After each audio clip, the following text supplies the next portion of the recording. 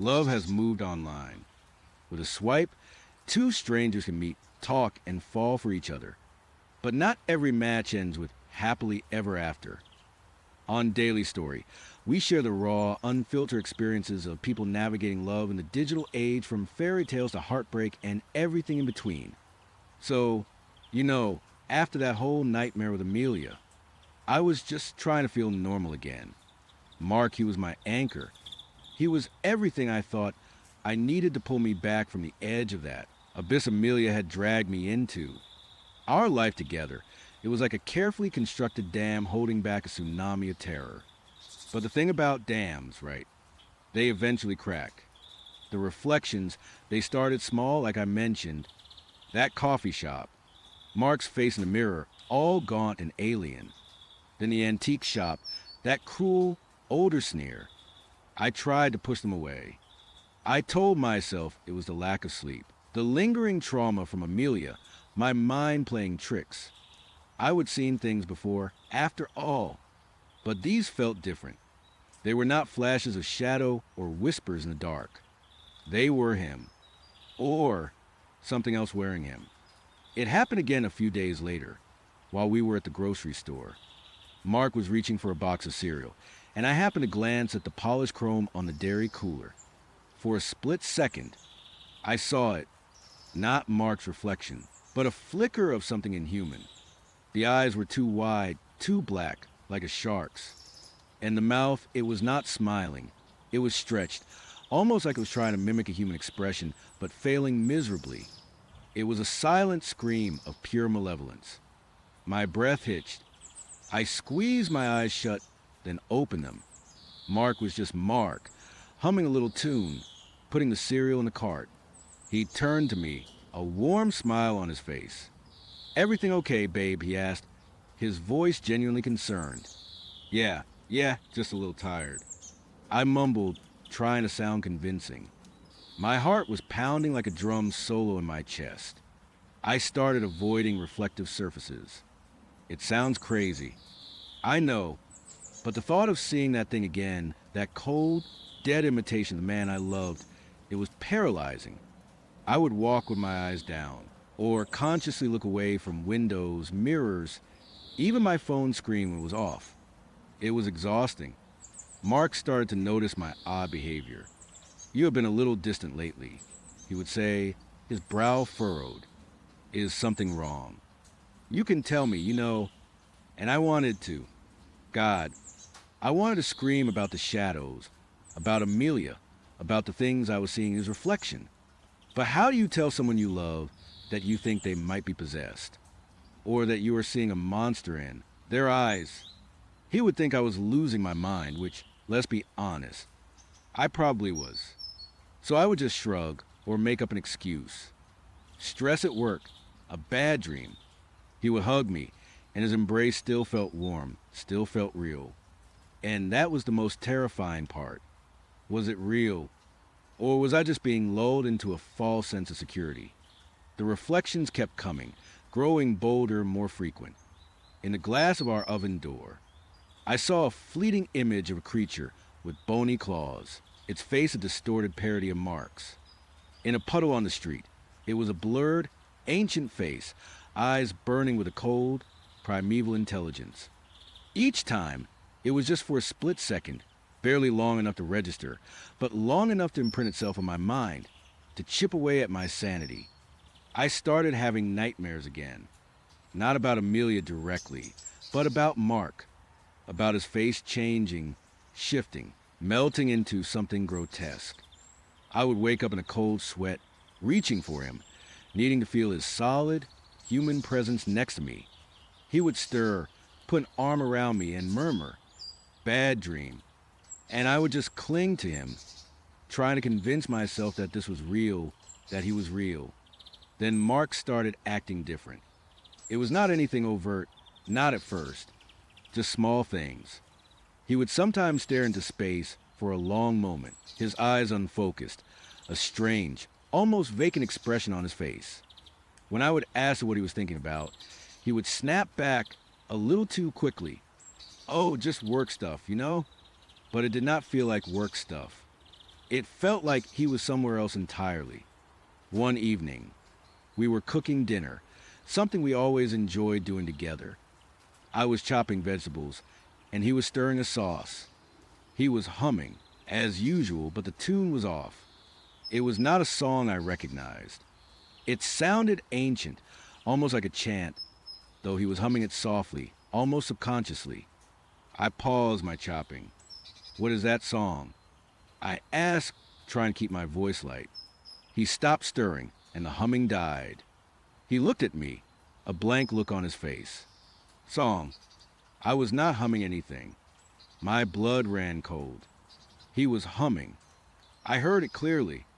"Yes, you were." I insisted, my voice a little shaky. It was a strange tune. He just chuckled, a normal, Mark-like chuckle. Must have been the radio, babe. You know how I get lost in thought. But the radio was not on. It was never on when we cooked. We preferred to talk. That night, I could not sleep. I lay there, listening to Mark's steady breathing beside me, and a new, chilling thought took root in my mind. What if the reflections were not just reflections? What if they were glimpses of something inside him? Something that was slowly, subtly taking over. The next morning, Mark came to me with a bright smile, holding 2 tickets. "Surprise," he announced. "My family reunion is next weekend. My aunt has a cabin up in the mountains, way out in the sticks. It is a bit of a drive, but it is beautiful up there. I thought it would be a nice change of scenery for us.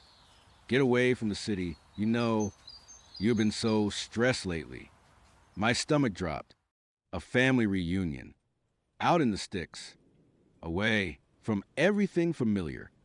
It was exactly the kind of scenario that screamed horror movie plot. But then I looked at Mark's eager face, his genuine excitement. He looked so normal, so happy, and I was desperate for things to be normal again. Maybe, just maybe, getting away would help. Maybe the reflections were just my mind playing tricks on me in the city's light.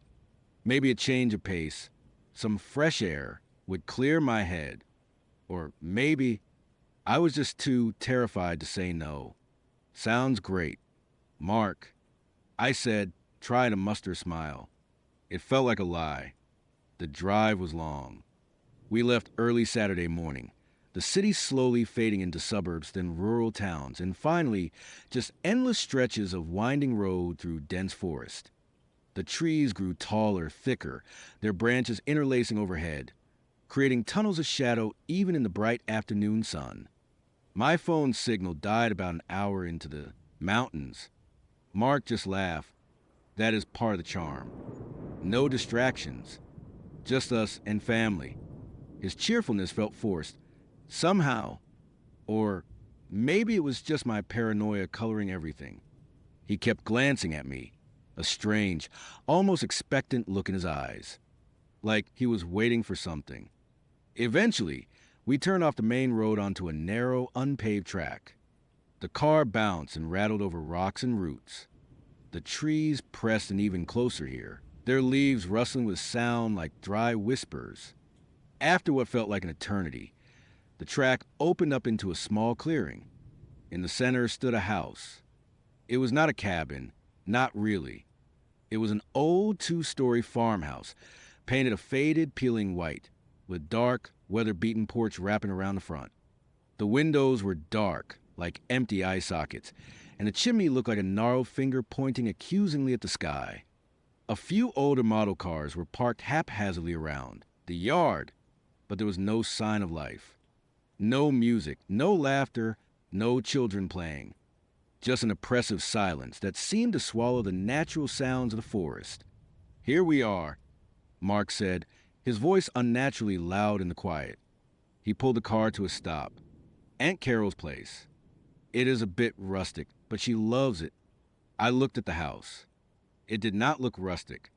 It looked ancient, like it had been here for centuries, watching generations come and go, absorbing their secrets into its very timbers. A shiver ran down my spine, despite the warmth of the afternoon. As we got out of the car, the front door creaked open. a woman stepped out onto the porch. She was older, probably in her late 60s, with a thin, angular face and eyes that were a startling, piercing blue. Her hair was pulled back in a severe bun, and she wore a plain, dark dress. She did not smile, but her gaze was intense, fixed on me. Mark beamed, walking towards her. "Aunt Carol, good to see you."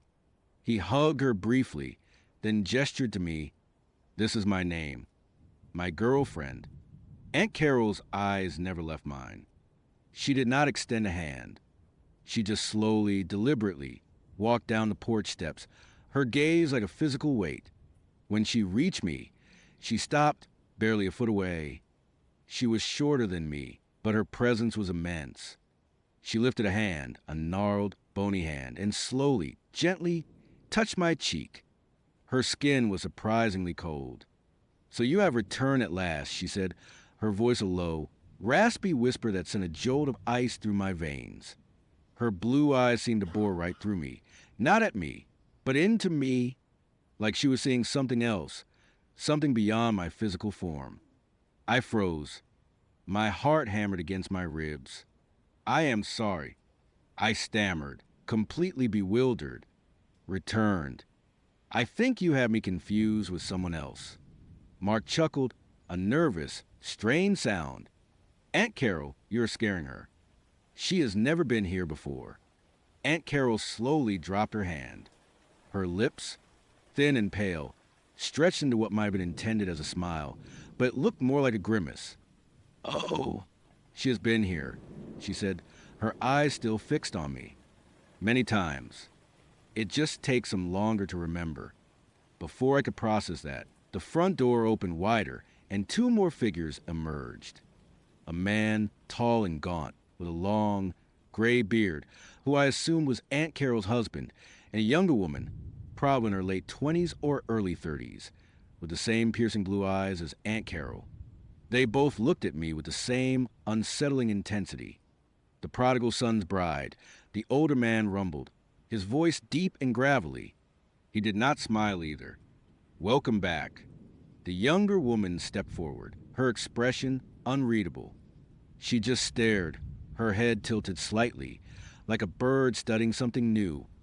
I looked at Mark, desperate for an explanation, for him to tell them they were wrong, that this was some kind of bizarre family joke.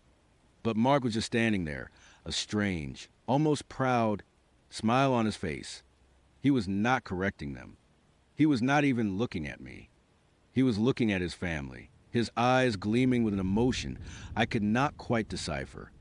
"What are you talking about?" I asked, my voice barely a whisper. My mind was racing, trying to connect the dots. The reflections, Mark's strange behavior, Amelia's prophecy about the chosen one. Was this what she meant? Was I the chosen one? And what did that have to do with Mark's creepy family? Aunt Carol stepped forward again, placing a hand on my arm. Her grip was surprisingly strong. "Come inside, child. You must be tired from your journey. We have been waiting a long, long time for your return." They ushered me into the house. The interior was dark and smelled of dust and something else, something earthy and faintly metallic, like old blood and damp soil. The furniture was heavy, antique, covered in dark, faded fabrics. There were no modern conveniences visible, no TV, no computer, no microwave. Just old oil lamps and a large, stone fireplace that dominated the living room. The whole family gathered around me in the living room. Aunt Carol, the older man who Mark later introduced as Uncle Silas, and the younger woman, Cousin Alara. They all sat in stiff, upright chairs, watching me with those unnerving blue eyes. Mark sat beside me on a worn sofa, his hand on my knee, but his touch offered no comfort. It felt possessive. "So, Uncle Silas began, his voice slow and deliberate. "Mark tells us you have been troubled, that you have forgotten much." I stared at him, troubled. "I do not know what you mean, and I have not forgotten anything. I have never met you before today." Ilara, the cousin, finally spoke. Her voice was soft, almost childlike, but there was an unsettling undercurrent to it. Oh, but you have. You just do not remember this form. The vessel changes, you see, but the essence always returns to us. The word vessel hit me like a physical blow. Amelia had used that word. She had called me a vessel. My blood ran cold. This was not just a weird family. This was connected. This was the horror. What are you talking about? I demanded, my voice rising. I tried to pull away from Mark's hand, but his grip tightened, a silent warning. Aunt Carol sighed, a sound of long-suffering patience. We understand this is difficult for you. Dear, it always is at first. The transition, the forgetting it is part of the cycle. But we are here to help you remember, to guide you back to your true self. My true self. I scoffed, trying to sound braver than I felt. My true self is a graphic designer from the city, not some ancient entity that keeps returning to your creepy family. Uncle Silas leaned forward, his eyes gleaming. Oh, but you are so much more than that, child. You are the key, the one who binds, the one who keeps the balance. Mark finally spoke, his voice calm, almost soothing, but with a chilling undertone I had not heard before. They are not trying to scare you, babe. They are just explaining. This is our legacy, our purpose, and now it is yours too. My head was spinning. Legacy, purpose, what in God's name was going on? Mark, what is this? Who are these people? What are you talking about? I pleaded, looking into his eyes, trying to find a man I knew, but his eyes were different now. They held a cold, unwavering conviction, a flicker of that alien darkness I would see in his reflections. He smiled, a slow, predatory smile that was exactly like the one I would see in the antique shop mirror. They are my family, and they're yours too, now, and we are here to help you fulfill your destiny. Destiny, another word that Amelia had used.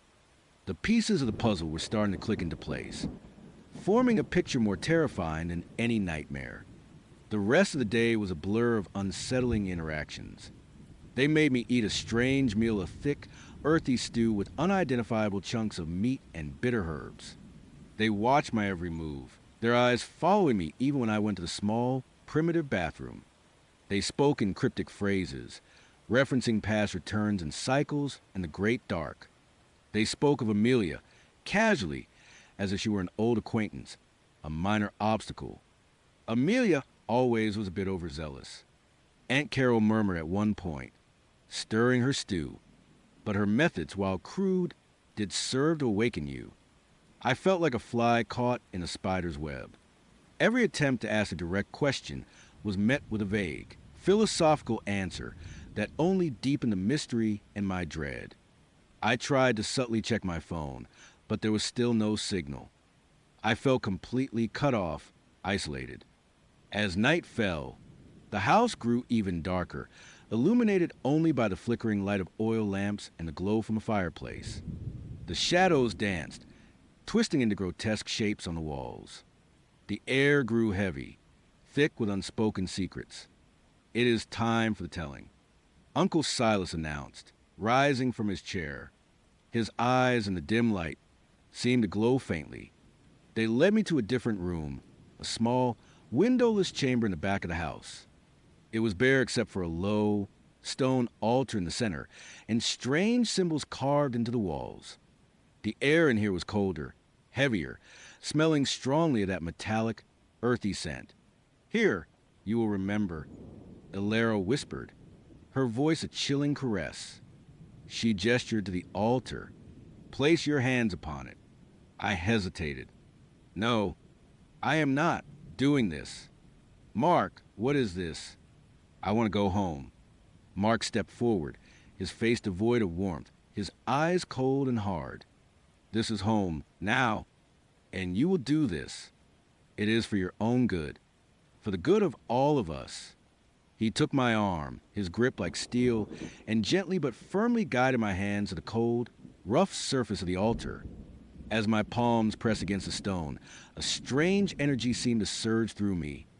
It was not painful, not exactly, but it was overwhelming, a rush of cold power that made my teeth ache and my vision blur. The symbols on the walls seemed to pulse with a faint, internal light. Then, the family began to chant.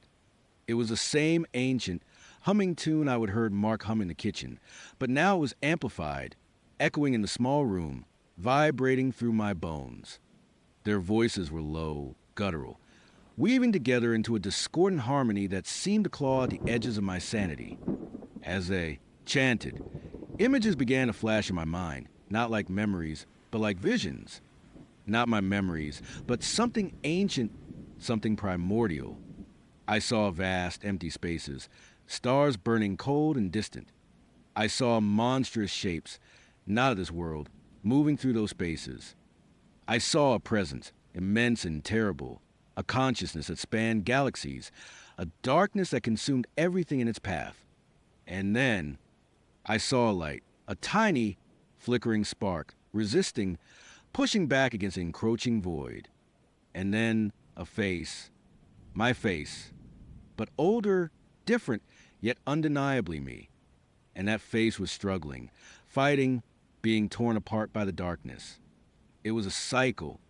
I realized a constant battle, and I was at the center of it. She remembers. Aunt Carol cried, her voice triumphant over the chanting. The vision intensified.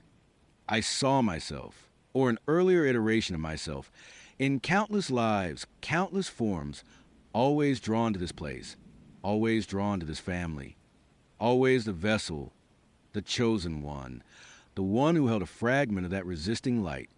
And then I saw Mark. Not the Mark I knew, but an older, more sinister figure, always there, always observing, always guiding. He was not just a man. He was a guardian, a keeper, a shepherd, leading me back to the flock. The chanting reached a crescendo, and the energy coursing through me became unbearable. It felt like my very soul was being stretched, pulled in two directions. The cold power of the altar, the ancient chanting, the terrifying visions. It was all too much. No, I screamed, a raw, primal sound torn from my throat.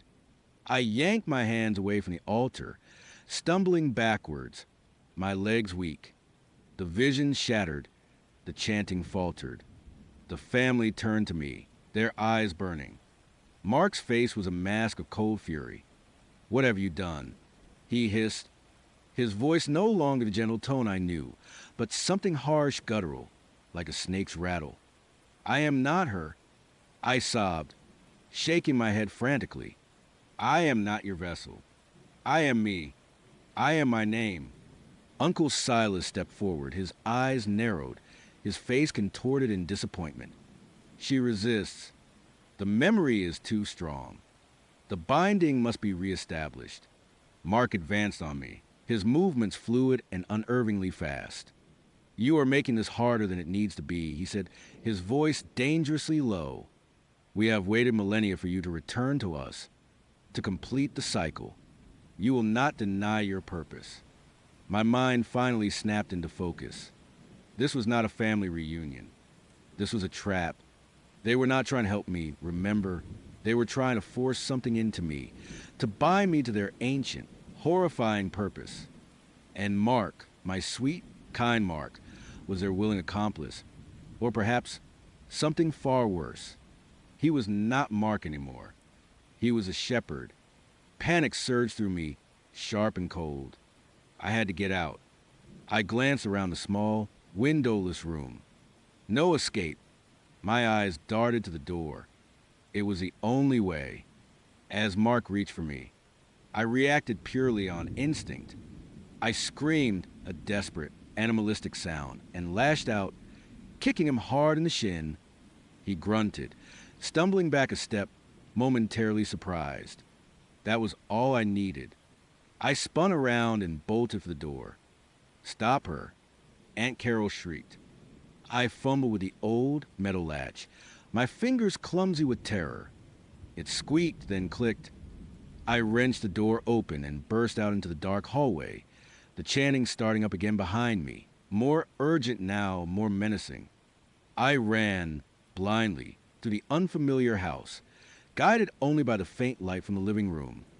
My heart was pounding so hard, I thought it would explode. I could hear their footsteps behind me, quick and light, unnervingly silent. They were not running like normal people. They were gliding. I burst into the living room, tripping over a rug, scrambling to my feet. The front door. It was my only chance. I could see the porch, the dark forest beyond. Freedom. As I reached the door, Uncle Silas lunged, his long, bony fingers grabbing at my arm. I twisted, narrowly avoiding his grasp, but his nails scraped my skin, leaving 3 thin, burning lines. I pushed the door open, the old wood groaning in protest. Just as I was about to step out, Mark appeared in the doorway behind me, his face contorted with a chilling blend of anger and something else a deep, ancient possessiveness. His eyes glowed with a faint, unnatural light. "You cannot escape your destiny." "Vessel," he hissed, his voice echoing with multiple tones, like several voices speaking at once. It was not Mark. It was a thing that had worn his skin. He lunged, his hands reaching for me, those glowing eyes burning into my soul. I screamed a desperate, final cry, and threw myself forward out onto the porch, tumbling down the steps and landing hard on the damp, cold ground. I did not stop. Pain was irrelevant. Fear was my fuel. I scrambled to my feet and ran, not looking back, not daring to. I ran into the darkness of the forest, the trees a blur around me, the sounds of the chanting and the pursuing footsteps fading behind me, or perhaps just drowned out by the thunder in my ears. I ran until my lungs burned, until my legs felt like lead, until I collapsed, gasping for air, hidden deep within the impenetrable woods. The metallic scent of the house, the chanting, Mark's alien eyes, it was all burned into my mind. I do not know how long I lay there, shivering, crying, utterly broken. Eventually, the moon rose, casting eerie shadows through the trees.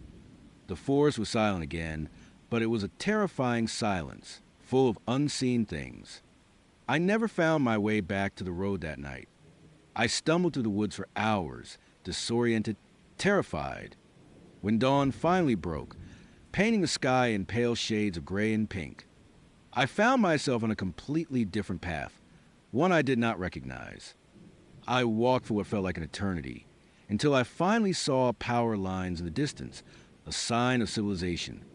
I eventually made it to a small, dusty gas station on the edge of a highway, my clothes torn, my body bruised, my mind shattered.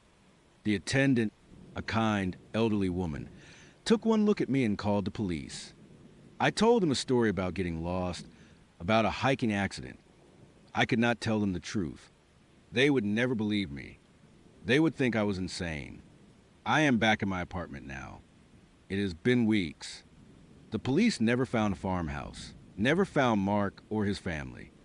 They said it was probably an old hunting cabin, abandoned and overgrown. They said I was lucky to have found my way out. But I know the truth. I know what I saw. I know what they wanted. And I know Mark, or what he became. The reflections are gone. I do not see them anymore. But that is almost worse. Because now, I do not know what is real and what is not. I check every lock, every window every night. I sleep with a knife under my pillow. I jump at every shadow, every creak of the floorboards. Amelia's words echo in my mind. You are the chosen one. And Mark's family. You have returned at last. They were waiting for me. And I escaped. But for how long? I survived Amelia's darkness. I survived Mark's family. But I do not think I am truly free. I feel a chill in the air, a whisper on the wind, telling me that the cycle is not broken. It is just paused. And they will be waiting. They are always waiting. And one day, I know, I will have to return. The drive up to Mark's family farmhouse had been a descent into a kind of primeval gloom. The paved road gave way to gravel, then to a dirt track barely wider than our old sedan, hemmed in by ancient, gnarled trees that clawed the sky like skeletal hands. The air grew heavy, thick with the scent of pine needles, damp earth, and something metallic and old like forgotten blood. Mark, beside me, was silent. His hands gripped the steering wheel, knuckles white. I kept glancing at him, searching for the man I knew, the man who had been my anchor after Amelia.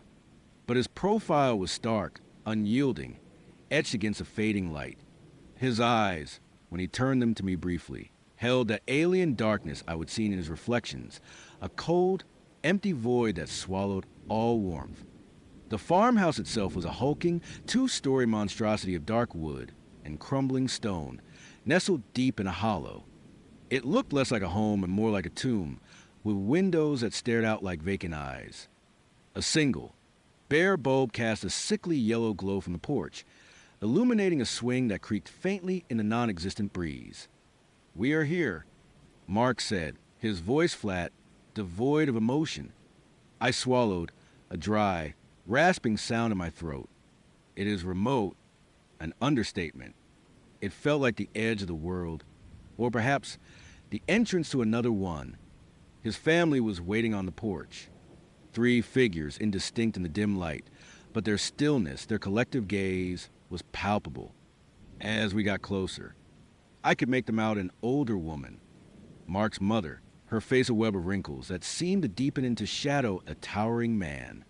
Mark's father, with eyes that gleamed with an unsettling intensity, and a younger woman, his sister, whose smile was too wide, too fixed, like a porcelain doll's.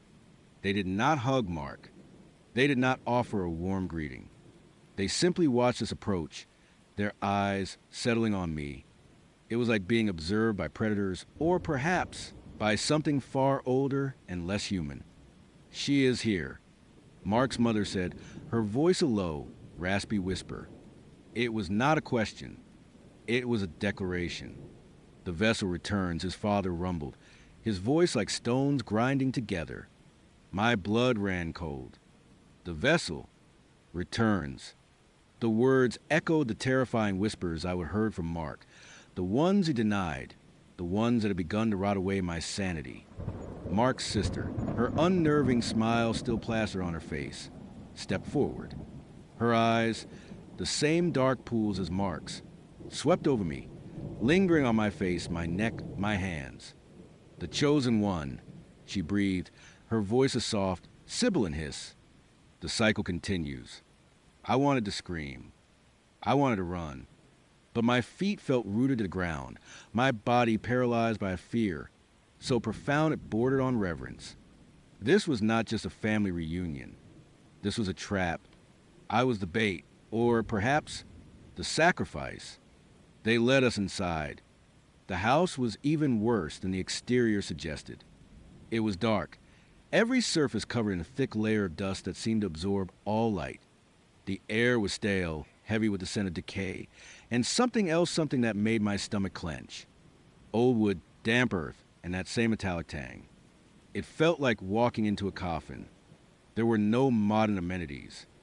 No television, no internet, no cell service. Just ancient, heavy furniture draped in white sheets and oil lamps casting flickering shadows that danced like hungry spirits on the walls. Dinner was a silent, agonizing affair. We sat around a long, dark wood table, lit by a single oil lamp in the center. The food, some kind of stew, was tasteless, but I forced myself to eat, my eyes darting from face to face. They watched me, always watched me, their expressions unreadable, their eyes glinting in the dim light. "You've been through much, child," Mark's mother said, finally breaking the silence, her voice surprisingly gentle, yet still unsettling. "But the darkness will heal you. It will make you whole." I flinched. Darkness. They kept mentioning darkness. "The cycle demands understanding," Mark's father added, "and the darkness provides it." Mark said nothing. He simply ate, his movements mechanical, his gaze fixed on some point beyond me, beyond the room. He was a stranger, an empty shell inhabited by something else. That night, I lay awake in the guest room they would assign me, listening to the house creak and groan around me. Every shadow seemed to writhe. Every whisper of the wind against the windows sounded like a voice calling my name. I tried to reach for my phone, instinctively, but remembered it was useless here. I was cut off, alone. Days blurred into a terrifying monotony. They did not interact with me normally. There were no pleasantries, no small talk, just cryptic pronouncements about the cycle, the vessel, and the darkness. They encouraged me to spend time alone, to reflect. But reflection here meant staring into the black depths of my own fear. I started noticing things. The way their eyes would sometimes glow faintly in the deepest shadows. The way they moved, not quite human, a subtle fluidity that felt wrong. And the humming. Sometimes from other rooms, I would hear Mark humming those ancient, tuneless melodies he used to deny, the same ones that had first signaled his change. Now his family joined him, their voices weaving a low, guttural chorus that vibrated to the floorboards and settled deep in my bones. I tried to talk to Mark, cornering him one afternoon in the dusty, unused library. "Mark, what is going on? What are they talking about? The vessel? The cycle?"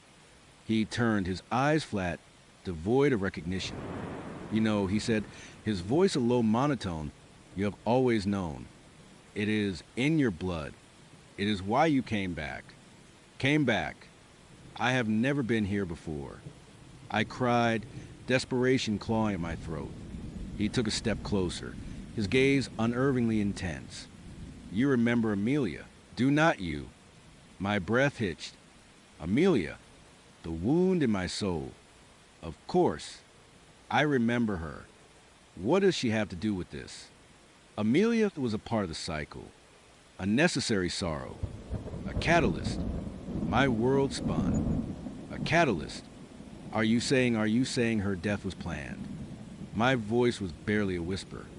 He did not answer directly. Instead, he reached out, his hand brushing my cheek. His touch was cold like marble. "You are the vessel. You are the chosen one.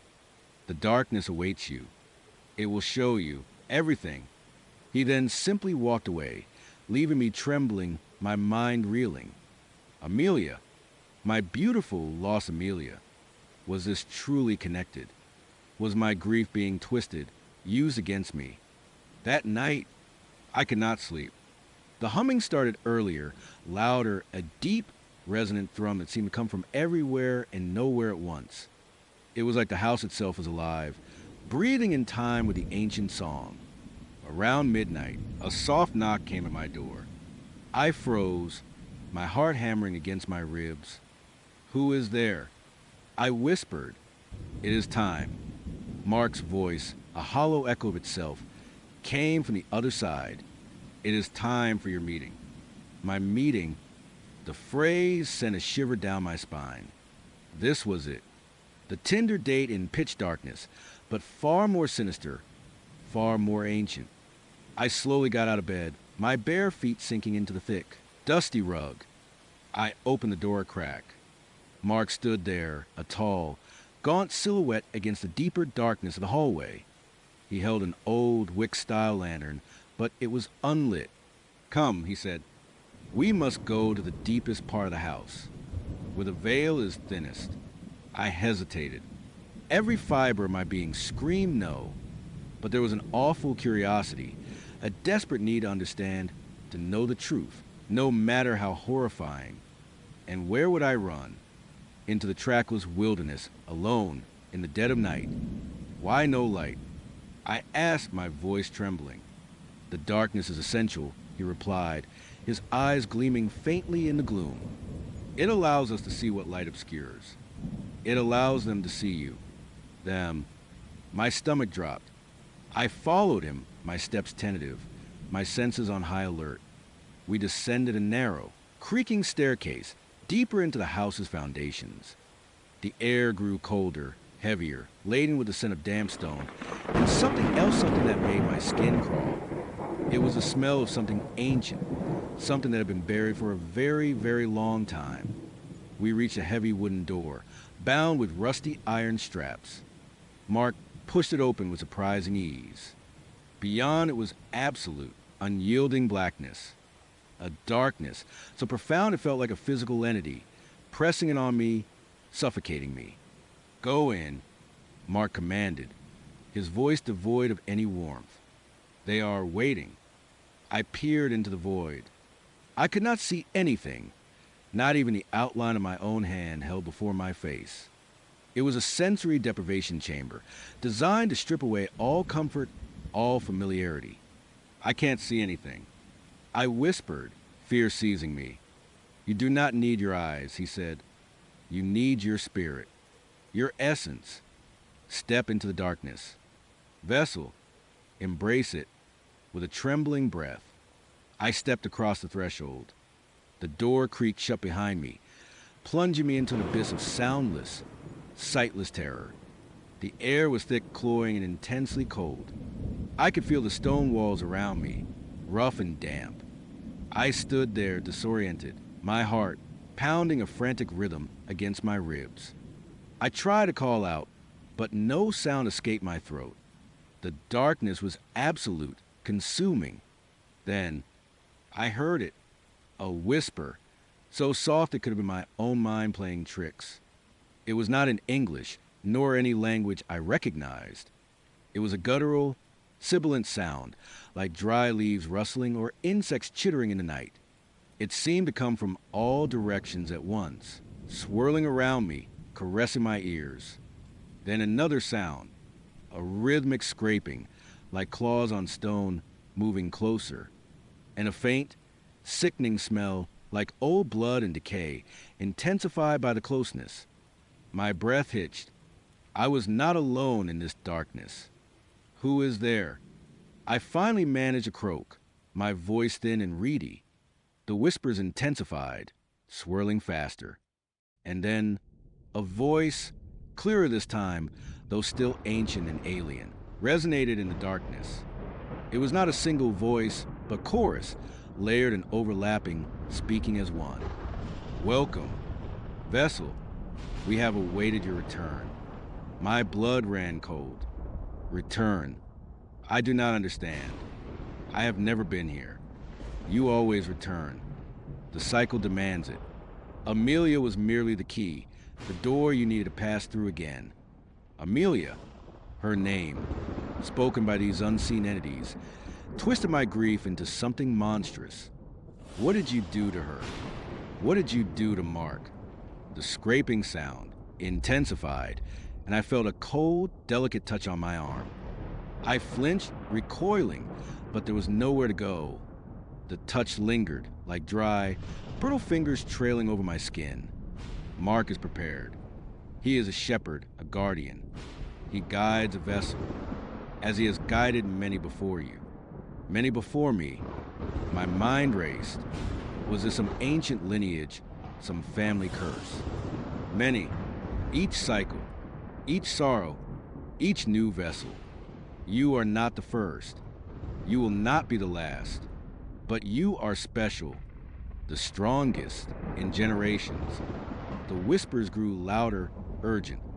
I felt a presence, an overwhelming pressure, pressing it on me from all sides. It was like being submerged in freezing water, unable to breathe. Then a new sensation, a visual one, despite the darkness. Not with my eyes, but in my mind. A vision. I saw a woman. Her face was my face. Her hair my hair. But her eyes were filled with a terror so profound it made my own scream. She was tied to an altar in a room exactly like this one, surrounded by robed figures. Their faces were obscured by shadow, but I knew instinctively they were Mark's family. And one of them, the one performing the ritual, his face was Mark's, but distorted, inhuman, exactly like the reflections I was seeing. The vision shifted. I saw others, faces like mine but subtly different. Women, screaming, struggling, their bodies consumed by a swirling, black mist that rose from the altar. Each one a vessel, each one a sacrifice. And all right, so before I even start this story, I need to make one thing clear. I am not some wide-eyed, naive kid. I have been around the block a few times, seen my fair share of weirdos, and yeah, I have had my own brushes with things that went bump in the night, or rather, things that took pictures of me in my sleep. That last experience, the one that forced me to sell my house and move halfway across the country, it left a mark. A deep, ugly, paranoid mark. I check my locks about 5 times before bed. I glance over my shoulder in grocery store aisles. Every shadow holds potential threat. Every unexpected sound makes my heart leap into my throat. So when I tell you about Alex and that smile of his, understand that my spidey senses already dial up to 11. It takes a lot to truly rattle me these days, to push past that constant hum of low-grade anxiety and hit pure, unadulterated terror. But Alex managed it. He managed it with nothing but a smile. It all started, as so many modern-day horror stories do, with a dating app. I would have been in this new city for about 6 months, still finding my feet, and frankly, a little lonely. My previous experience had made me wary of people, of forming connections, of letting anyone get close enough to see the cracks in my carefully constructed new life. But loneliness is a powerful thing, and after a particularly quiet Saturday night, I found myself swiping through profiles, half-heartedly hoping for distraction, maybe a decent conversation. That is when I saw Alex's profile. He was handsome, in a classic, understated way. Dark hair, neatly trimmed. Kind eyes, or what appear to be kind eyes in a static photo. He was smiling, a broad, friendly, open smile that seemed genuinely warm. His bio was witty, intelligent, and did not contain any immediate red flags like fluent in sarcasm, or just looking for a good time. He worked in finance, lived in a nice part of town, and listed hobbies like hiking, reading, and trying new restaurants. He seemed normal, even good, by dating app standards. I swiped right. To my surprise, we matched almost instantly. His first message was charming, not a generic hey, but something specific about my profile. We messaged back and forth for a few days, and the conversation flowed easily. He was articulate, funny, and seemed genuinely interested in what I had to say. My guard, which was usually higher than the national debt, started to lower just a tiny bit. I thought maybe this is it. Maybe I can actually meet someone normal, someone who does not secretly photograph me while I am brushing my teeth. We decided to meet for coffee on a Tuesday evening. A casual, low-stakes first date. I picked a bustling cafe downtown, figuring safety in numbers. I got there a few minutes early, found a small table by the window, and tried to calm my nerves. Dating after a traumatic experience is a weird thing. You want to connect, but every new person feels like a potential threat. Then he walked in. He was exactly like his pictures, maybe even a little taller. He spotted me, and that smile, the one from his profile picture, instantly appeared on his face. He walked toward my table, eyes meeting mine, and I felt a brief flutter of something that might have been hope. He looked good. He looked safe. "Sarah." "Hi." "Alex," he said, extending a hand. His voice was smooth, pleasant, exactly what I expected. His grip was firm, but not overly aggressive. And the smile, it was still there. Bright, welcoming, perfect. "Hi, Alex. Good to finally meet you." I replied, feeling a genuine smile spread across my own face. We sat down, ordered our drinks, and the conversation picked up right where it left off in our messages. He asked about my move, my new job, my interests. He listened intently, nodding occasionally, making eye contact. He was, by all accounts, an ideal first date. But as the minutes ticked by, something started to feel off. It was subtle at first, a tiny itch at the back of my mind, something my brain was trying to flag, but could not quite articulate. It was a smile. It was still there. Even when he was listening, really listening, his lips were curved upwards in that same broad, friendly arc. When I talked about the stress of my new job, the difficulties of settling into a new city, The smile remained fixed. It was not a smirk, not a cynical grin. It was just constant, like it was painted on. I tried to ignore it. Maybe he was just a naturally cheerful person. Maybe he was nervous, and that was his coping mechanism. I mean, I would known people who smiled a lot, who had a generally sunny disposition. But this felt different. It felt static. We talked for about an hour. He told me about his work, about a recent hiking trip, about his favorite books. He was engaging, articulate, and seemed perfectly normal in every other way. His eyes moved, tracking my face, showing interest. His hands gestured naturally as he spoke. But his mouth, it was a permanent crescent moon. At one point, I paused, taking a sip of my latte, and he just watched me, that smile unwavering. It was not creepy yet, not overtly, but it was unsettling. My brain was screaming. This is not how human faces work. When people listen, their expressions change. A slight furrow of the brow, a thoughtful pursing of the lips, a fleeting shadow of concern if you're talking about something serious. But Alex's face was a mask of perpetual pleasantness. I decided to test it. Subtly, I started telling him about my old house, how I would have to sell it unexpectedly. I did not go into the full, terrifying details of the photos and the stalking, but I hinted at a very stressful, upsetting experience. I watched his face intently as I spoke, looking for any flicker of empathy, any change in his expression that would suggest a normal human reaction to a story of distress. He listened, nodding along. Wow, that sounds incredibly tough. Sarah, he said, his voice perfectly modulated with sympathy. And the smile, still there, unbroken, unwavering. It was like watching a perfectly synchronized puppet. His voice said one thing, his eyes conveyed interest, but his mouth remained locked in that cheerful, slightly unsettling grin. It was a disconnect that made my stomach clench. My rational mind tried to intervene. Maybe he is just trying to be positive. Maybe he does not want to show negative emotions on a first date. So, there I was, just living my life, you know? Nothing special. My name's Mark, and I am just your average guy. Mid-30s, work a pretty standard desk job from home. Mostly, I live in a quiet, older house on the outskirts of town. Got a decent yard, a couple of big oak trees that drop acorns like crazy in fall. It is a good setup. Peaceful, private, or at least, I thought it was. I am a creature of habit. Wake up, make coffee, check emails, walk the dog though I do not have one, so that last part's out. My mornings are pretty much the same every day. Mondays are always the worst, though. That is when the mail piles up and I have to deal with bills, junk mail, the usual. This particular Monday, a few months back, started out no different. I remember it clearly because it was a particularly beautiful morning. The sun was streaming through the kitchen window, hitting the dust motes dancing in the air.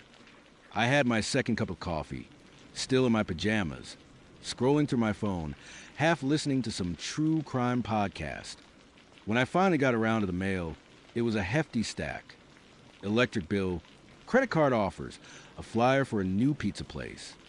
Standard stuff. But then, nestled right in the middle, was an envelope that stood out.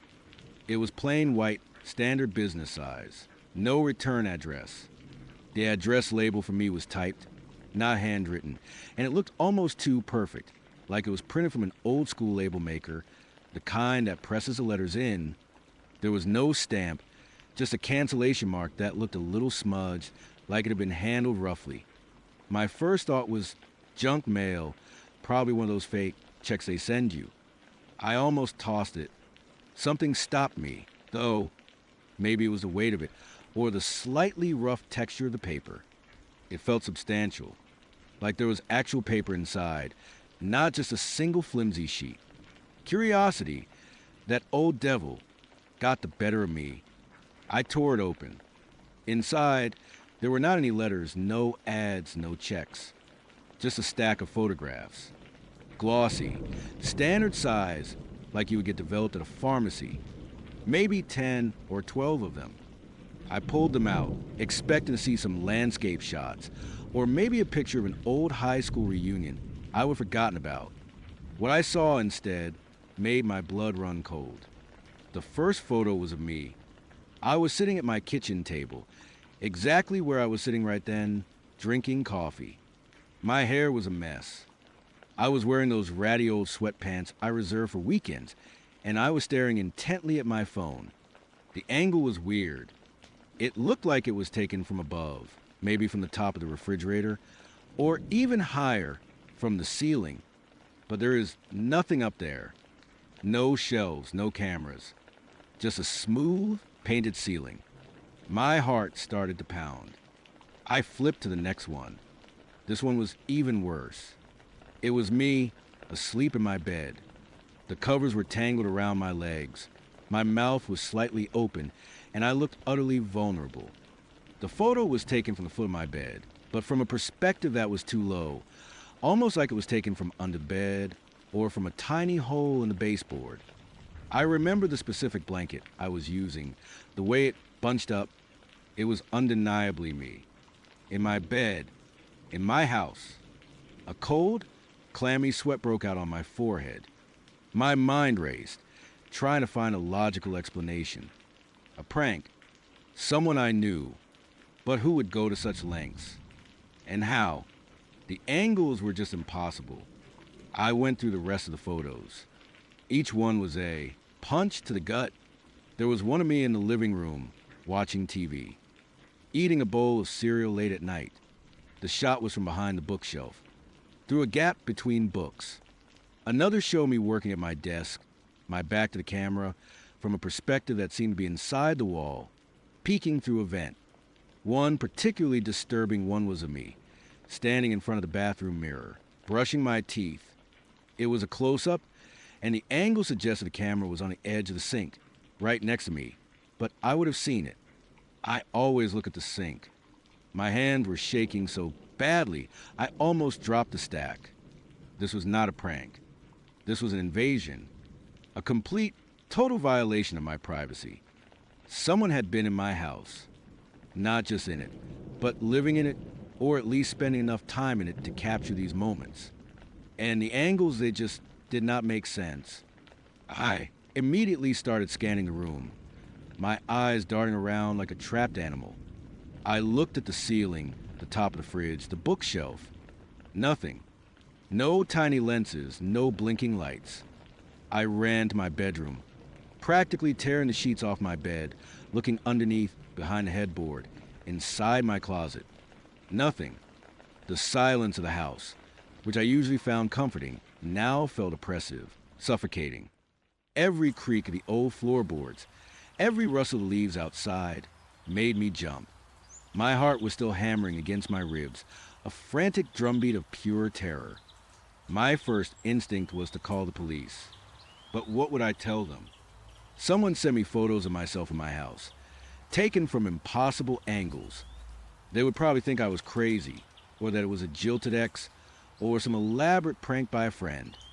And I did not have any jilted exes, and my friends were not that twisted. Besides, the idea of having to explain those photos, especially the one of me sleeping, made my stomach churn. It felt too personal, too humiliating. So, I did not call. Not yet. Instead, I started searching. I mean, really searching. I went through every single room, every closet, every drawer, every nook and cranny. I moved furniture. I pulled out appliances. I even got a flashlight and peered into the air vents, the smoke detectors, the light fixtures.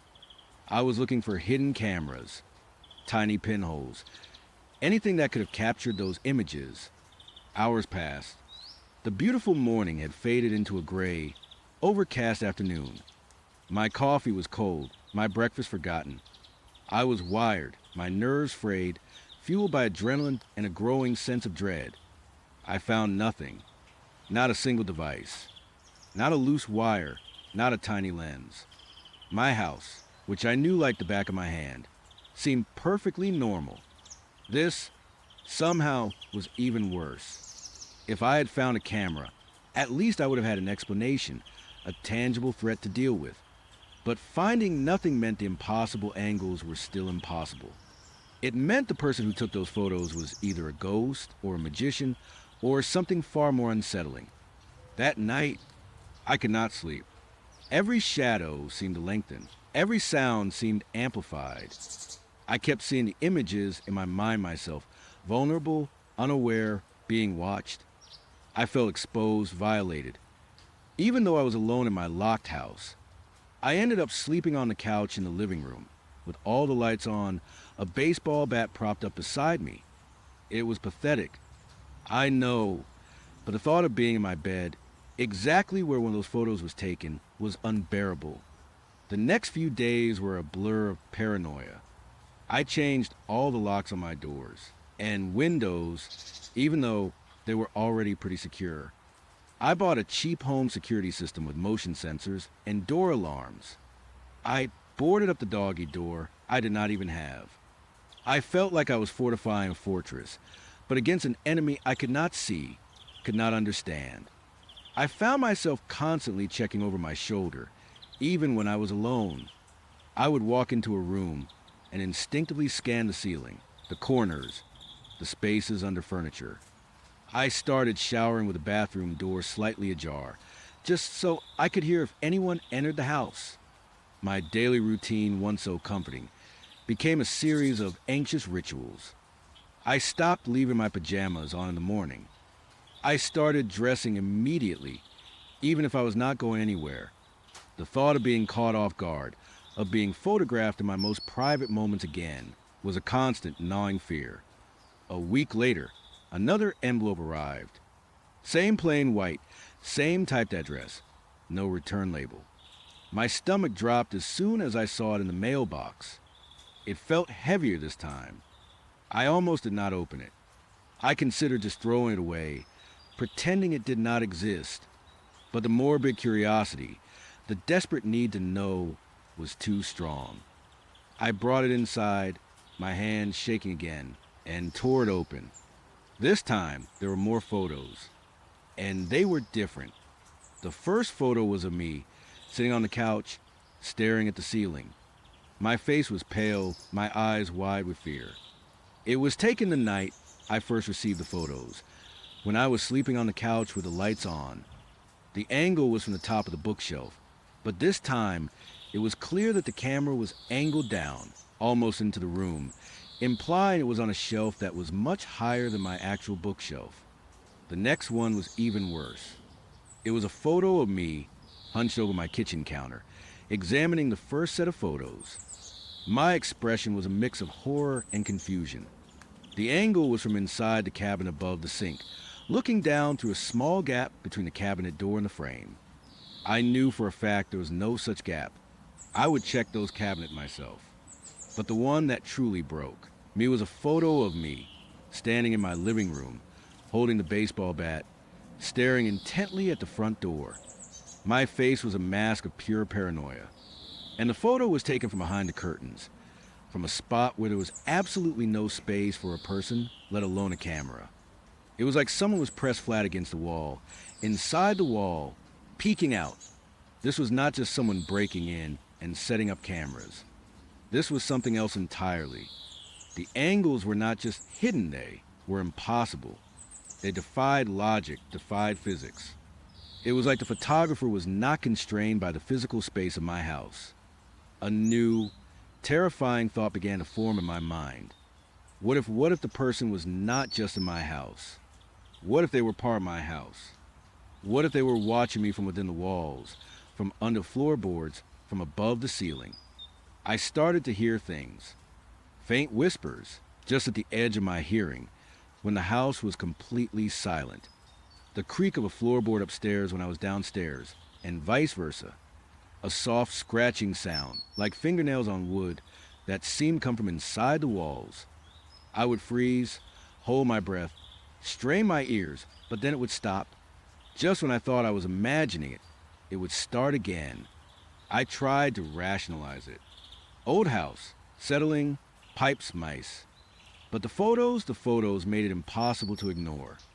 I bought motion activated cameras and set them up in every room, pointing at every possible entrance and corner. I checked the footage religiously. Nothing. Just me, moving through my house, looking like a haunted man. The cameras never picked up anything else. No shadowy figures, no unexplained movements. Yet, I knew I was being watched. I could feel it. The air in my house felt heavy, charged with an unseen presence. The feeling of being watched became so intense that I started talking to myself, just to break the silence, just to feel like I was not completely alone. I would mutter things like, "Are you still there?" or "What do you want?" I knew it was crazy, but I could not help it. I was losing my mind.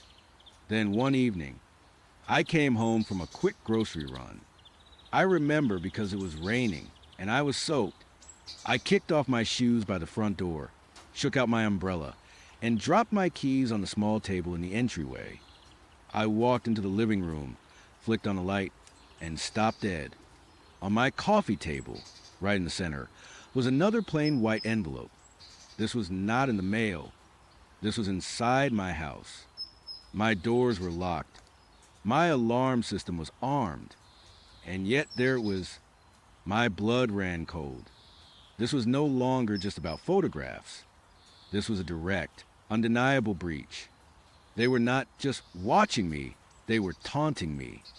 They were telling me they could enter my sanctuary whenever they pleased, despite my futile attempts to secure it. I did not open it immediately. I just stood there, staring at it, my heart pounding so hard I thought it would burst through my chest. The rain outside seemed to intensify, drumming against the windows, mirroring the frantic rhythm in my ears. I felt a surge of pure, unadulterated terror, mixed with a desperate, primal rage. Who was doing this? What kind of monster? Finally, with trembling hands, I picked up the envelope. It felt lighter than the others. Only one photo inside. I pulled it out. It was a photo of me. It showed me standing by my front door, shaking out my umbrella just moments before. My back was to the camera. The angle was low, from just above the floor, almost as if it was taken from inside one of my muddy shoes that I had just taken off. But that was not the worst part. In the background of the photo, barely visible in the dark hallway, was a faint reflection in the glass of the picture frame hanging on the wall. A reflection of a shape, tall and gaunt, partially obscured by shadow. It was indistinct, but it was there, and it was looking directly at me. The me in the photo, the me who was shaking out my umbrella, completely unaware, my breath hitched in my throat. I dropped the photo as if it had burned me. My eyes darted to the picture frame on the wall in my actual hallway. There was nothing there, just my reflection, pale and terrified. But the photo was undeniable. It meant that the entity, the stalker, the thing that had been watching me, was right there when I walked in. It was in my house. It had been standing in my hallway, watching me enter, and had taken a picture, not from some impossible vantage point, but from a perspective that implied it was next to me or even behind me. A wave of nausea washed over me. I stumbled backward, bumping into the coffee table, sending the previous photos scattering to the floor. I scrambled away, my eyes wide, desperately searching the shadows, the corners of the room. The house was silent again, except for the drumming rain. But it was not a peaceful silence. It was a predatory silence, the kind that precedes a strike. I ran. I did not grab my keys. I did not grab my phone. I did not even grab my wallet. I just ran out the front door, leaving it wide open, leaving the lights on, leaving everything behind. I did not care about the rain. I did not care about anything except getting out. I got in my car, fumbled with the keys, my hands shaking so violently I could barely get the ignition started. I peeled out of my driveway, leaving tire marks on the wet asphalt, not even bothering to close the garage door. I drove without a destination, just away, as far away as I could get. I ended up at a cheap motel almost an hour away, in the next town over. I paid cash, using the few crumpled bills I had in my pocket. I barely slept, just stared at the ceiling, every creak and groan of the motel room sending shivers down my spine. I was safe for now, but the image of that reflection, that shadowy shape, was seared into my mind. The next morning, I called the police. This time, I did not care if they thought I was crazy. I told them everything, showed them the photos, explained impossible angles, the envelope left on my coffee table. The officer listened patiently, a sympathetic but skeptical expression on his face. He took the photos as evidence, promised to send a patrol car to my house to check it out. They found nothing, of course. No forced entry, no signs of anyone living there. My security system logs showed no breaches. My motion cameras showed only me. They said it was likely an elaborate prank. Maybe someone I knew with a very twisted sense of humor and a lot of time on their hands. They suggested I get a new phone number, change my email, maybe even move. They could not offer any real help. How could they? My story defied logic. I never went back to that house. Not to live. Anyway, I hired a moving company to pack up my belongings. I could not bring myself to step inside again. I stood outside, watching the movers, my skin crawling the entire time. I kept scanning the windows, the shadows under the eaves, convinced I would see a face, a shape, something. But there was nothing. Just my old, familiar house, looking perfectly normal, perfectly innocent. I sold the house, cheap, to a developer who wanted to tear it down and build something new. I did not care about the money. I just wanted it gone, wanted the land cleared, wanted every trace of that nightmare erased. I moved to a different state, started a new life. I changed my number, my email, even my social media profiles. I am living in an apartment now, in a bustling city. I keep all the lights on at night. I check my locks multiple times before bed. I still find myself scanning the corners of rooms, peering into shadows, convinced I will see a camera lens or a faint reflection. I have not received any more photos. The envelope stopped, but the terror has not. It is a cold, constant companion now. Every time I get a piece of mail, without a return address, my heart jumps. Every time I hear a creak in the floorboards or a whisper of wind, I freeze. I know what I saw in those photos. I know what that reflection meant. And I know that whatever was in my house, whatever was watching me from impossible angles, it is still out there. Or maybe, just maybe, it is still in a house. Someone else's house. And it is still watching. Always watching. And sometimes it takes pictures. The way I see it.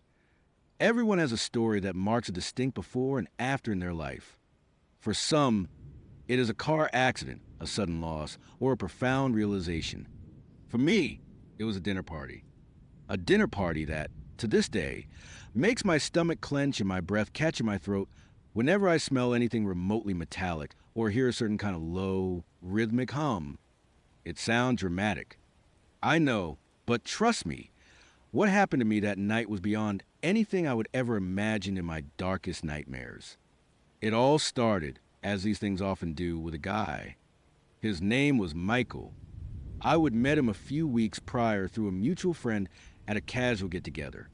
He was charming in an understated kind of way. Not overtly flashy, but he had a quiet confidence, an intense gaze, and a smile that crinkled the corners of his eyes just so. He was a little mysterious, which I found intriguing. He worked in finance, lived alone in a nice apartment downtown, and seemed genuinely interested in getting to know me. We would have been on a handful of dates, coffee, dinner, a movie, nothing too serious, just testing the waters. Everything felt normal, comfortable, almost ideal. Then came the invitation. It was a Tuesday evening, after a particularly pleasant dinner at a new Italian place we would have been wanting to try. We were walking back to our cars, the city lights shimmering around us. when he turned to me, that familiar, charming smile playing on his lips. You know, he said, his voice smooth, my friends are having to get together this Saturday. Just a casual dinner. I would love for you to come. I have told them all about you. My heart fluttered a little. Meeting the friends. That is usually a good sign, right? A step forward. Oh, really? I replied, trying to sound it as funny how quickly your world can flip. One moment, you are laughing, feeling a warm spread through your chest, thinking maybe, just maybe, you have finally found something real. The next, that warmth turns to ice, and the laughter catches in your throat, choking you with a terror so profound it makes your bones ache. My name's Sarah, and I am just normal. 27, live alone in a decent apartment in the city, work a pretty standard office job. My dating life, though, that is where things usually go off the rails. A parade of ghosters, narcissists, and guys who were clearly just looking for a free meal. I was starting to think I was cursed, or maybe just meant to be one of those eccentric cat ladies. Only I do not even have a cat. Then I met Mark. Online, of course. Where else do you meet people these days? His profile was different. Not just a bunch of flexing photos or vague cliches. He would written about his love for obscure indie films, his volunteer work in animal shelter, even his slightly embarrassing obsession with baking sourdough bread. He seemed genuine, intelligent, and, dare I say, kind. We started texting, and it was not just surface-level stuff. He asked about my day, not in a perfunctory way, but with actual follow-up questions. He remembered details I would mention days before. We talked about everything: our dreams, our fears, our favorite childhood snacks. He made me laugh, truly laugh, for the first time in ages. I found myself looking forward to his messages, a little flutter in my stomach every time my phone buzzed. It felt easy, natural, like we would known each other forever. After about 2 weeks of this digital courtship, he finally asked me out. Dinner, an upscale Italian place downtown that I would always want to try, but never had the excuse for. I spent an absurd amount of time picking out my outfit, doing my hair, agonizing over every tiny detail. I wanted to make a good impression. I wanted this to be it. He was waiting for me when I arrived, standing by the hostess stand, looking even better than his profile pictures. Taller, with kind eyes and a smile that crinkled at the corners. He wore a dark blazer, perfectly tailored, and smelled faintly of something clean and woodsy. My nerves, which had been buzzing like a trapped fly, instantly calmed. This was going to be good. I could feel it. And it was. The conversation flowed effortlessly. We talked about our work, our families or lack thereof. In my case, as I am an only child and my parents live out of state, our travel aspirations. He was attentive, listened intently, and made eye contact without being creepy. He asked insightful questions, and when I spoke, I felt like he truly heard me, like my words mattered. We shared a bottle of wine, and by the time dessert arrived, a decadent tiramisu that was almost too beautiful to eat, I was completely charmed. I felt a sense of ease, a rare comfort I had not experienced with anyone in years. It was like finally exhaling after holding my breath for a long, long time. He was telling me about this hilarious meme he would seen that day, something about a dog trying to catch a treat. He pulled out his phone, a sleek, dark model, to show me. You've got to see this. Sarah, it is exactly the kind of ridiculousness that brightens my day. He unlocked it, and as his thumb swiped across the screen, navigating to his photo gallery, his phone's wallpaper flashed into view for a split second. And that is when the world tilted. It was me, sleeping, in my bed. My heart did not just skip, a beat it slammed to a complete halt, then started jackhammering against my ribs. The image was fleeting, just a blur of colors and shapes, but there was no mistaking it. It was my bedroom. The familiar floral pattern of my duvet cover, the way my hair was splayed across the pillow, the soft, muted light from my bedside lamp. It was me, completely vulnerable, completely unaware. Mark was still talking, oblivious, chuckling as he found a meme. "See, I told you," he said, turning the phone to me. I forced a laugh, a dry, raspy sound that barely escaped my throat. My eyes were still fixed on the screen, but now it was the meme of the dog, its tongue comically out. My mind, however, was replaying that split-second image, freezing it, analyzing it. It was not a selfie I would send him. I never take sleeping selfies. Who does that? It was not a photo for my social media, because I have never posted anything like that. This was intimate, private, and utterly terrifying. My brain started to race, frantically trying to rationalize it, to make sense of the impossible. Had I imagined it? Was it just a trick of the light, a random image that somehow resembled me?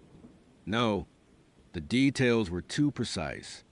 The specific quilt I only use in winter, the slightly crooked painting on my wall, the very angle of my head on the pillow. It was me, last night, or the night before. "Sarah, are you okay? You look a little pale." Mark's voice cut through my spiraling thoughts, his brow furrowed with concern. I forced a smile, tried to push the image out of my mind, to act normal. "Oh, yeah, just that meme is really funny." What was your wallpaper again?" I only caught a glimpse. It looked kinda cool. I tried to sound casual, breezy, but my voice felt like it was coated in sand. I needed to see it again to confirm, to prove to myself I was not losing my mind. Mark chuckled, a warm, reassuring sound that now felt sinister. "Oh, that? Just a default one, nothing exciting. I have not gotten around to changing it yet." He did not offer to show me. He just tucked his phone back into his blazer pocket. My blood ran cold. He lied. He knew exactly what it was. And he lied. The warmth, the ease, the comfort I would felt just moments before, all vanished, replaced by a searing, nauseating dread. This was not a kind, charming man across from me. This was something else. Something predatory. I needed to get out. "Now, you know," I began, my voice a little shaky. "I am so sorry. Mark, but I have just been hit with the most awful headache. Like a full-blown migraine. I think I need to get home and lie down." I clutched my temples for emphasis, hoping I looked convincing. The lie felt like a betrayal, but the alternative was unthinkable. His concern seemed genuine, almost too genuine. "Oh, Sarah, I am so sorry to hear that. Are you sure you are okay? Can I walk you home? Or drive you?" He was already reaching for his wallet, signaling for the check. No, really. I will be fine," I insisted, pushing back my chair. Every fiber of my being screamed at me to run. "I will just grab a taxi. Fresh air will probably help." I did not want him anywhere near my apartment. The thought of him knowing where I lived, of him having been there, made my stomach churn. He looked disappointed, but did not press the issue. "Well, if you are sure, let me at least walk you to the taxi stand." The walk felt like an eternity. Every step was heavy. Every shadow seemed to stretch and writhe. I kept glancing over my shoulder, half expecting to see a flash of a camera, or a dark figure lurking in the periphery. Mark walked beside me, still talking, expressing his concern, his hopes for a second date. I nodded, mumbled vague responses, my mind a tangled mess of fear and disbelief. He had taken a picture of me sleeping. How? When? Finally, we reached the main street, and a yellow cab was pulling up. I practically leaped into the back seat. "Thank you, Mark, for a lovely dinner," I managed, forcing a smile that felt like it was tearing my face.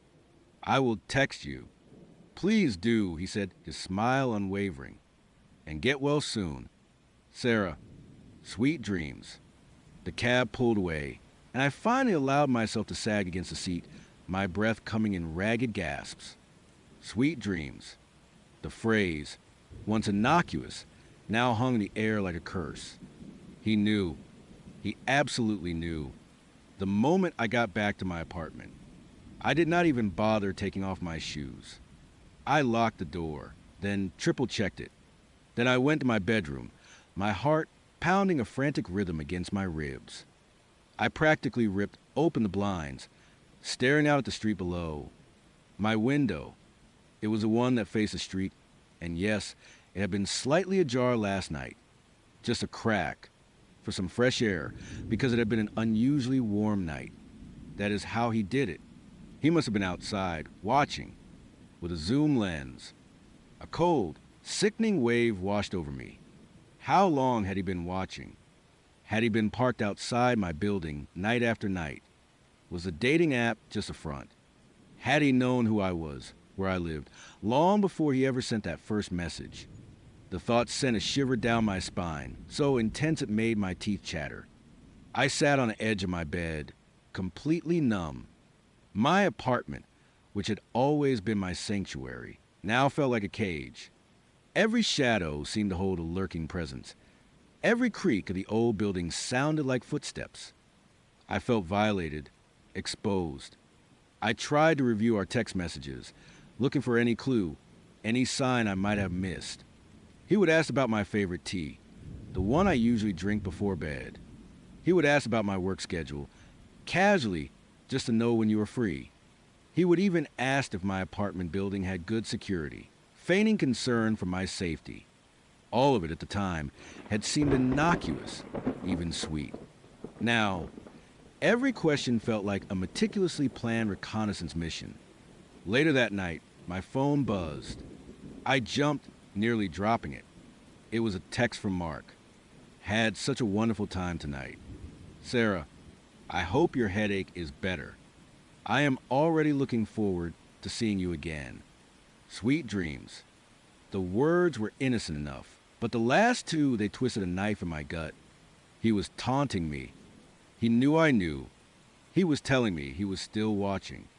I did not sleep a wink.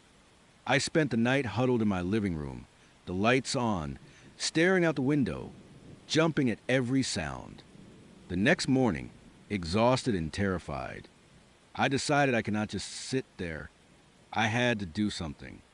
My first thought was the police, but what would I tell them? My date has a picture of me sleeping on his phone wallpaper, and I think he took it from outside my window.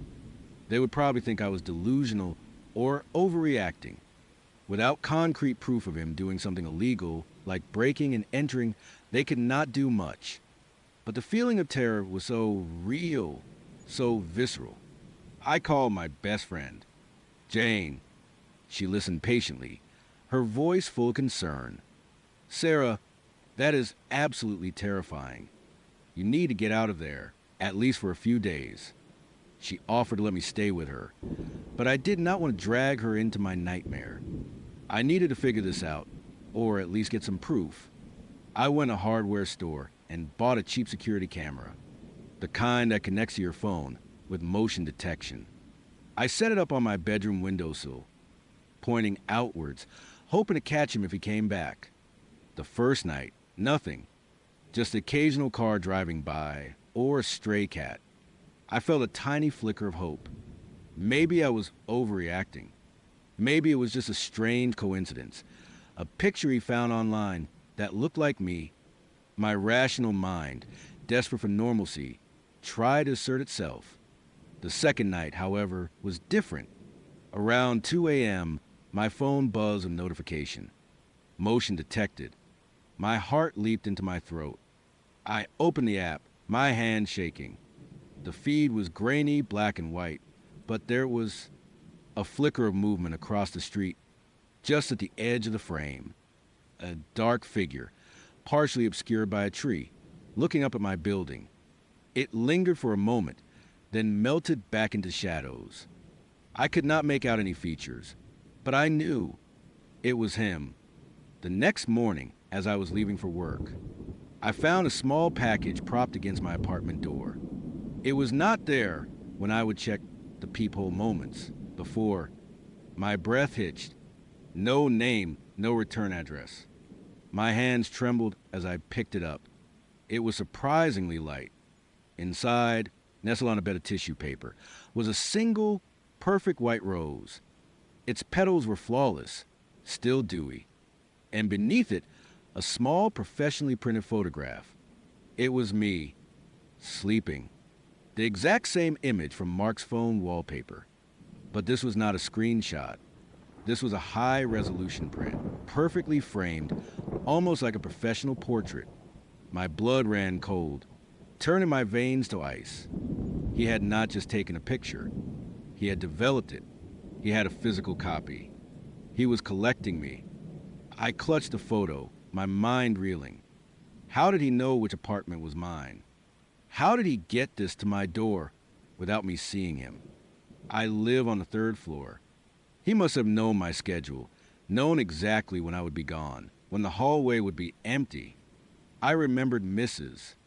Henderson, my elderly neighbor, who often sat by her window, watching the street.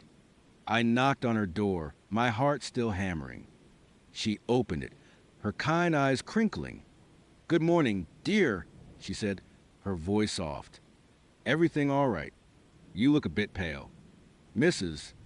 Henderson," I began, trying to keep my voice steady. Have you noticed anyone unusual around the building lately? Maybe a dark car, or someone parked on the street." She thought for a moment, then nodded. "Oh, yes, dear. There's been a dark sedan, a very fancy one, parked down the street quite often, especially at night. I have seen him sitting there for hours, sometimes, always seemed to be looking up at our building. I just thought he was waiting for someone, or maybe had a late-night job." My stomach dropped. A man. Yes, a young man. Handsome, well-dressed. Sometimes he would be on his phone, sometimes just looking. I thought it was a bit odd, but city life. She shrugged. It was him. It had to be. He was not just watching me from afar. He was stalking me, systematically gathering information, before ever making contact. The dating app was just a way to get closer, to gain my trust. The terror escalated. I felt like I was living in a horror movie, only it was my life. I could not sleep, could not eat. Every shadow became a threat. Every unexpected sound sent me into a panic. I felt like I was constantly being watched, every move I made documented, analyzed. I finally reached out to Jane again, my voice cracking with fear. He sent me a printed photo. "Jane, of me sleeping. He has been watching my apartment. My neighbor saw him." Jane did not hesitate. "Sarah, I am coming over. You are not staying alone tonight. Pack a bag. I will be there in 20 minutes. Her presence was a small comfort, a fragile shield against the pervasive dread. We ordered takeout, trying to maintain some semblance of normalcy, but my eyes kept darting to the windows, to the door. Jane was in the shower, the sound of the running water filling the small apartment. I was trying to distract myself by scrolling aimlessly through my phone, but my mind kept replaying the image of that photo, Mark's chilling Sweet Dreams text. Then I heard it, a faint, almost imperceptible scratching sound. It seemed to be coming from my bedroom. My breath caught in my throat. I slowly, silently got up from the couch. Every muscle in my body was tense, screaming at me to run, but morbid curiosity, a desperate need to know, pulled me forward. I crept toward the bedroom door, my heart a frantic drum against my ribs. The scratching sound was clearer now, a soft, repetitive scrape, like something small being dragged across a rough surface. I reached the doorway, peering cautiously into the dim room. The sound was coming from the window, with agonizing slowness. I approached the window, my eyes scanning the sill of the frame, the blinds. Nothing. The sound continued, a tiny, almost rhythmic tap scrape, tap scrape. It was not coming from inside the room. It was coming from outside. My hands trembled as I slowly, carefully, parted the blinds just enough to peek through the gap. And there it was, taped meticulously to the railing of the fire escape. Just outside my window was a tiny, almost invisible camera. It was no bigger than my thumb, dark and unassuming, meticulously disguised. It was pointing directly into my bedroom. My stomach plummeted. He was not just watching, he was recording. And he had not just placed it there before our date. He had placed it there before he even met me online. He had planned this meticulously, every single detail. As I stared at the tiny, unblinking lens, a notification pinged on my phone. I nearly dropped it. It was from Mark. I know you are awake. Sarah, you looked so beautiful tonight, just like you always do. Do not worry. I will keep you safe. Always. My blood ran cold. The camera was not just to record me. It was to know when I was awake, when I was home, when I was alone. He had been watching my every move, in real time. He knew I was looking at the camera, right now. He was watching me watch him. Jane's voice called out from the bathroom. Sarah, everything okay in there? I could not answer. My voice was gone, replaced by a silent scream of pure terror. I backed away from the window, my eyes still fixed on that tiny malevolent eye. I called the police, my voice a shaky whisper. They came, they took a report. They removed the camera. But they told me the same thing I already knew without direct proof of physical harm, without a clear threat of violence that was not just implied. It was hard to get an immediate restraining order. They could patrol the area, but they could not guarantee my safety. I felt trapped. My apartment, my sanctuary, was now a surveillance room, a stage for his twisted obsession. I could not stay. I could not trust anyone. The phantom ache of Emily's absence in my previous life was now a terrifying reality of my own. My privacy, my safety, my very self had been utterly violated. I packed a small bag, just the essentials. Jane offered to let me stay with her indefinitely. I accepted, grateful, but the fear lingered. He was still out there, watching, waiting. The sweet dreams now echoed like a chilling, inescapable curse. I glanced one last time at the window as I left, the faint red light of the camera gone, but its presence still palpable, a silent, ever-present eye that I knew, deep down, would never truly stop watching. I did not know where I was going, but I knew I could not stay. Not with him still out there. You know, life has a funny way of pushing you into corners you never thought you would see. For me, that corner was less a corner, and more an endless expanse of my own terrified face. It started, as these things often do, with desperation. I was down on my luck, flat broke, and staring down the barrel of an eviction notice. My phone buzzed with a message from an unknown number of random text, which usually I would ignore. But something about this one, maybe the sheer audacity of it, made me open it. It was an offer, a job of sorts. Minimal effort, maximum payout. $10,000 cash, just for spending a few days in a remote cabin. No specific tasks, no heavy lifting, just stay there. The vagueness should have been a red flag, a giant crimson banner waving in my face, but $10,000, that was a lifeline. That was a second chance. My skepticism was quickly drowned out by the siren song of financial solvency. I replied, obviously, asked for details. The sender, who identified himself only as Mr. Thorne, was surprisingly prompt. He explained that it was a sort of observational study, a psychological experiment to gauge human reactions to extreme isolation and a unique environment. He assured me it was completely safe, no physical danger whatsoever. Just a little unconventional. He offered to meet me in person to discuss it further, and despite every cell in my body screaming no, my bank account screamed yes. The meeting took place in a sterile, almost clinical office building downtown. Mr. Thorne was exactly what you would expect from a man named Thorne, impeccably dressed, sharp features, eyes that seemed to hold 1,000 secrets.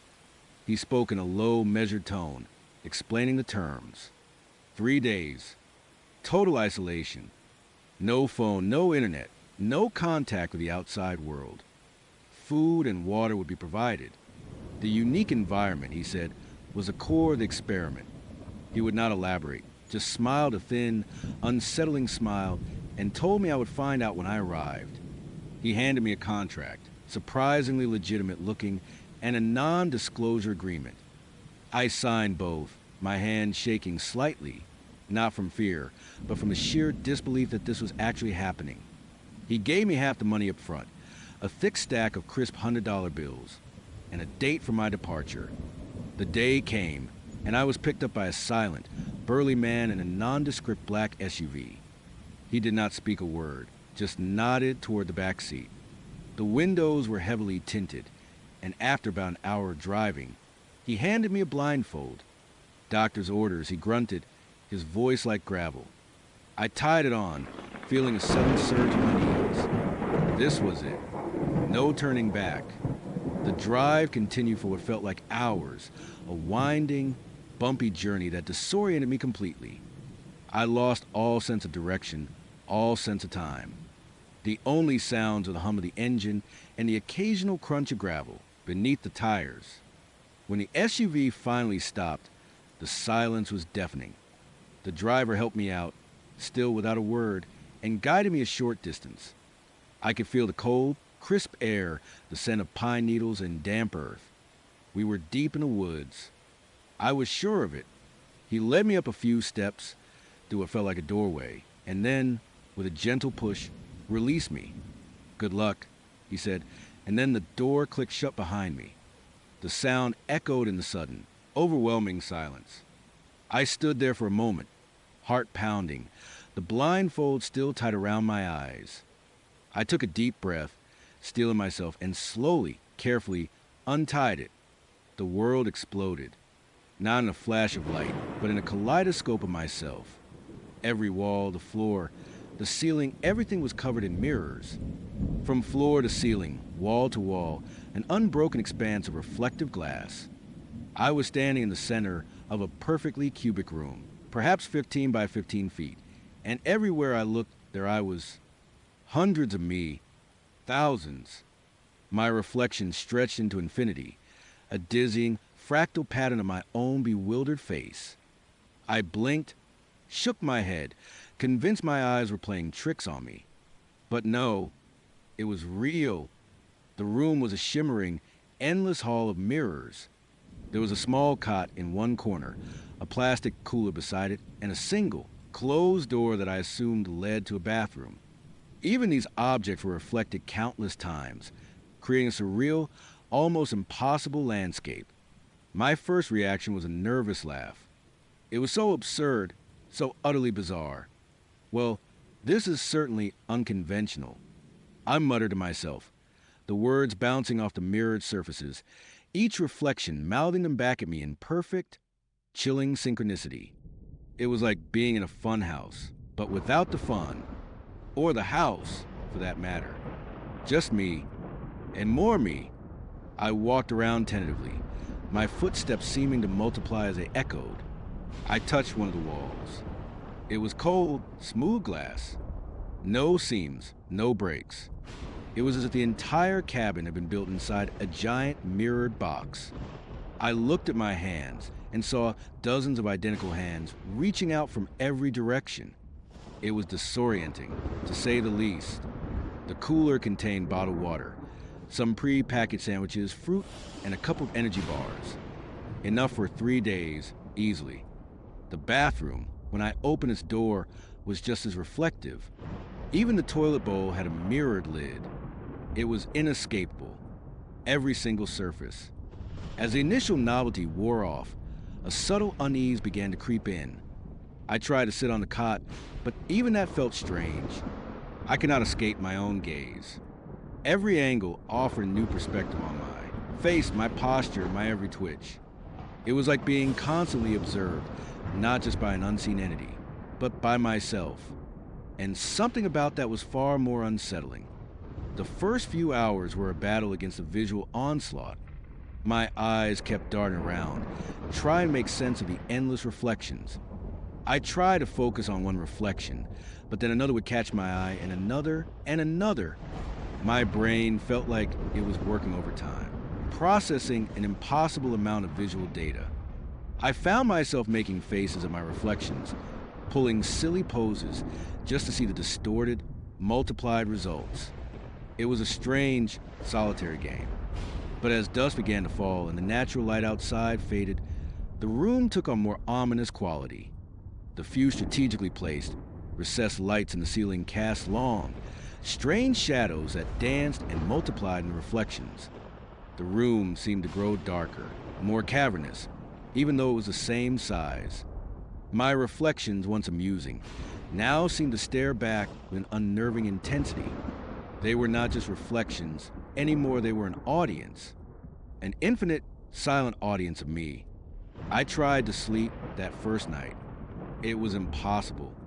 Every time I closed my eyes, I could still feel the presence of all those reflections. And when I opened them, there they were, a sea of eyes staring back. I tried turning away from the wall, facing the center of the room, but then I just saw the back of my own head, stretching into an infinite tunnel behind me, while my frontal reflection still watched from the sides. It was like being trapped in a visual echo chamber. I started to notice things, small things at first, a flicker in my peripheral vision, a movement that was not quite mine. I would turn my head sharply, but it would be gone, just another reflection of myself, still and unmoving. My brain, starved for any other visual input, began to create them.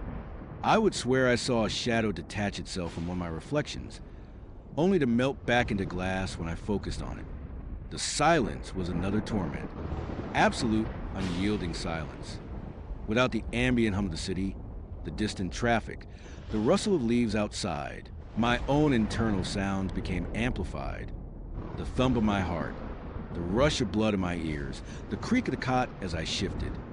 It was a world of pure sight and internal sound, and it was driving me slowly, meticulously mad. By the second day, the initial disorienting novelty had curdled into something far more sinister. I woke up feeling exhausted, despite having barely slept. My eyes were gritty, my head ached. The thought of another day surrounded by myself filled me with a profound sense of dread. I tried to establish a routine. Eat, drink, walk around. But even these simple acts felt performative, as if I were putting on a show for my endless audience. I started talking to myself, just to hear a voice other than the one in my head. All right, Mark. I would say, using my own name, just gotta get through today. 3 days, that is all. 10 grand. My reflections would mouth the words back, their expressions mirroring my own, but with a subtle, unsettling delay, as if they were mocking me, or perhaps as if they were separate entities, just a fraction of a second behind my own reality. I began to scrutinize my reflections more closely. My face looked different in each one, not just from the angle, but the expression. Some seemed more tired, some more angry, some held a vacant, hollow stare that chilled me to the bone. Was it just my imagination, or were they starting to take on lives of their own? I caught myself staring at one particular reflection, one that seemed to be looking back at me with an almost hostile intensity. My own eyes, but sharper, colder. I blinked, and it blinked. I frowned, and it frowned. But there was something in its gaze, a subtle shift, a predatory gleam that was not quite me.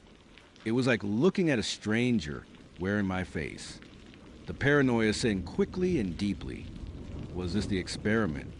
To see how long it would take for me to crack under the weight of my own image. Were there hidden cameras behind the mirrors, watching me lose my mind? The thought sent a jolt of icy fear through me.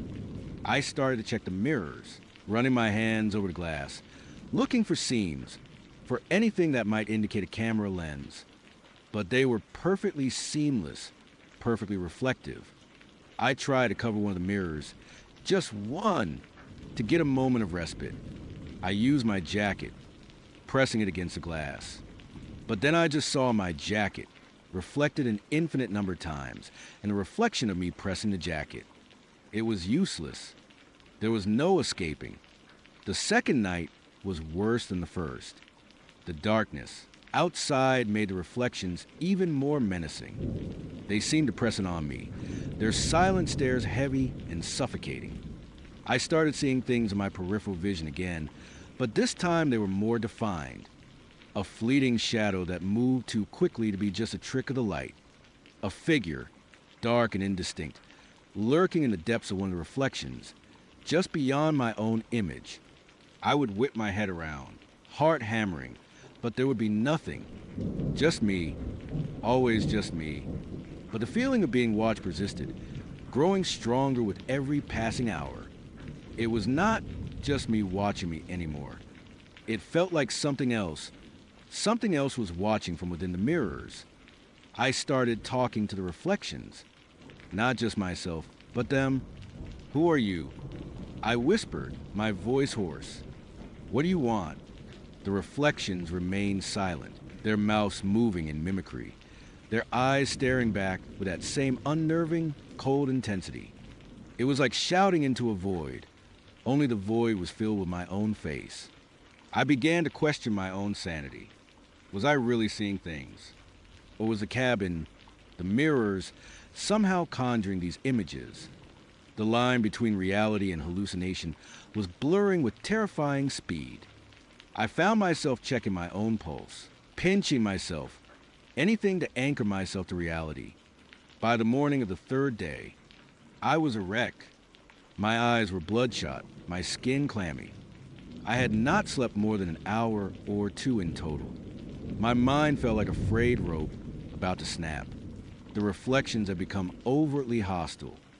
I saw them sneering, smirking, their eyes glinting with malicious amusement. They seemed to move independently now, just for a split second, a flicker of movement that was not mine. One of my reflections, in a mirror directly opposite me, seemed to slowly, deliberately raise its hand, its fingers curling into a claw. I froze, staring, my breath catching in my throat. Then it was gone, just my normal reflection, frozen in a look of abject terror. I could not take it anymore. I needed to break something. I needed to break out. I grabbed one of the metal water bottles from the cooler, my hand trembling, and stared at the nearest mirror. My reflection stared back, its eyes wide with a mixture of fear and a strange, knowing anticipation. You are not real. I whispered, my voice barely audible. None of you are real. But they were. They were too real. They were everywhere. With a primal scream that tore from my throat, I swung the bottle with all my might, aiming for the center of my own reflection. The sound was deafening, a shattering explosion of glass that echoed endlessly through the mirrored chamber. Shards flew everywhere, glittering like malevolent diamonds. But the mirror did not break. Instead, the bottle bounced off with a dull thud, leaving not even a scratch. The glass remained perfectly intact, perfectly reflective. My reflection, however, was no longer just mine. Behind my own shattered image, in the depths of the now cracked glass, something else was visible. Not a reflection of the room, not a reflection of me. It was a fleeting glimpse of something dark, something ancient, something other. A swirling vortex of shadows, and within it, eyes. Too many eyes. Eyes that did not belong to any human, cold and hungry. My blood ran cold. The mirrors were not just reflecting me, they were a window to something else. And for a split second, that something else had looked back. The other reflections in the room, the untouched mirrors, seemed to ripple. My own face, multiplied infinitely, began to distort. My eyes stretched, my mouth widened into a silent, horrifying scream. My skin seemed to crawl and crack. They were no longer my reflections. They were monstrous parodies of me, 1,000 different versions of my own agony. I stumbled backward, tripping over my own feet, collapsing onto the cot. I curled into a fetal position, burying my face in my knees, try to block out the endless visual torment. But even with my eyes shut, the images burned behind my eyelids. The twisted faces, the predatory eyes, the swirling shadows in the shattered mirror. I do not know how long I stayed like that, trembling, sobbing, clinging to the last vestiges of my sanity. Hours, maybe. Time had ceased to have any meaning. The cabin was a torture chamber site, and I was its only prisoner. Then a sound, a soft click. The door I assumed led to the outside, the one that had clicked shut behind me 3 days ago, opened. I did not dare look up. I just squeezed my eyes tighter, willing myself to disappear. Footsteps, slow, deliberate, echoing softly. They approached, stopping just a few feet from me. I could feel a presence, a stillness that was even more terrifying than the cacophony of reflections. Mark. A voice, low and calm, spoke my name. It was Mr. Thorne. I slowly, reluctantly, lifted my head, my eyes still mostly shut, peering through the slits of my eyelids. Mr. Thorne stood there, impeccably dressed as always, a faint, almost imperceptible smile playing on his lips. He looked completely unfazed by the broken man crumpled before him. His eyes, those sharp, knowing eyes, swept over the room, over the endless reflections, and then settled on me. Interesting, he murmured, almost to himself. The effect is quite profound. Would not you agree? I could not speak. My throat was raw, my voice lost somewhere in the abyss of my shattered mind.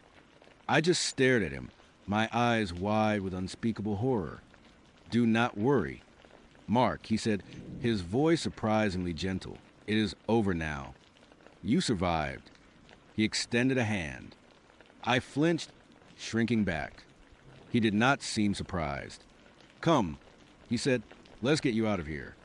You have earned your money, and a little extra, I think, for the unique experience. He helped me up, his grip surprisingly strong, as he led me towards the open door. I cast one last, terrified glance back at the room. The mirrors still shimmered, reflecting my gaunt, terrified face, now walking away. But in the depths of those reflections, in the spaces between my departing image, I saw them. The indistinct figures, the swirling shadows, the countless eyes. They were still there, watching, waiting. The outside air hit me like a physical blow, cold and clean. The driver was waiting, the black SUV idling. I was guided into back seat, and this time, no blindfold was offered. I did not need one. My eyes were already filled with an internal kaleidoscope of terror. The dry back was a blur. I remember Mr. Thorne speaking softly, calmly, about the data he had collected, about the fascinating insights into human psyche. I did not respond. I could not. My mind was a broken mess of fractured images and unspoken screams. They dropped me off at my apartment, handed me a thick envelope the rest of the $10,000, plus another $15,000. Enough to solve my immediate problems. Enough to pay rent, buy food, maybe even get a fresh start. But as I walked into my apartment, the familiar walls, the comforting clutter, seemed to mock me. I looked at my reflection in the darkened window and saw not just myself, but the faint, shimmering outlines of other figures lurking behind me, their eyes burning with that same cold, predatory hunger. I covered every mirror in my apartment, every window, anything that could reflect my image. I live in a world of dull, flat surfaces now, but it does not matter, because the mirrors are not just in that cabin anymore. They are in my mind. Every time I close my eyes, I see them. Every time I turn my head, I catch a glimpse of them in my peripheral vision.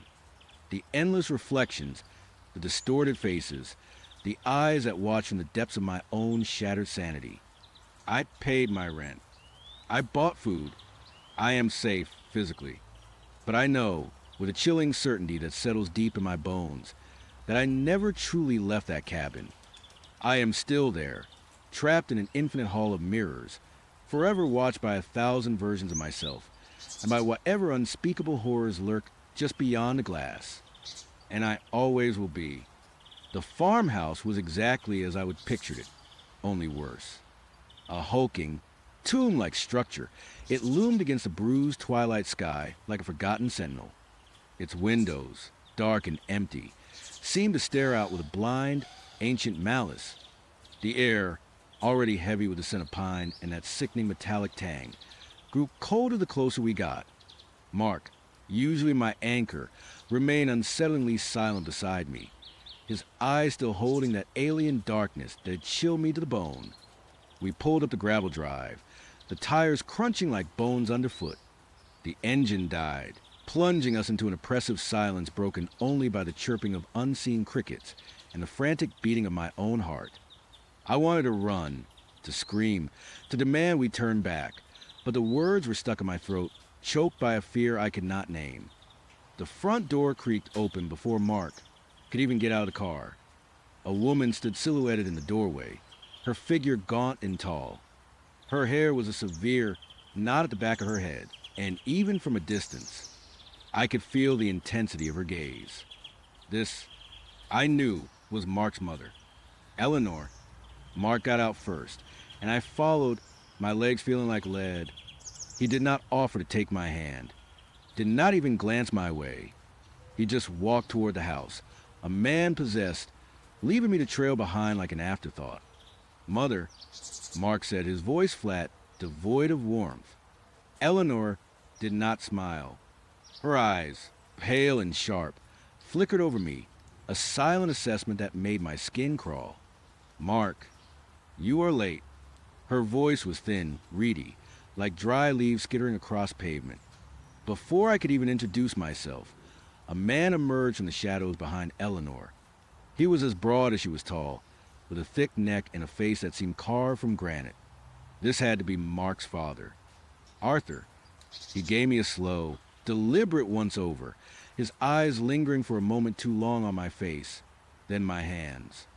It was not a look of welcome, but of scrutiny, like he was cataloging my flaws. "And who is this?"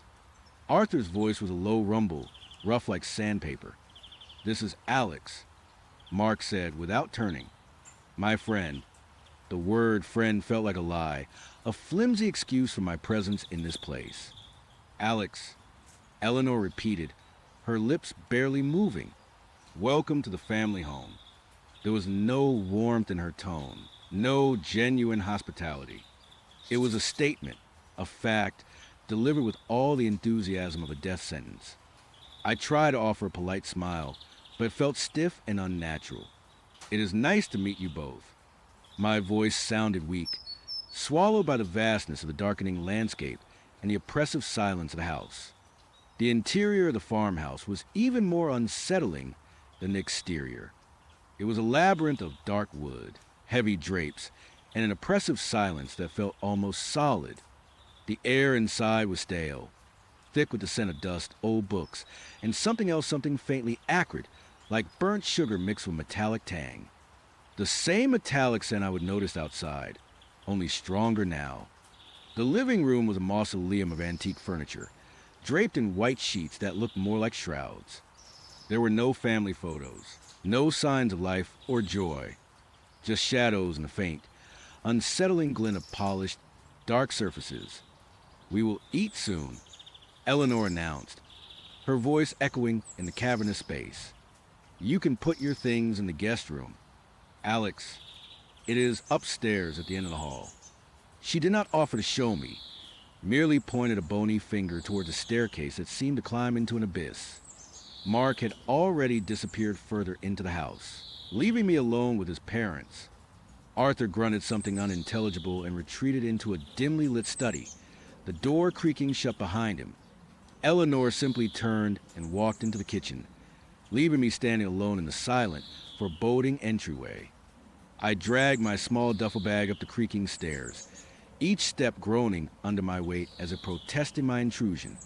The hallway upstairs was even darker, lined with doors that all looked identical, like blank, unseeing eyes. The guest room was exactly as Eleanor described at the very end. It was a small room, sparsely furnished with a narrow bed, a rickety dresser, and a single, dusty window that looked out onto a dense patch of forest. The wallpaper, a faded floral pattern, was peeling in places, revealing patches of damp, discolored plaster beneath. A thin, threadbare quilt lay folded on the bed, and a single, bare light bulb hung from the ceiling, casting a weak, yellow glow that did little to dispel the shadows. I dropped my bag and walked to the window, peering out into the deepening gloom.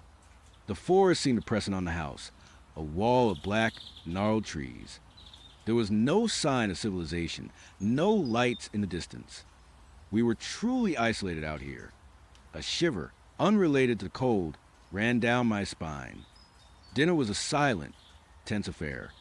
We sat around a massive, dark-wood table in a dining room that felt more like a banquet hall for ghosts.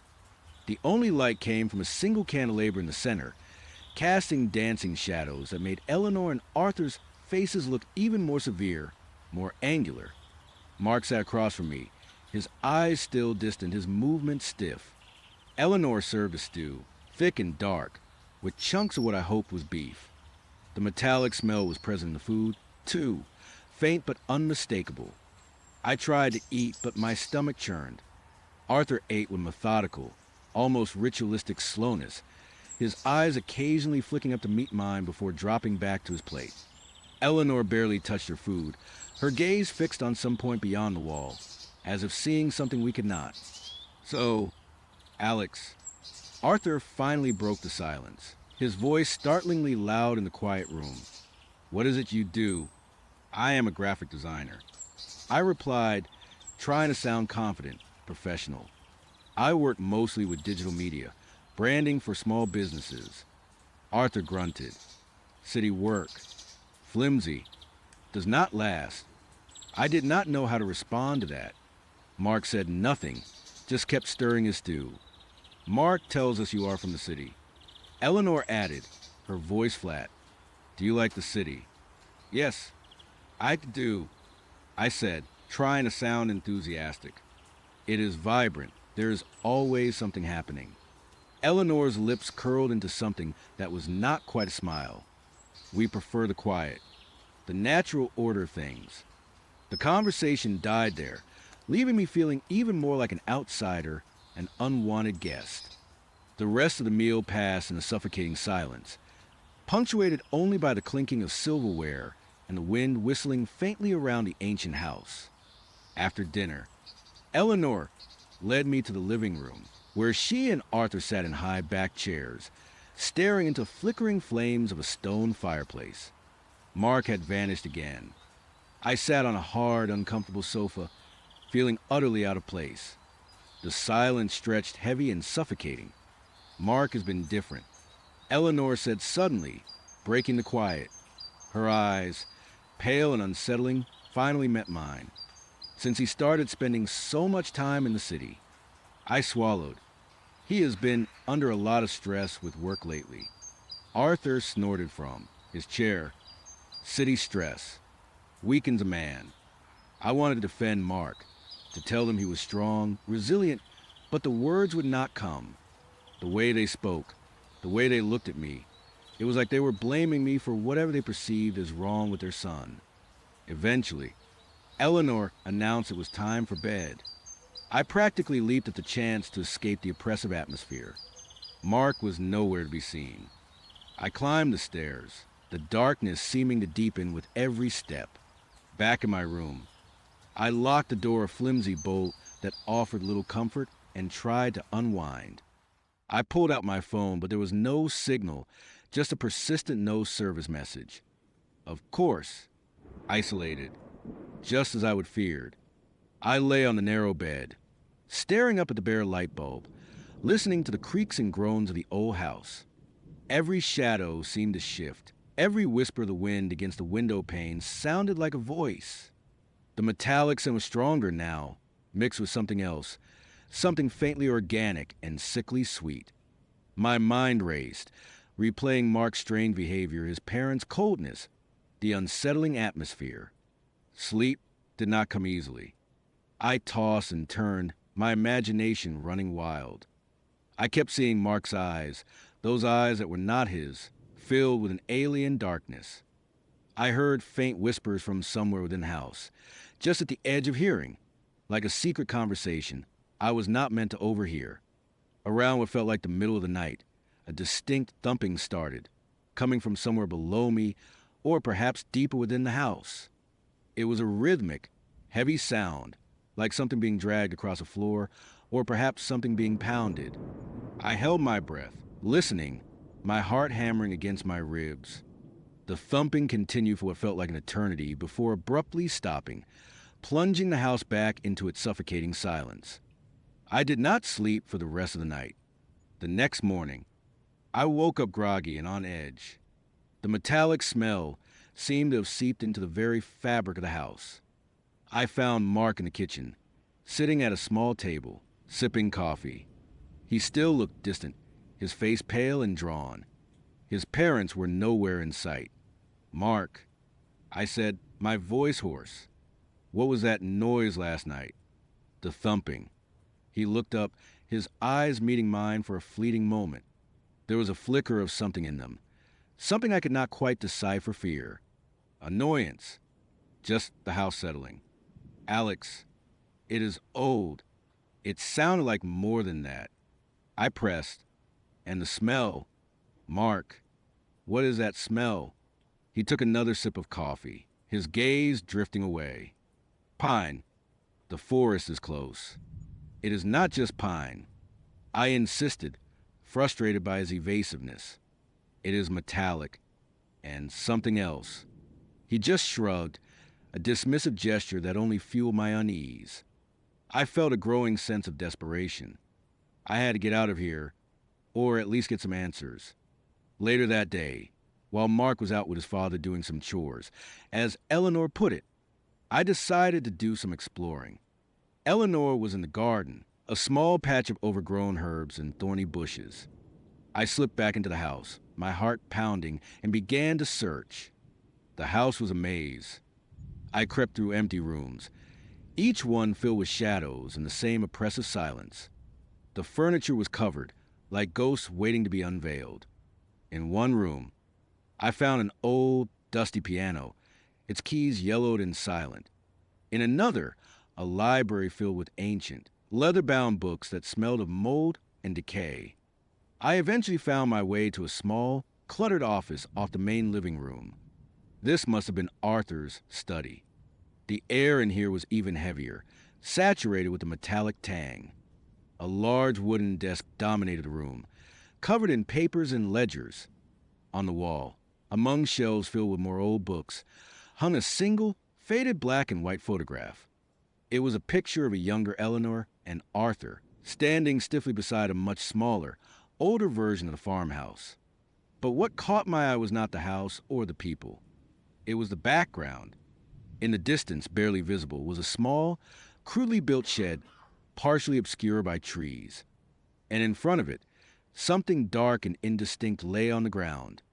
I could not make it out, but a chill snaked down my spine. I was about to investigate the desk when I heard footsteps. Eleanor. My blood ran cold. I quickly backed away, trying to make my escape, but it was too late. She appeared in the doorway, her pale eyes fixed on me. "Alex," she said, her voice devoid of emotion. "Lost." My heart hammered. "No, I was just admiring the house. It is very old." Her gaze lingered on the photograph on the wall. "It has history," she said, her voice a low murmur. "A long history." She took a step into the room, and I instinctively retreated. Some things are best left undisturbed. "Alex." The unspoken threat hung in the air, thick and palpable. I stammered an apology and quickly exited the study, feeling her eyes on my back until I was out of sight. That night, the whispers returned, louder this time. I was sure I heard my name, hissed from the shadows, and the metallic smell was overwhelming, almost sickening. I felt like I was suffocating. I knew I could not stay. I had to find a way out, and I had to do it soon. Desperate, I tried my phone again. Still no service. But then, an idea sparked.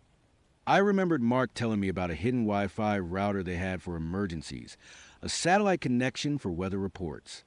He would mention it once, vaguely, in a conversation about how isolated they were.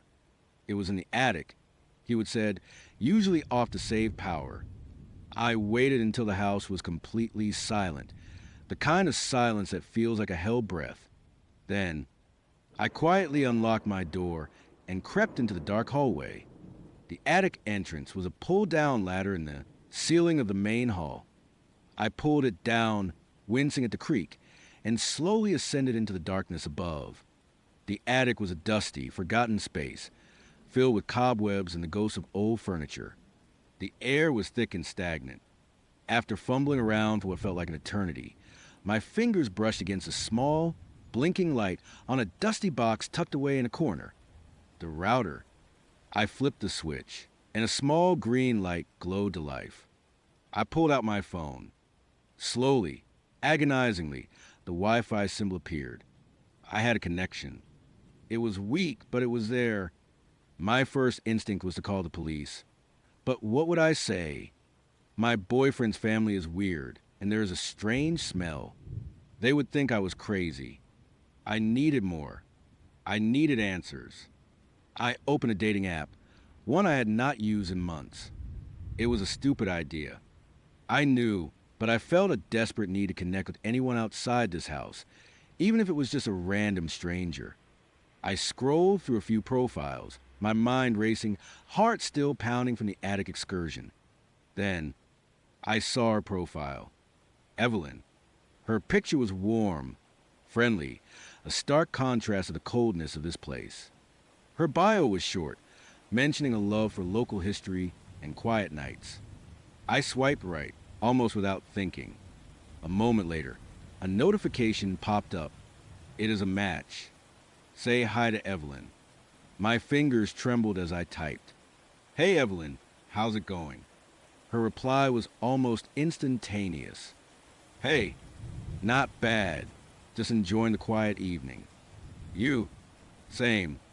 I typed, forcing a casual tone. Actually, I am out in the countryside, visiting my boyfriend's family. It is an interesting place. Oh, really? Which part of the countryside? I am a bit of a local history buff, so I know a lot about the area around here. A flicker of hope ignited within me. This was it. This was my chance. It is a bit off the beaten path, near the old Miller's Creek. You know the area. A pause. Then, her reply, Miller's Creek. Yes, I know it. There's an old farmhouse out there. Used to belong to the Blackwood family. Is that where you are?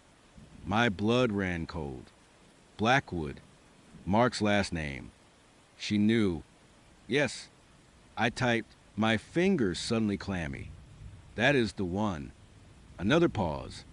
This one felt longer, heavier. Then the Blackwood place that has a reputation. Not a good one. What kind of reputation? I asked, my voice a whisper, even though I was alone in the dark attic. Disappearances. Evelyn wrote. Locals talk about it, but it never makes it to the news. Too remote, too easy to ignore. People just vanish. Sometimes they find a body. Sometimes they do not. Always around that area. Always tied to the Blackwoods. Somehow, my heart seized in my chest. Disappearances. The metallic smell. The thumping. Mark's alien eyes. It was all starting to click into place. A horrifying, sickening puzzle. What kind of disappearances? I typed, try and keep my breathing even. Kids, mostly. Evelyn replied. Runaways, drifters, people who would not be missed. The first one was decades ago, a young woman passing through. Her name was Sarah. No one ever found her. Then a few years later, a couple of teenagers. They were camping near the creek. Vanished without a trace. Sarah. The name resonated with a chilling familiarity. I remembered the faded photograph in Arthur's study, the indistinct shape on the ground. A young woman. But how do you know all this? I typed, if it is not public, My grandmother lived near there. Evelyn explained. She told me stories. Said the Blackwoods were different, kept to themselves, had strange ways. She always warned me to stay away from that creek, especially near their land. I felt a cold dread spread through my veins. This was not just local gossip. Evelyn knew details, names, specifics that were not common knowledge. Evelyn, I typed, my fingers shaking. Have you ever heard about a specific detail? Like a smell, metallic, almost. Another long pause. Then yes. My grandmother said the creek sometimes smelled like iron after a rain. Said it was the earth, giving up its secrets. But she also said the Blackwoods had a unique way of preserving things. For their collection. My breath hitched. Collection? What kind of collection? And preserving things. The thumping. The metallic smell. The pieces were forming a grotesque picture. Evelyn. I typed, my voice barely a whisper. I think I am in danger. I think Mark's family there involved. Her reply came quickly, full of urgency. Alex, listen to me. If you are at that house, you need to get out. Now. Do not ask questions. Do not confront them. Just leave. My grandmother said they were never violent unless they felt threatened. But once they start, they do not stop. I can't. I typed, my mind racing. My phone has no service outside of this attic. Mark's got the keys to the car. I am trapped. Is there anyone else there? Evelyn asked. Anyone you can trust. Just Mark, his mother Eleanor, and his father Arthur. I replied, my eyes darting towards the attic door, imagining them hearing me. Eleanor and Arthur. Evelyn repeated. They were the worst, according to my grandmother. The ones who taught Mark. He was just a boy then, always quiet, always watching. Taught Mark. The words echoed in my mind, sending a fresh wave of terror through me. Mark's alien eyes, his silence, his sudden transformation. It was not stress. It was something deeper, something inherited, something learned. What did they teach him? I typed, almost afraid of the answer. How to hunt, how to prepare, how to keep the secrets buried. Evelyn wrote back, her words chilling me to the bone. My grandmother said they believed in a natural order, a way to keep things balanced. They took what they felt was unneeded from the world, people who would not be missed, and they used them. The metallic smell, the thumping, the collection. It was all too much. My stomach lurched. Evelyn, there is a shed behind the house. And in a photo, I saw something indistinct, like a body. The shed. Evelyn replied, her words coming faster now. That is where they process things. My grandmother said the smell from there on certain nights, it was unbearable, like a slaughterhouse, but not for animals. My breath caught in my throat, not for animals. The pieces were not just clicking, they were slamming, together, forming a monstrous mosaic of horror. Mark's family, these disappearances, the metallic scent. It was all connected to something unspeakable. I need to get out. I typed, my hands shaking so violently I could barely hold the phone. But I do not know how. They will know if I try to leave. Is Mark with his parents? Evelyn asked. He was earlier, with his father, doing chores. I wrote.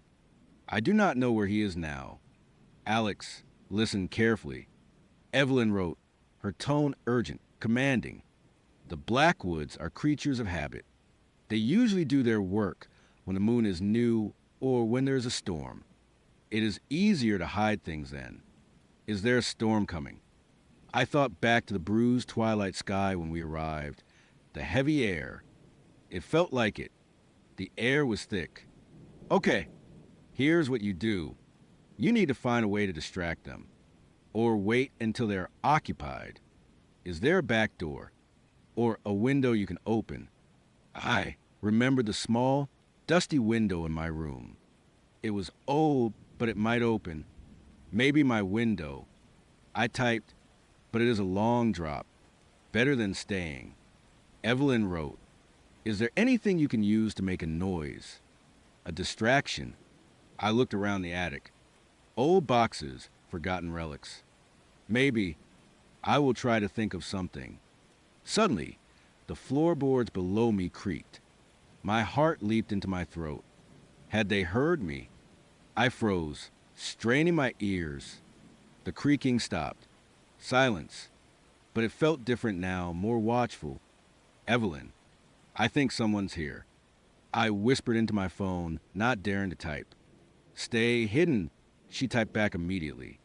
"Do not make a sound. If you can't get out tonight, you need to find a place to hide until morning. And then you run. Do not look back." Another creak, closer this time. It was definitely coming from the hallway below. I scrambled deeper into the shadows, pulling an old moth-eaten blanket over myself, trying to blend in with the dusty clutter. My phone screen cast a faint glow on my face. I quickly dimmed it, almost completely. A faint light appeared at the top of the attic stairs. A figure was slowly ascending. It was Eleanor. Her gaunt face was illuminated by a flickering oil lamp she carried. Her eyes, pale and sharp, scanned the attic, pausing for a moment on the corner where the router was. I held my breath, my entire body rigid with fear. She took a step, then another, her gaze sweeping the room. She was looking for something. Or someone. My phone vibrated silently in my hand. It was Evelyn.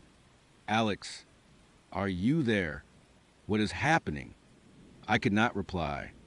Eleanor was too close. I could hear the faint rustle of her dress, the soft click of her tongue. She walked directly toward the router, her shadow stretching long and distorted behind her. She reached out a hand, and with a decisive click, she flipped the switch. The small green light died. The connection was gone. I was cut off. Eleanor stood there for a moment, her back to me, before turning and slowly descending the stairs, her oil lamp casting eerie, dancing shadows. The light faded, and I was plunged back into darkness.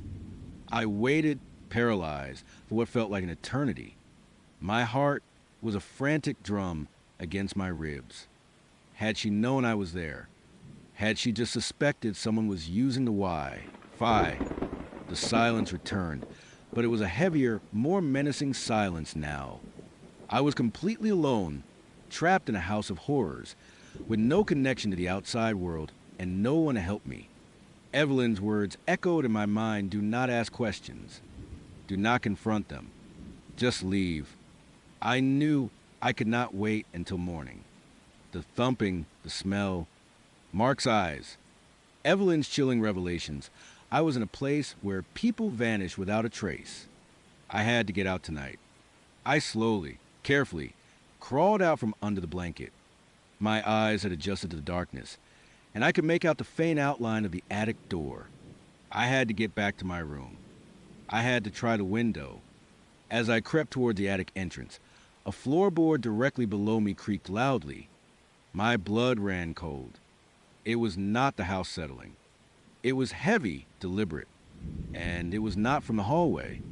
It was from inside one of the rooms below. I froze, listening intently. A low, guttural sound reached my ears, a sound I recognized with a sickening lurch in my stomach. It was Mark, and he was not alone. I could hear a faint, almost imperceptible dragging sound, followed by a soft, wet thud. The metallic smell was overwhelming now, burning my nostrils, making my eyes water. It was no longer just a scent, it was a presence, thick and suffocating. They were doing their work, and Mark was a part of it. I had to move. Now, I could not go back to my room directly. That would mean crossing the main hall. Too risky. I looked around the attic frantically, searching for another way. There was a small, dusty window high up on one wall, barely big enough for a child to squeeze through. It looked out over the back of the house, towards a dense, black forest, and I realized with a fresh wave of dread towards a shed. It was a desperate gamble. The window was old, probably painted shut. And even if I got open, it was a long, dangerous drop. But staying was no longer an option. I dragged an old, broken dresser over to the window, grunting with effort. The dust swirled around me, making me cough, but I stifled it, clamping a hand over my mouth. I climbed onto the dresser, my head almost touching the low ceiling. The window pane was filthy, but I could just make out the dark shapes of the trees beyond. I tried to push the window open, but it was stuck fast. I pushed harder, gritting my teeth, my muscles straining. It groaned, protested, but did not budge. Panic began to set in. Then from below, I heard a voice. Arthur's voice, low and gruff. She is restless. Heard something earlier. Eleanor's reedy voice replied. She will settle. We have work to do. My heart hammered. They were talking about me. They knew I was awake, restless. They suspected something. I slammed my fist against the window pane, not caring about the noise anymore. The glass rattled violently, and a spiderweb crack appeared in the corner. I hit it again, harder, and this time, with a painful screech, the window frame gave way, the old wood splintering. A gust of cold, metallic-smelling air rushed in. I did not hesitate. I pushed the remaining glass-out frame, wincing as a sharp shard grazed my arm. I squeezed through the opening, my clothes snagging on the rough edges of the frame. It was a tight fit, but I managed to get my shoulders through, then my hips. I dangled for a moment, my feet kicking wildly, before dropping to the ground with a painful thud. The fall was longer than I would anticipated, and my ankle twisted beneath me. A searing pain shot up my leg, and I cried out a strangled gasp that was quickly swallowed by the night. I lay there for a moment, gasping, trying to suppress the agony. My ankle throbbed, but I knew I could not stay. I pushed myself up, biting back a scream as weight pressed on my injured foot. I had to limp, but I had to move. The shed was closer than I thought, a dark, squat silhouette against the even darker trees. A faint, reddish glow emanated from a crack in its door, and the metallic smell was overwhelming now, mixed with something else, something cloying and sweet like decay. I hobbled toward the forest, desperate to put as much distance between myself and the farmhouse as possible. The trees offered a dark, comforting embrace, a shield from the horrors within the house. I pushed through thick undergrowth, thorns tearing at my clothes and skin, but I barely registered the pain. All I could think of was getting away. As I stumbled deeper into the woods, I heard a sound behind me. A twig snapped. Then another. They were coming. I risked a glance back. Through the gaps in the trees, I saw a flickering light. Eleanor's oil lamp. And behind her, two darker, larger figures. Mark and Arthur. They were hunting me. Panic lent me a desperate strength. I pushed my injured ankle to its limit, forcing myself to run, despite the agonizing pain. The forest floor was uneven, treacherous, but I did not care. I just ran. I ran until my lungs burned, until my legs felt like lead, until the sounds of their pursuit faded into the background, replaced by the frantic pounding of my own heart. I ran until I collapsed, gasping for breath, deep within the tangled embrace of the woods. I lay there, shivering, listening. The forest was silent again, save for the chirping of crickets and the rustling of leaves in the unseen breeze. Had I lost them? Was I safe? I did not know. I did not dare move. I just lay all right. So I'm going to tell you about a date I had a while back. And when I say a while back, I mean a while back. Because even now, thinking about it makes the hairs on my arms stand up. It is the kind of story that makes you rethink every single decision you have ever made, especially when it comes to trusting people you meet online. I would have been on a few dates from this app. Nothing serious. Just try and put myself out there after a pretty rough breakup. Most of them were just boring. Awkward silences, Forced laughs, the usual. Then Alex messaged me. His profile picture was good and nice, genuine smile, eyes that crinkled at the corners. He had a decent job, seemed normal enough, and our initial messages were easy, flowing. We talked about books, travel, even our terrible taste in reality TV. He seemed like a breath of fresh air, honestly. So we set up a first date. Dinner at this little Italian place downtown. I remember feeling a little flutter of nerves, but mostly excitement. He was even better looking in person. Tall, dark hair, those same crinkly eyes. He had this quiet confidence about him, a little intense maybe, but in a way that I initially found intriguing. He listened when I talked, asked thoughtful questions, and actually seemed interested in my answers. We talked for hours, just like we had over text. It was one of those dates where you completely lose track of time. When the restaurant started to empty out, he offered to drive me home. I lived a little ways out of the city, and it was getting late. So I appreciated the gesture. I mean, it was a first date. I probably should have called a ride share, but he just seemed so safe, so normal. I accepted, and we walked out to his car. That is when things started to get weird. His car was nice, a relatively new black SUV, sleek and polished.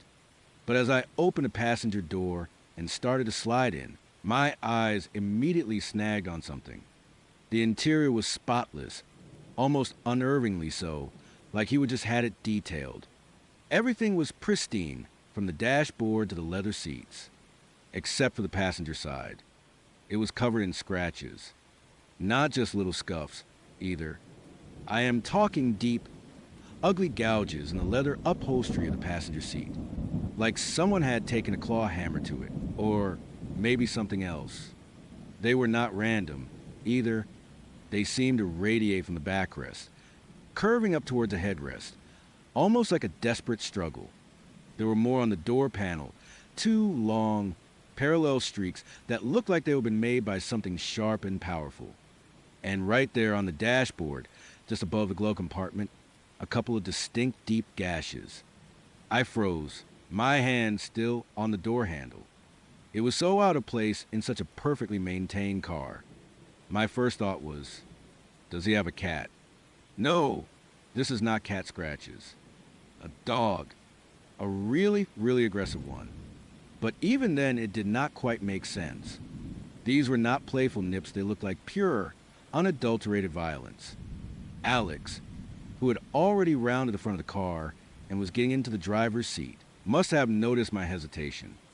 Everything all right, he asked, his voice smooth, but I thought I detected a slight edge of impatience. I finally slid in, trying to act casual. Yeah, just, what happened to your car here? I asked, gesturing vaguely at the mess. My fingers were already tracing one of the deeper grooves on the armrest, a shiver running down my spine at the sheer force it must have taken to make it. He glanced over, a quick, dismissive look. Oh, that, he said, and his voice was suddenly a little too light, a little too casual. Yeah, my buddy's dog. He gets a little excited sometimes when he rides with me. Big German shepherd. You know how it is. He even chuckled, a short, forced sound that did not quite reach his eyes. A German shepherd. I love dogs, but even the wildest dog would not manage this. These were too precise, too deep, and the pattern, it looked almost like someone had been trying to claw their way out of the seat, or maybe into it. Plus, if it was just a dog, why would it be so isolated to this side of the car? Why not the back seat or the driver's side? And why was the rest of the car so immaculate? You would think if a dog did this, there'd be hair or slobber or some other sign of a large animal. There was nothing, just the scars. I wanted to press him, but something in his tone, that quick, almost imperceptible shift, told me to drop it. My gut was screaming, but my brain was trying to rationalize. First date, do not be weird. Chloe, he probably just does not want to talk about it. So I nodded, feigning understanding. Yeah, big dogs can be a handful. I said, trying to sound normal. but my eyes kept darting to the marks as he started the engine. The streetlights outside cast eerie shadows, making the gouges look even more pronounced, more sinister.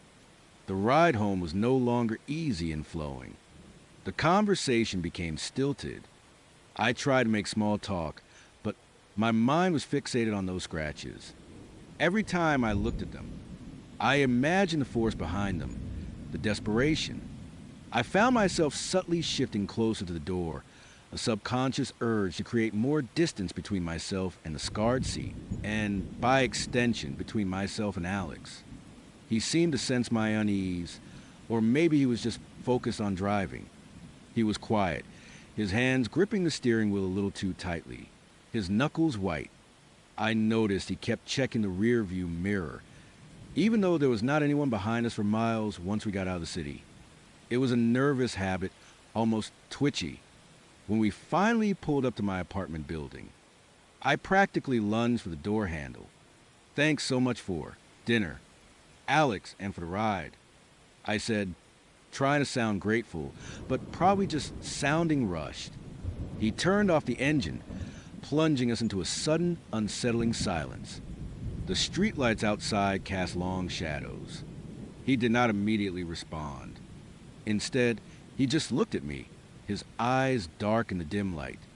The crinkles around them, which I had found charming earlier, now seemed to deepen, making him look almost predatory. "Chloe," he said, his voice low, "I had a really good time tonight." "Me too."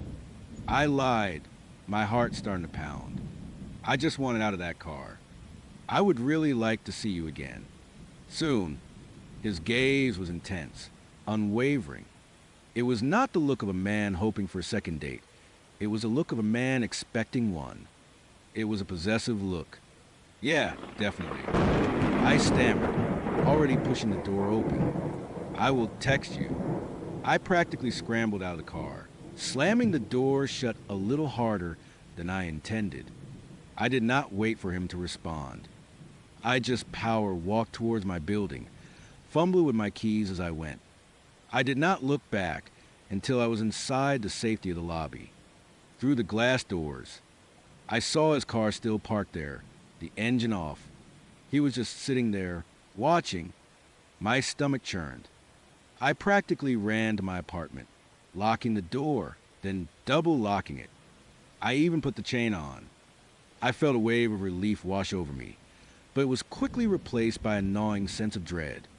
I immediately called my best friend, Sarah. "Hey, how was the date?" she asked, cheerful and oblivious. "Sarah, it was weird," I said, my voice still a little shaky. He seemed great, but then I got in his car. I launched into the whole story, describing the pristine interior, the violent claw marks, his flimsy explanation, and his unsettling intensity at the end.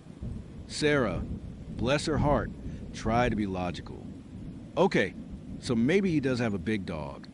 Or maybe he just had a really bad ex who trashed his car. Guys do not always want to talk about that stuff on a first date. You are probably overthinking it." Chloe. I knew she was trying to reassure me, but it did not work. "No, Sarah, you did not see them. These were not just scratches. They were deliberate. And the way he looked at me, the way he just sat there watching my building, it felt wrong. It felt like he was marking me." She sighed. "All right, well, if you are that freaked out, just do not go on a second date. Ghost him. Block him. Whatever." I hung up, still feeling completely unsettled. I tried to tell myself Sarah was right, that I was just being paranoid. But the image of those claw marks, deep and desperate, kept flashing in my mind. And that look in his eyes. I could not sleep. Every creak of the building, every distant siren made me jump. I kept picturing those scratches, trying to find a logical explanation. A dog. No, a person. What kind of person would do that? And why only the passenger side? Around 3 a.m., I gave up on sleep and pulled out my laptop. I started searching. Deep claw marks car, interior, unexplained car, damaged passenger seat. violent scratches, car upholstery. Most of what came up was about pet damage or vandalism. But then I stumbled upon a few old forum posts on some obscure true crime or paranormal sites. They were not directly related, but they contained chilling similarities. One post, from years ago, described a woman who noticed strange, deep scratches in her date's car, also on the passenger side. She would dismiss it at the time, but then the man became increasingly possessive, stalking her, and eventually disappearing after a violent incident in her home. The post ended with a chilling line. He was never found, but the scratches, they were just like the ones on his car, like something trying to get out. Another post, even older, talked about a man who had a habit of picking up hitchhikers, and several of them reported seeing similar marks. One said the man had seemed normal at first, but then started muttering about the other one and the passenger before suddenly swerving off the road and attacking them. They managed to escape, but the police could not find the man or his car. My blood ran cold. This was not just paranoia anymore. This was a pattern.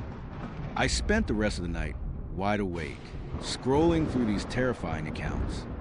The sun eventually came up, painted my apartment in a sickly yellow light, but it did nothing to dispel the gloom. The next day, I did not hear from Alex. I felt a flicker of relief.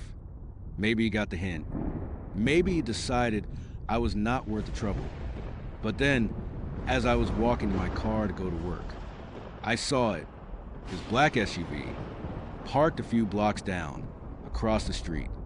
It was partially obscured by a tree, but I knew that car, and I knew that it was not a coincidence. My heart started hammering in my chest. He was watching. I quickly got into my car, locked the doors, and drove to work, constantly checking my rearview mirror. I did not see him follow, but the feeling of being watched lingered, a cold hand on the back of my neck.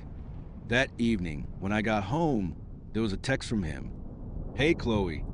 I was just in the neighborhood. Hope you had a good day. Still thinking about you." My fingers trembled as I read it. In the neighborhood, he knew where I worked. He knew my routine. And he was letting me know he knew. I did not respond. I blocked his number. I tried to tell myself that was the end of it, but I knew deep down it was not. Over the next few days, the sightings continued. A quick glimpse of his car at the grocery store. A flash of his profile in the coffee shop I frequented. Never close enough for me to confront him. Always just enough to make me question my sanity. Was it him? Or was I just seeing things, projecting my fear onto every dark-haired man in a black SUV? But then one afternoon, it became undeniable. I was leaving the gym, my mind on my workout, when I saw him. He was parked across the street, just sitting in his car, staring directly at the gym entrance. He saw me, and for a split second, our eyes met. He did not wave. He did not smile. He just held my gaze, a chilling, almost triumphant look on his face. Then he slowly, deliberately, started his car and drove away. That was it. I was terrified. I filed a police report, but they were pretty dismissive. No direct threats, no physical contact, just a bad date. The officer said, clearly annoyed. They told me to get a restraining order if it escalated. But without proof of harassment, there was not much they could do. Alex, of course, had no digital footprint, no social media, no LinkedIn, no public records beyond what seemed to be a basic driver's license. He was a ghost, just like the man in those forum posts. I started taking different routes to work, changing my gym schedule, even buying groceries at different stores. I felt like I was living in a constant state of high alert, a prisoner in my own city. Then came the night I had a flat tire. It was late. I was coming home from a friend's place, and I hit something in the road. My tire blew out with a sickening thud. I pulled over the side of a dark, deserted road, my heart sinking. I called Sarah, but she was already asleep. I called roadside assistance, but they said it would be at least an hour. I was stranded. Just as I was starting to panic, A pair of headlights appeared in my rear view mirror. My breath hitched. The car slowed, then pulled up behind me. It was a black SUV. Alex, my blood ran cold. This could not be a coincidence. He had to have been following me. He got out of his car, a dark silhouette against his headlights. Everything all right? Chloe, he asked, his voice calm, almost solicitous. But there was a knowing glint in his eyes. Just a flat. I managed, trying to keep my voice steady. Roadside assistance is on the way. He walked over to my car, peering at the damaged tire. Looks pretty bad. You will be waiting a while out here. It is late. Let me give you a ride home. The offer was innocent enough, but the circumstances were anything but. I was alone, vulnerable, and he was there. I looked around. No other cars. No houses. Just darkness. I had two choices: stay alone on a dark road and wait for an hour, or get into his car. The car with the claw marks. The car of the man who had been stalking me. My mind raced. Maybe if I just got in, he would take me home, and that would be the end of it. Maybe he was just trying to be helpful. But my gut screamed. It shrieked. No, really. I am fine, I said, trying to push past him to get back into my car. I will just wait. He did not move. He just stood there, blocking my path, a faint smile playing on his lips. Chloe, do not be silly. It is dangerous out here. Get in. His voice had lost its solicitous edge. It was an order. I knew I was trapped. I felt a surge of pure, unadulterated terror. My legs felt like lead, but I forced myself to walk around him, towards the passenger side of his SUV. Every step felt like walking towards my own execution. As I opened the door, the familiar sight of those deep, violent claw marks hit me, like a physical blow. They seemed even more pronounced in the dim interior light, a testament to some unseen struggle. I slid in, my back rigid against the seat, trying to avoid contact with the torn leather. He got in, started the engine, and pulled away from my disabled car. He did not head towards my apartment. He turned down a dark, unpaved road that led into a dense patch of woods. Alex, where are we going? I demanded, my voice trembling. He chuckled, a low, guttural sound that sent shivers down my spine. We are going for a little drive. Chloe, we need to talk. My heart hammered against my ribs. I looked at the claw marks again, and this time, I understood. They were not from a dog. They were from something trying to escape, or something trying to hold itself back. He drove deeper into the woods, the trees closing in around us, blocking out the moonlight. The only light was from his headlights, cutting through the thick darkness. You should not have noticed the marks. Chloe, he said, his voice no longer smooth and charming, but rough, almost raspy. Most people do not. Or they just believe the dog story.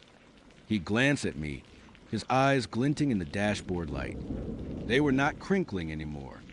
They were cold, hard, and utterly inhuman. What are you talking about? I whispered, my mouth dry. You are a curious one, are not you? He continued, ignoring my question. Always looking, always digging. You found the forums. Did not you? You know about the others. My blood ran cold. He knew everything. The marks, he said, almost himself, his fingers drumming lightly on the steering wheel. They are from the struggle to keep it in, to keep him in. Sometimes he gets restless, especially when someone gets too close, when they start to see. He turned his head fully towards me, and in that moment, I saw it. His face seemed to subtly shift in the dim light. The skin around his eyes seemed to stretch, his jawline seemed to sharpen, and his teeth, I could have sworn his teeth looked a little too long, a little too pointed. And his eyes, they were not human anymore. They were animalistic, predatory. He does not like to be seen. Chloe, he growled, the sound coming not from his throat, but from somewhere deeper, something primal. He does not like to be known. And you know too much. My mind screamed. This was not Alex. Or at least, not just Alex. This was the thing that left those marks. The thing that came out when he could not control it. The car swerved, bouncing violently over roots and rocks. He was no longer driving. He was just steering, the vehicle lurching forward with a terrifying momentum. He is hungry. Alex rasped, his voice a distorted echo of the man I would met. And you are right here, in his seat, without thinking. I lunged. My hand shot out, grabbing the door handle, praying it was not locked. It clicked open. He roared, a sound that was less human and more beast, and reached me with a hand that seemed to stretch and contort. His nails, I swear to God, were long, dark, and sharp like talons. I threw myself out of the car, rolling hard on the rough ground. Pain shot through my body, but terror propelled me. I scrambled to my feet and ran, not looking back, just running blindly into the dense, dark woods. Behind me, I heard the car door slam, then the thud of heavy footsteps. And then a sound that will forever haunt my nightmares, a low, guttural growl, followed by the snapping of twigs and the rustling of leaves, getting closer, faster than any man could run. I ran until my lungs burned, until my legs felt like they would give out. I did not know where I was going, just away. I could hear him behind me, the growling getting louder, the sound of the pursuit growing more frantic, more animalistic. I stumbled into a clearing, a small, abandoned hunting cabin half hidden by overgrown bushes.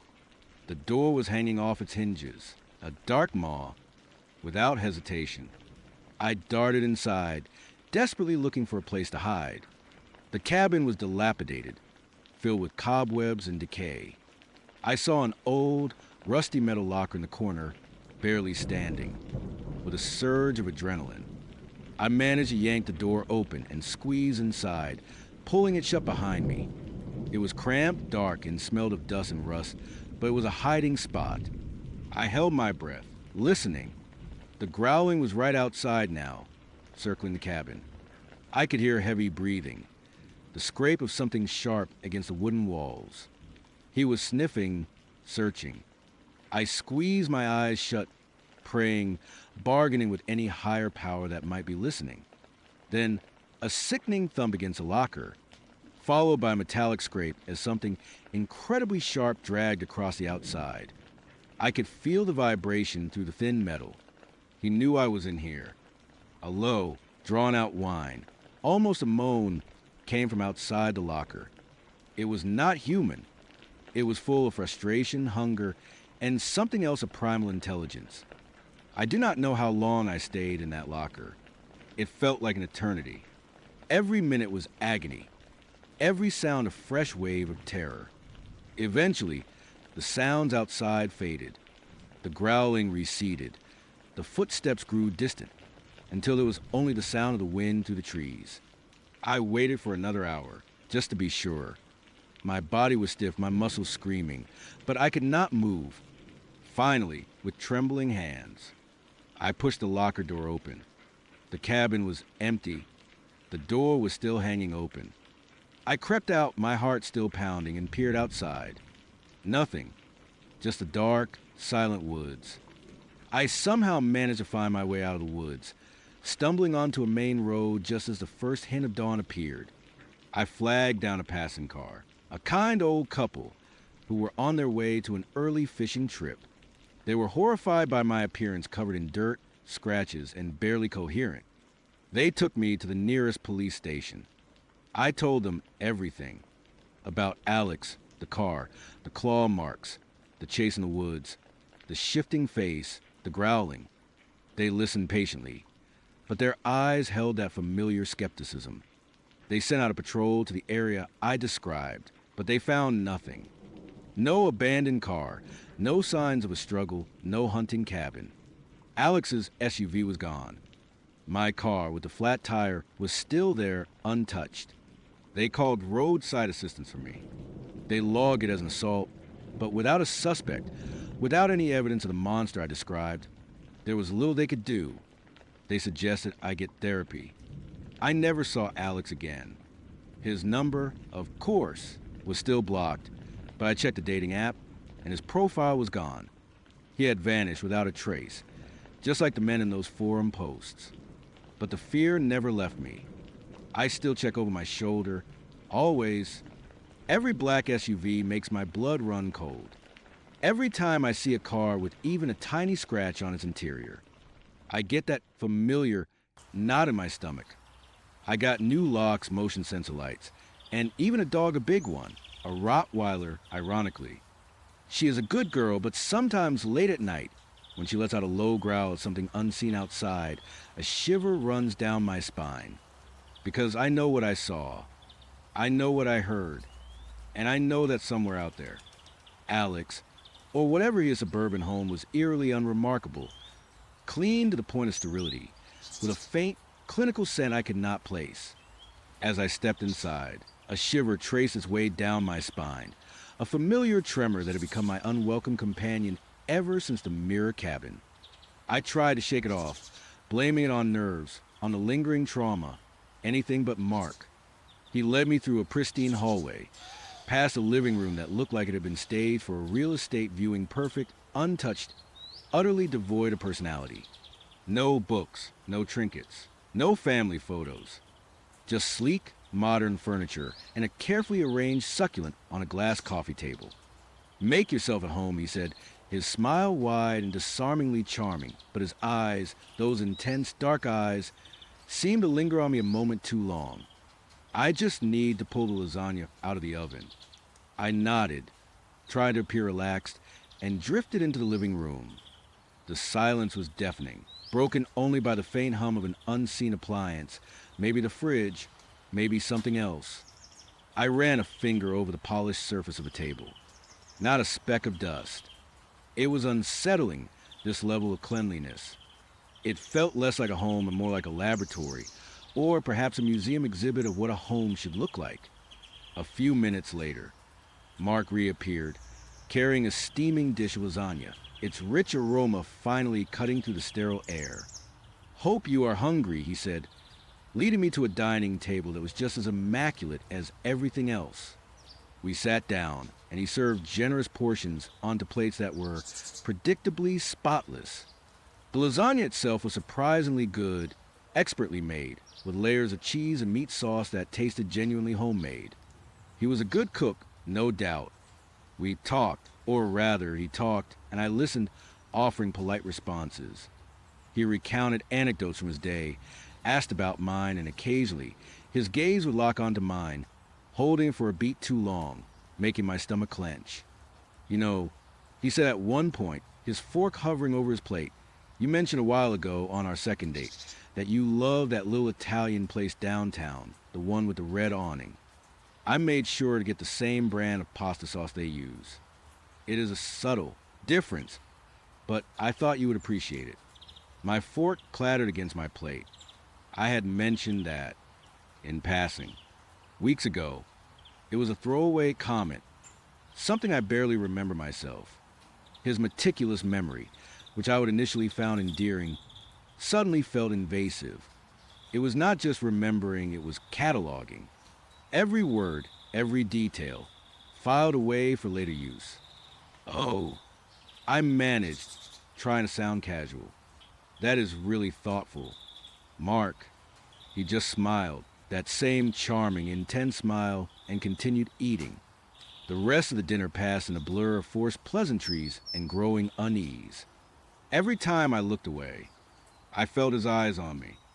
Every time I spoke, I felt like my words were being weighed, analyzed, stored. After dinner, he offered me coffee. I politely declined, eager to leave. The air in the house felt heavy, suffocating. I needed fresh air, space, a chance to process the disquiet that had settled deep in my bones. "No problem," he said, his voice still smooth, still perfectly pleasant. "I will walk you out." As we headed back through the sterile living room, I noticed something I had not before. Tucked away on a small, unobtrusive shelf was a single framed photograph. It was a landscape shot, a serene forest scene, Nothing remarkable, but something about it bothered me. It was too generic, too impersonal, like it was chosen from a stock photo library rather than reflecting a personal memory. It was the only personal touch in the entire house, and it felt utterly devoid of meaning. He opened the front door, and the cool night air washed over me, a welcome relief. I had a wonderful time. Mark, I lied, forcing a smile.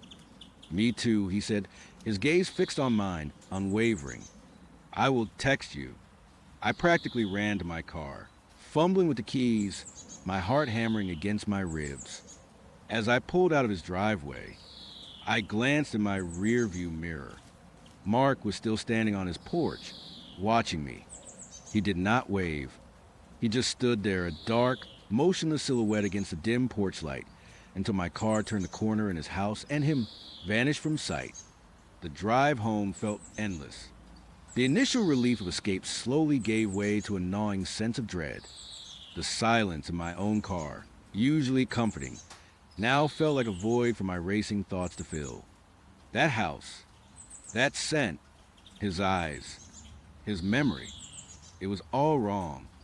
When I finally got back to my apartment, I locked the door, then locked it again for good measure. I peeled off my clothes, feeling like I needed to shed the skin of the evening, and took a long, hot shower, scrubbing away the lingering unease.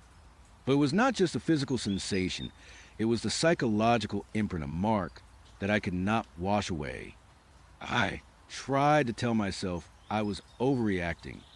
The mirror cabin trauma had left me jumpy, paranoid. Maybe Mark was just a genuinely clean person with an excellent memory.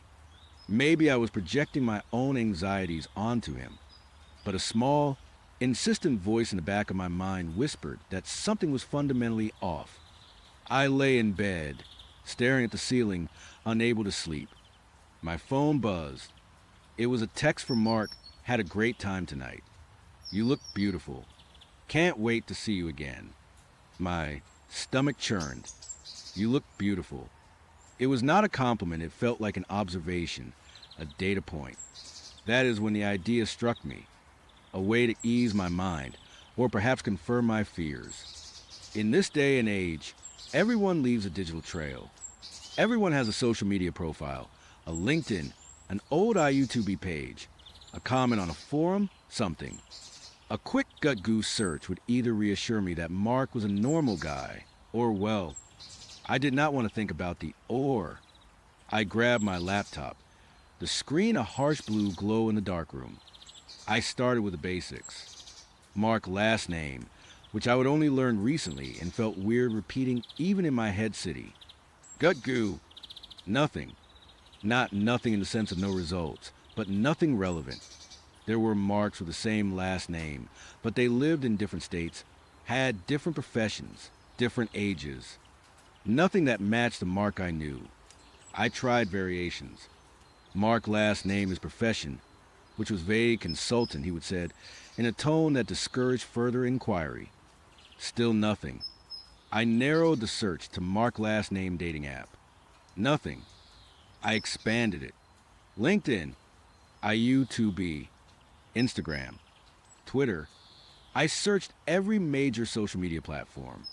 My fingers flew across the keyboard, a growing sense of panic tightening my chest. No profile pictures, no posts, no connections, no digital footprint whatsoever. It was impossible. Everyone had something. Even people who were not active on social media usually had an old, forgotten profile, a picture tagged by a friend, a mention in an article. But Mark, he was a ghost in the machine. My heart began to pound a frantic rhythm against my ribs. This was not just private. This was a complete, utter absence. It was as if he did not exist online. I tried more obscure searches. Public records. Property records for his address. Nothing under his name. The house was listed under an LLC, a common enough practice, but combined with everything else, it just added another layer to the mystery. I even tried searching for his phone number, something I knew was a long shot, but I was desperate. Not a single hit. No white pages listing, no spam call warnings, nothing. The initial unease had morphed into full blown dread. The mirror cabin trauma, which had made me question reality, now made me question Mark's very existence. Was he even real? Or was he some elaborate construct, a phantom designed to prey on my vulnerability? Sleep was out of question. I spent the rest of the night in a frantic, futile search.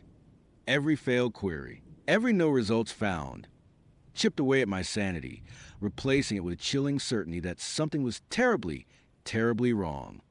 The next morning, I felt like a zombie. My eyes were burning, my head ached, but the frantic energy of my search still pulsed through my veins. I knew I could not just drop it. I had to find something. Anything. I tried to retrace our conversations. What had he told me about himself?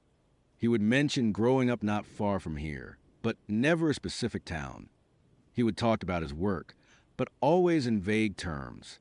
He never talked about family, friends, hobbies outside of what he presented as his perfect, curated life. He was a blank slate, expertly painted over with charming anecdotes and thoughtful gestures.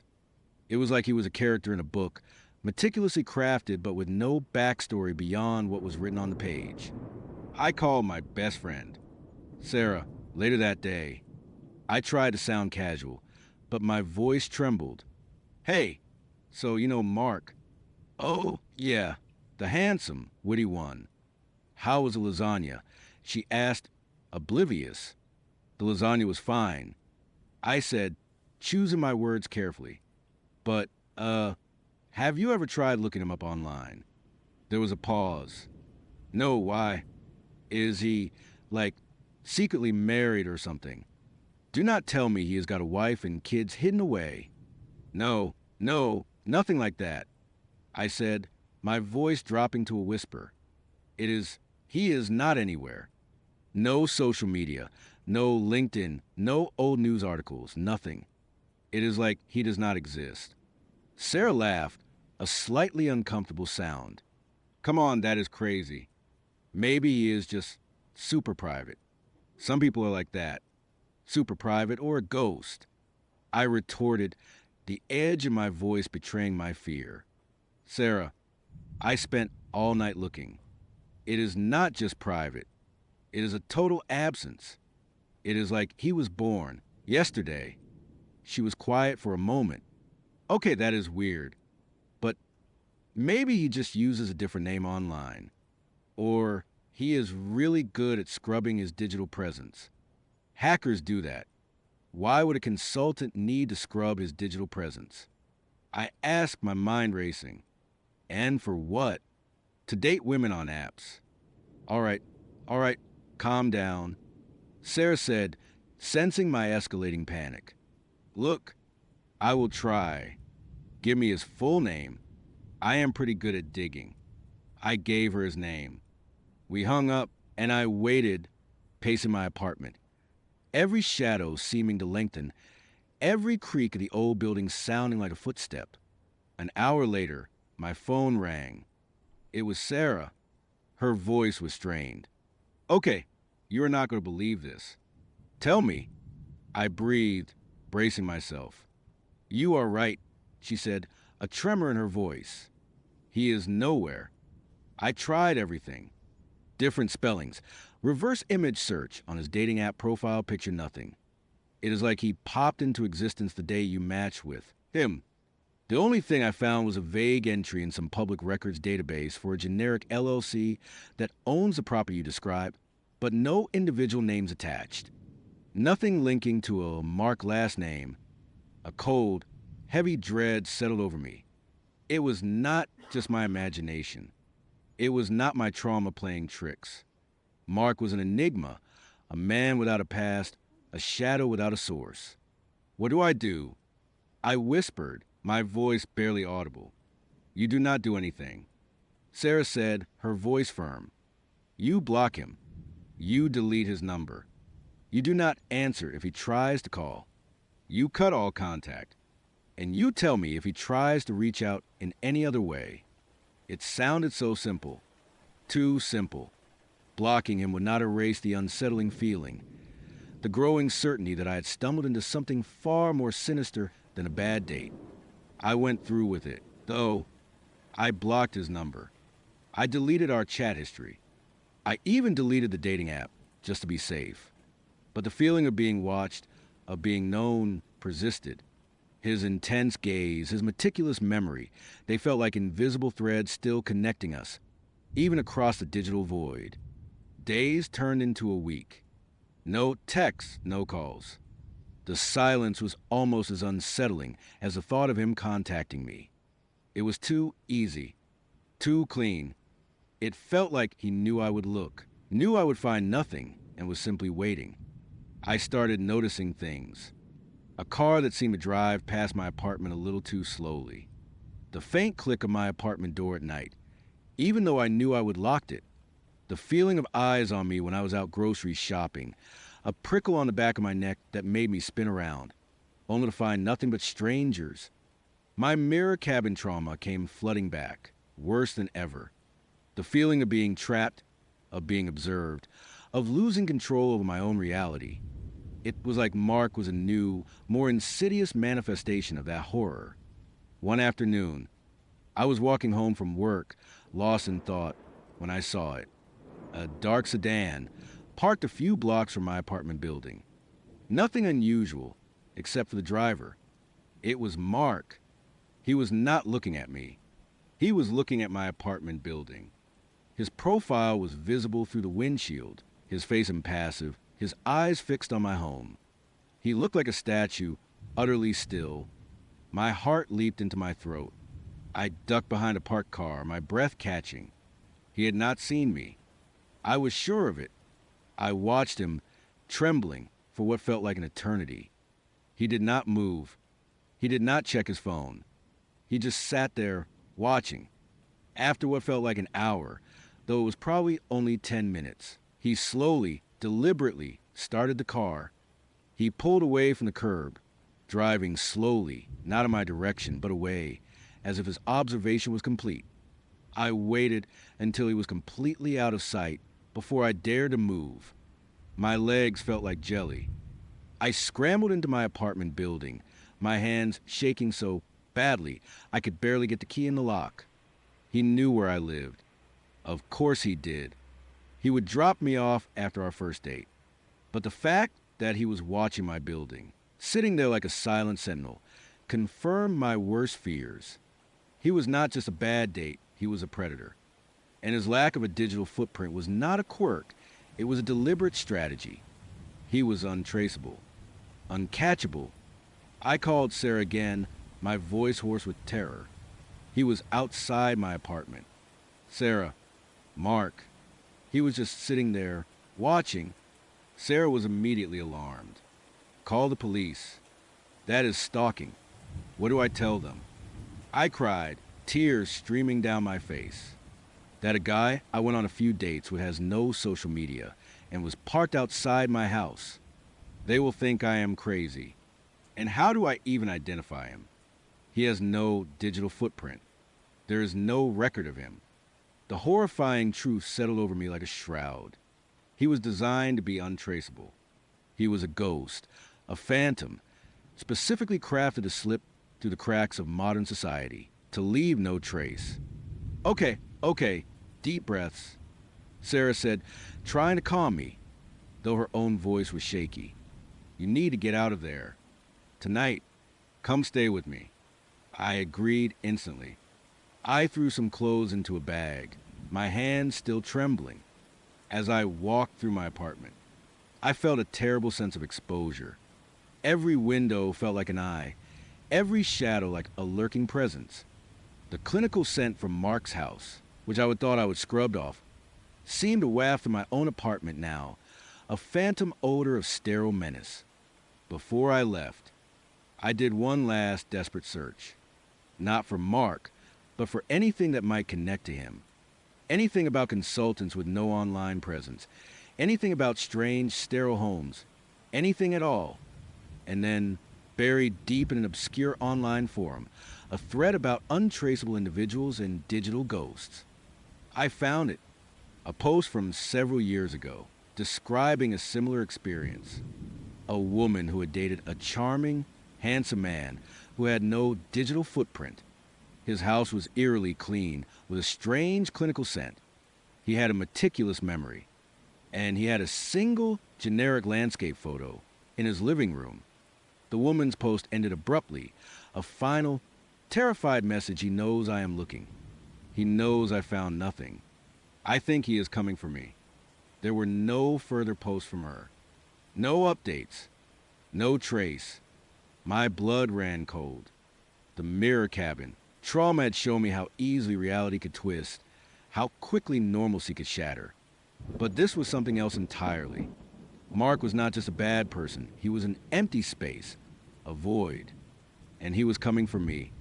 I grabbed my bag, my phone, and ran out of the apartment, not daring to look back. As I drove away, I did not glance in the rearview mirror. I did not want to see if he was there, a dark, motionless silhouette, watching me disappear, just as he had watched me leave his perfectly sterile, perfectly terrifying home. I knew he was. He was always watching. He was everywhere and nowhere. And I knew, with chilling certainty, that this was just the beginning. The horror of the mirror cabin had been an event. Mark was a living, breathing, untraceable nightmare. And he had just begun his hunt.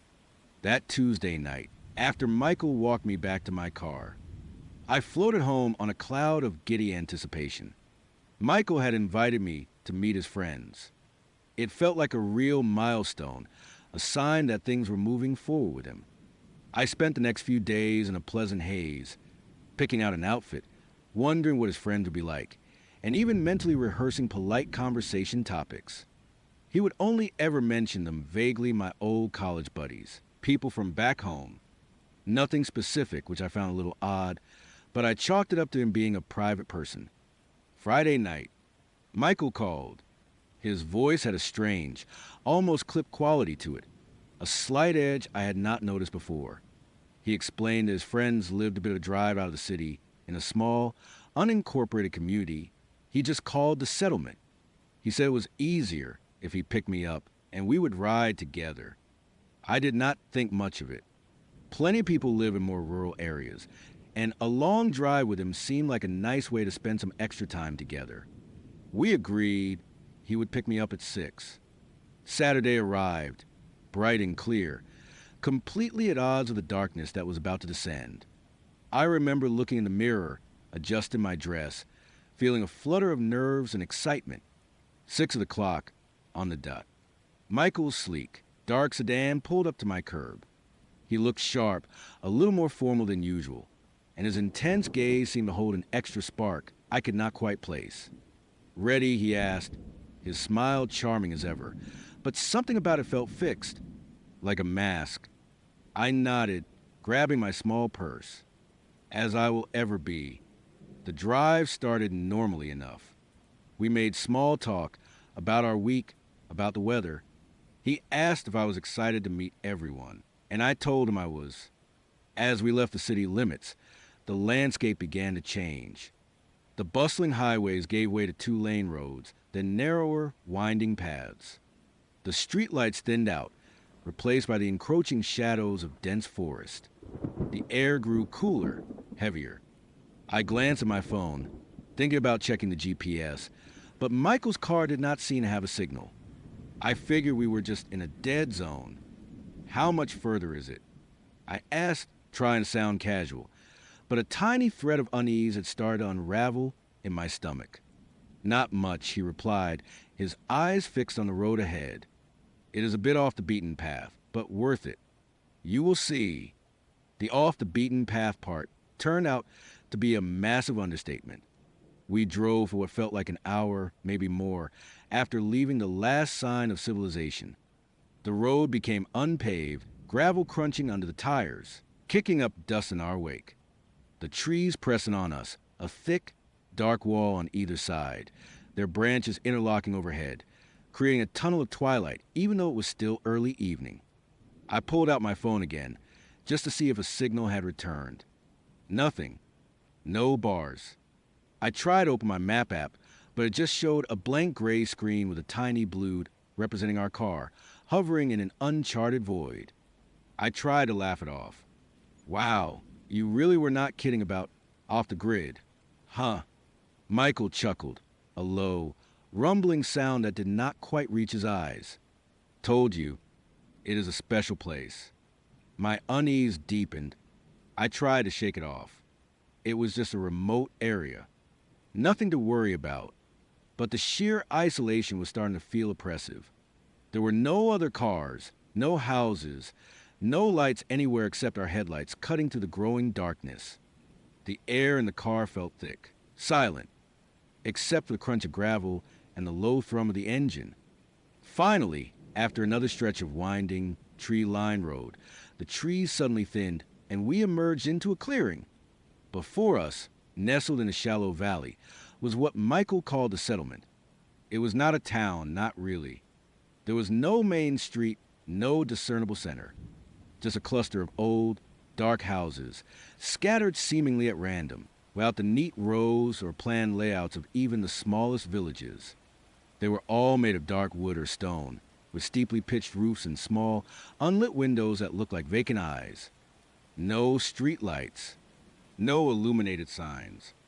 The only light came from a few scattered porch lights, casting weak, yellowish halos into the encroaching gloom. And the silence. It was profound. Not the peaceful silence of nature, but an unnatural, heavy quiet. No dogs barking, no distant traffic, no sound of human activity. It was like a photograph, frozen in time, waiting. Here we are, Michael said, a note of pride in his voice that grated on my nerves. He drove slowly down what appeared to be the main path, more a dirt track than a road, past a few of the silent houses. They all looked similar, old, weathered, and somehow unwelcoming. I did not see anyone outside. No kids playing, no neighbors chatting, just shadows and silence. He pulled up in front of one of the larger houses, set a little apart from the others. It was a two-story structure made of dark, rough-hewn stone with a heavy wooden door and a few small, square windows on the upper floor. A single, dim lantern hung by the front door, casting long, dancing shadows. This is it, Michael said, turning off the engine. The sudden cessation of the engine's thrum left the silence even more pronounced. It pressed in, on my ears, a physical weight. I stepped out of the car, feeling the cool, damp air on my skin. The smell of pine and damp earth was strong, but beneath it, a faint, metallic tang seemed to cling to the air, almost like ozone after a lightning strike or old blood. I shivered, though not from the cold. Michael led me up a short, uneven stone path to the front door. He did not knock. He simply turned the heavy iron handle and pushed the door open. It swung inward with a low groan, revealing a dark, cavernous hallway. "Come on in," he said, his hand lightly on the small of my back, guiding me inside. The interior was even darker than outside. The air was thick, heavy with the scent of old wood, dust, and that faint, unsettling metallic odor. As my eyes adjusted, I saw that the hallway was sparsely furnished, with a worn rug and a tall, dark wooden coat rack. No pictures on the walls, no personal touches. From deeper within the house, I heard voices low, murmuring like a hive of bees. Michael smiled. "They are in the dining room." He led me through a wide archway into a large room dominated by a long, heavy wooden table. Around it sat 5 people, 3 men and 2 women, all looking up as we entered. They were not smiling. Their expressions were neutral, almost blank, but their eyes seemed to fixate on me with an unnerving intensity. They were all dressed in dark, simple clothing, like something out of a different era. "Everyone," Michael announced, his voice suddenly louder, more jovial than before. "This is narrator's name." He did not actually say my name. He just gestured vaguely in my direction, and a chill ran down my spine. Had I told him my name? Of course. I had, many times. The people at the table did not speak. They simply stared. One of the men, a tall, gaunt figure with unusually pale skin and deep-set eyes, slowly raised a hand and gestured to an empty seat next to him. "Please sit," he said, his voice surprisingly deep and resonant, like stones grinding together. I felt a sudden, irrational urge to turn and run, to bolt out the door and back to Michael's car, but Michael's hand was still on my back, gently but firmly guiding me forward. I took the offered seat, feeling every eye in the room on me. Michael sat opposite me, next to one of the women who had a strangely serene, almost doll-like face. The table was set with heavy, ornate silverware and dark ceramic plates. There was a large, steaming tureen in the center, and a few platters of what looked like dark, dense bread. The metallic smell was stronger here, mixed with something else, something earthy and rich, but also a little off. "We are so glad you could join us," said the woman with the doll-like face, her voice soft and even. "Michael has told us so much about you." "Oh, really?" I tried to sound cheerful, but my voice came out a little too high. "All good, I hope." A few of them exchanged glances, and a low, guttural chuckle came from the end of the table, from a man with a thick, bushy beard that almost completely obscured his mouth. It was not a laugh of amusement. It was something else. Dinner began. The tureen contained a thick, dark stew. I could not quite identify the ingredients.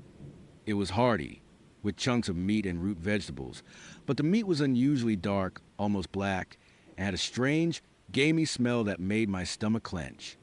I took a small spoonful, trying to be polite, and forced myself to swallow.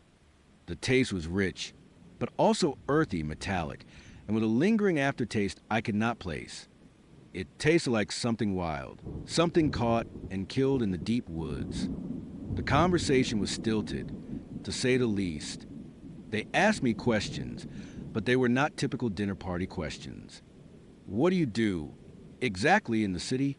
the pale man asked, his eyes never leaving mine. "I am an analyst," I replied, feeling increasingly uncomfortable, "for a financial firm." "Ah," he said, a slow smile spreading across his face, revealing teeth that seemed a little too sharp, a little too long. "You deal in numbers, in patterns, things that repeat." Something like that. I agreed, trying to match his tone, but feeling a cold dread creep up my spine. "Do you find patterns in everything?" asked the doll-faced woman, her voice still soft, but with an unsettling undertone. "Do you see the cycles of things? The turning of the wheel?" I tried to politely deflect. "Well, in finance, we look for trends." "Yes, trends," the bearded man rumbled from the end of the table. "The old ways are the best ways. The oldest trends are the strongest." Michael, who had been mostly silent, observing me with that same intense, unreadable gaze, finally spoke up. "They are very interested in the natural order of things." I forced a smile, feeling increasingly like an exhibit in a museum. These were not just Michael's eccentric friends. There was something profoundly wrong with them, with this place, with this whole situation. As the dinner progressed, the questions became more personal, more probing, but in a detached, almost scientific way. They wanted to know about my family, my background, my health, my aspirations, not in a friendly, getting to know you way, but as if they were gathering data. All the while, they ate their stew with a quiet, focused intensity, their eyes occasionally darting to me, then back to their plates. I noticed that no one seemed to drink water or wine, only a dark, thick liquid in small, ornate goblets. I had not been offered any, and I was grateful. I tried to excuse myself to the restroom, needing a moment to collect myself, to breathe, to figure out an exit strategy. Could I just use the facilities? The pale man nodded slowly. "Of course. Straight down the hall. Second door on your left." I practically leaped from my seat, mumbling a quick "excuse me." As I walked down the dark hallway, the metallic smell intensified, accompanied by something else, a low, rhythmic hum, almost imperceptible at first, but growing stronger as I moved further from the dining room. It was like a deep vibration, coming from somewhere in the house's foundation. I found the door, pushed it open and stepped inside. It was a small, windowless room, dimly lit by a single bare bulb. The air was heavy, cloying. I splashed cold water on my face, trying to clear my head. My reflection in the grimy mirror looked pale, eyes wide with fear I was trying desperately to suppress. That is when I noticed it, not in the bathroom itself, but through the thin wall, or perhaps from the room next door. The hum. It was louder here, a deep, resonant thrumming that seemed to vibrate in my bones. And with it, unmistakably, came the distinct, coppery smell of metal and blood. Fresh blood. My heart hammered against my ribs. This was not just a weird dinner party. This was something else entirely. I knew, with a certainty that chilled me to the marrow, that I was in danger. I had to get out. I dried my hands quickly and pushed the bathroom door open, my eyes scanning the dark hallway. The hum was definitely coming from the back of the house, growing in intensity. It sounded like machinery, heavy and powerful, operating deep within the earth. I could not go back to the dining room. Not yet. I had to find a way out, or at least understand what was happening. I crept silently down the hallway, away from the dining room, following the sound of the hum and the smell of metal and blood. The floorboards creaked softly under my weight, each sound amplified in the suffocating silence of the house. I passed a few closed doors, old and heavy. The last door at the end of the hall was slightly ajar, a sliver of yellowish light escaping from within. And from behind it, the hum was deafening, a low, guttural growl that vibrated through the very fabric of the house. The metallic smell was overwhelming now, acrid and sickening. My hand trembled as I pushed the door open a little further, just enough to peek inside. What I saw will haunt my nightmares until the day I die. It was not a room. It was a descent. A set of rough-hewn stone steps spiraled down into a cavernous space, lit by a few flickering oil lamps. The air was thick with mist and that horrific metallic smell. And at the bottom, in the center of the vast, open chamber, was a contraption. It was massive, made of dark, rusted iron and brass, with gears and levers and pipes twisting and turning. At its core was a large, circular basin, and within that basin I choked back a scream. A body, or what was left of one.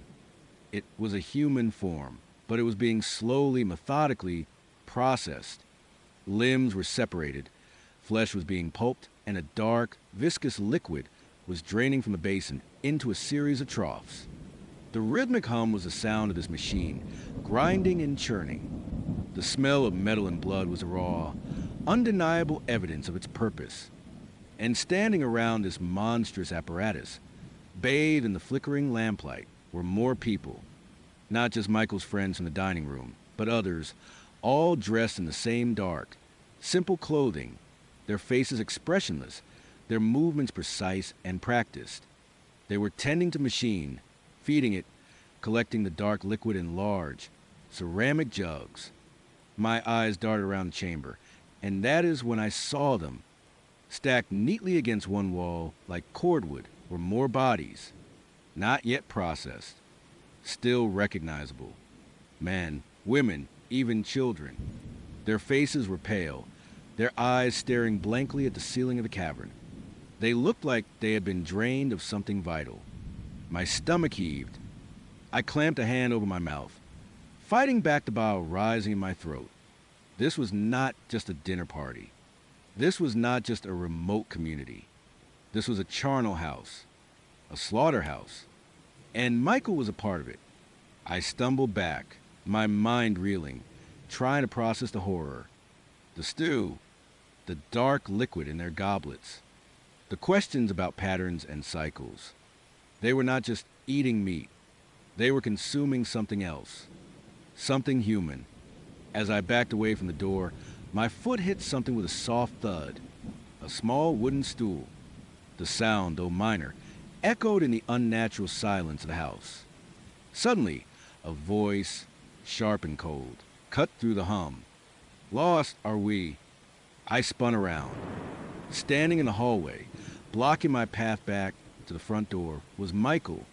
His charming smile was gone, replaced by an expression of cold, calculating fury.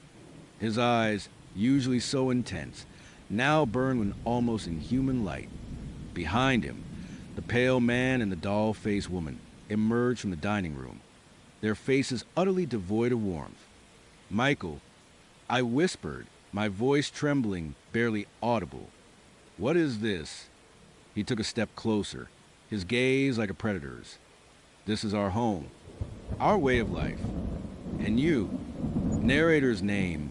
He finally said my name, but it sounded like a condemnation. "You were not supposed to see this." "Not yet. Not yet." I stammered, my mind racing, trying to find an escape. There was no way out.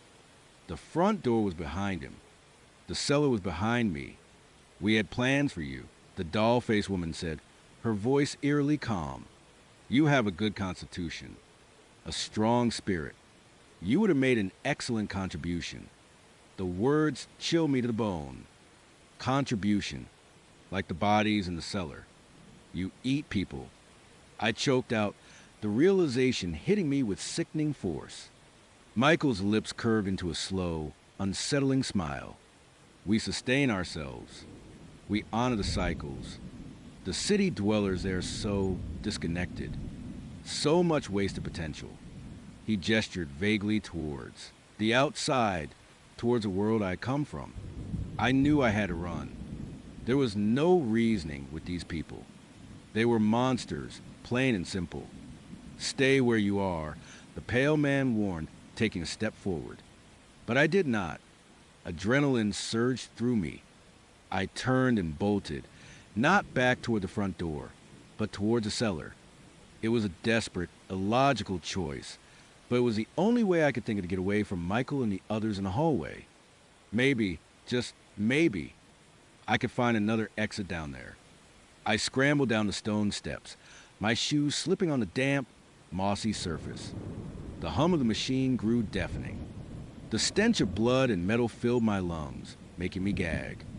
I could hear their footsteps pounding behind me, echoing in the narrow stairwell. I burst into the cavernous chamber, my eyes wide with terror. The people tending the machine looked up, their faces blank, unblinking. They did not move to stop me. They just stared like silent, morbid statues. I ran past the grinding machine, past a stack of bodies, my gaze frantically searching for an exit. There, in the far corner, almost obscured by shadows, was another opening, a rough-hewn tunnel, leading deeper into the earth. "She is going into the tunnels." I heard Michael shout from above, his voice echoing menacingly. I did not hesitate. I plunged into the dark tunnel, not knowing where it led, only knowing it was away from them. The air grew colder, heavier, filled with the smell of damp earth and something ancient. The tunnel was narrow, twisting, and completely dark. I stumbled, scraped my hands on the rough stone walls, but kept going, driven by pure terror. Behind me, I could hear their footsteps, closer now, and the rhythmic thrum of the machine seemed to follow me, a heartbeat of horror. I could hear their whispers, low and guttural, echoing in confined space. They were coming for me. I ran until my lungs burned, until my legs ached, until I felt like I could not take another step. The tunnel seemed endless, just when I thought I would collapse. I saw a faint glimmer of light ahead. Hope, a tiny, desperate spark, ignited within me. I pushed forward, scrambling towards the light, my heart pounding a frantic rhythm against my ribs. The tunnel widened slightly, and then, suddenly, I burst out into the cool night air. I was in the middle of the forest, surrounded by towering trees, under a sky full of stars. But I had no idea where I was. The tunnel exit was a cleverly concealed opening in the base of a rocky outcrop, almost invisible from the outside. I did not look back. I ran. I ran through the undergrowth, tearing my dress, scratching my arms and legs, not caring about the pain. I just ran blindly, fueled by the image of that grinding machine, the bodies. Michael's cold, predatory eyes.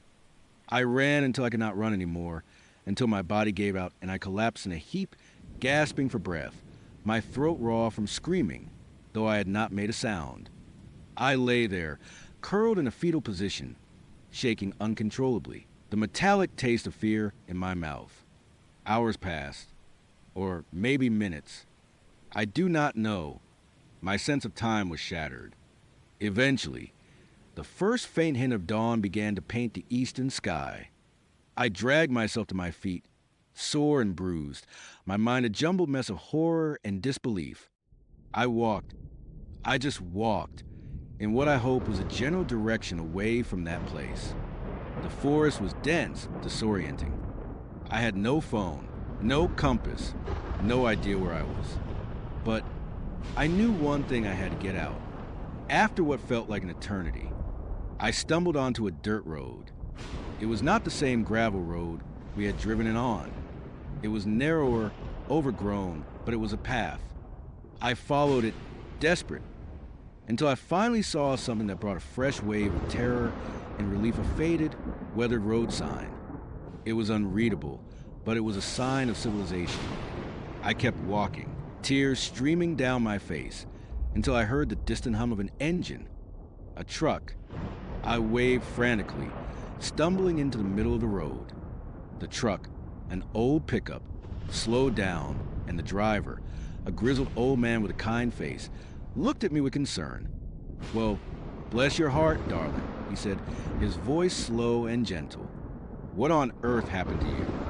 I could not speak. I just pointed vaguely behind me, towards the direction I had come from. There's a place he helped me into his truck, and I finally broke down, sobbing uncontrollably. He did not press me for details, just drove me to the nearest small town, a place I recognized from my own city's outer suburbs, though it was still miles from home. He called the police for me and then my family. The police came, of course. I told them everything, through gasps and tears, the words tumbling out in a torrent of horror. The remote town, Michael, the house, the cellar, the machine, the bodies. They listened patiently, their faces growing increasingly skeptical as my story grew more outlandish. They checked the GPS coordinates from my phone, which only showed a blank spot. They sent officers to the general area I described, but they found nothing. No unlisted settlement, no old stone house, no hidden tunnels, nothing but dense, undisturbed forest. They suggested I had been disoriented, perhaps suffered some kind of traumatic hallucination. They looked at my torn clothes, my scratches, my wild eyes, and gently suggested I get some rest, perhaps speak to a therapist. I knew the truth. I had been there. I had seen it. But how do you prove a town that does not exist on any map? How do you describe a horror so profound that it sounds like the raving of a madwoman? I never saw Michael again, of course. He vanished without a trace, his apartment empty, his phone disconnected. It was as if he had never existed, except for the indelible mark he left on my soul. To this day, the smell of metal or a low, rhythmic hum can make my stomach clench, a testament to what happened that night, something far beyond my darkest nightmares. That dinner party was not just an evening with a charming man and his eccentric friends. It was my descent into a hidden world of unspeakable horror, a world that exists just beyond the edges of our maps, waiting in the silent, dark places for those unlucky enough to stumble upon it. My life, like everyone's, has a distinct before and after, and for me, that line was drawn by a dinner party in a town that does not appear on any map. And sometimes, late at night, when the world is quiet, I can still hear the hum. That Tuesday night, after Michael walked me back to my car, I floated home on a cloud of giddy anticipation. Michael had invited me to meet his friends. It felt like a real milestone, a sign that things were moving forward with him. I spent the next few days in a pleasant haze, picking out an outfit, wondering what his friends would be like, and even mentally rehearsing polite conversation topics. He would only ever mention them, vaguely my old college buddies, people from back home. Nothing specific, which I found a little odd, but I chalked it up to him being a private person. Friday night, Michael called. His voice had a strange, almost clipped quality to it, a slight edge I had not noticed before. He explained that his friends lived a bit of a drive out of the city in a small, unincorporated community he just called the settlement. He said it was easier if he picked me up and we would ride together. I did not think much of it.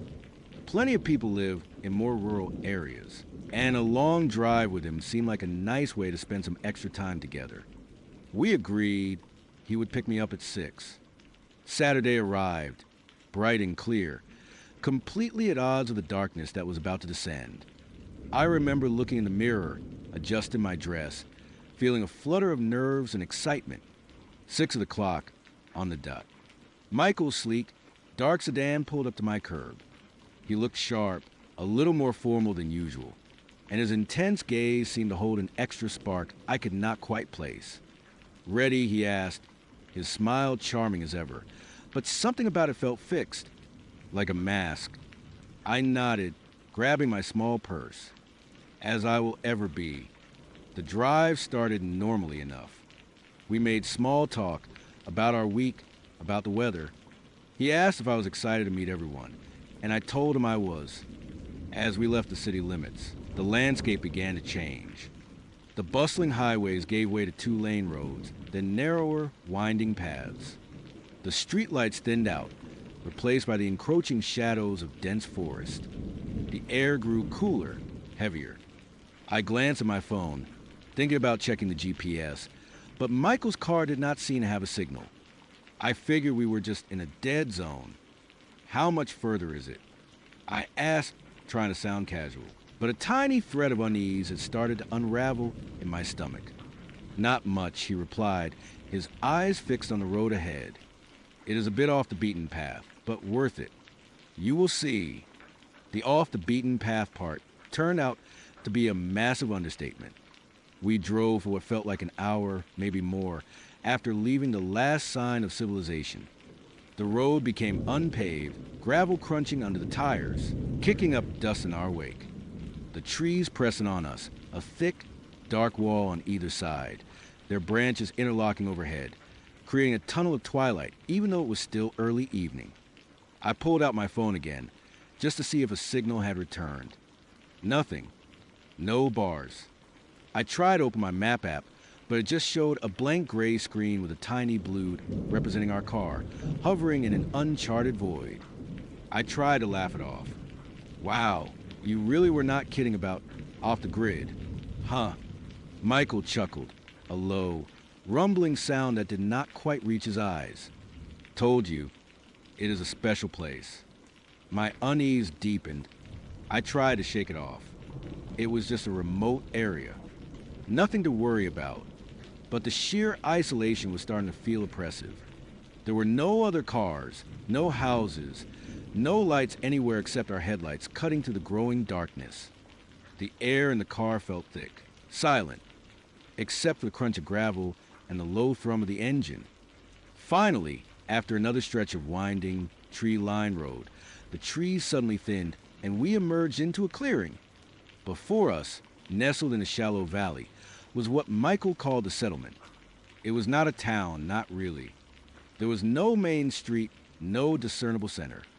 Just a cluster of old, dark houses, scattered seemingly at random, without the neat rows or planned layouts of even the smallest villages. They were all made of dark wood or stone, with steeply pitched roofs and small, unlit windows that looked like vacant eyes. No street lights. No illuminated signs. The only light came from a few scattered porch lights, casting weak, yellowish halos into the encroaching gloom. And the silence. It was profound. Not the peaceful silence of nature, but an unnatural, heavy quiet. No dogs barking, no distant traffic, no sound of human activity. It was like a photograph, frozen in time, waiting. "Here we are," Michael said, a note of pride in his voice that grated on my nerves. He drove slowly down what appeared to be the main path, more a dirt track than a road, past a few of the silent houses. They all looked similar, old, weathered, and somehow unwelcoming. I did not see anyone outside. No kids playing, no neighbors chatting, just shadows and silence. He pulled up in front of one of the larger houses, set a little apart from the others. It was a two-story structure made of dark, rough-hewn stone with a heavy wooden door and a few small, square windows on the upper floor.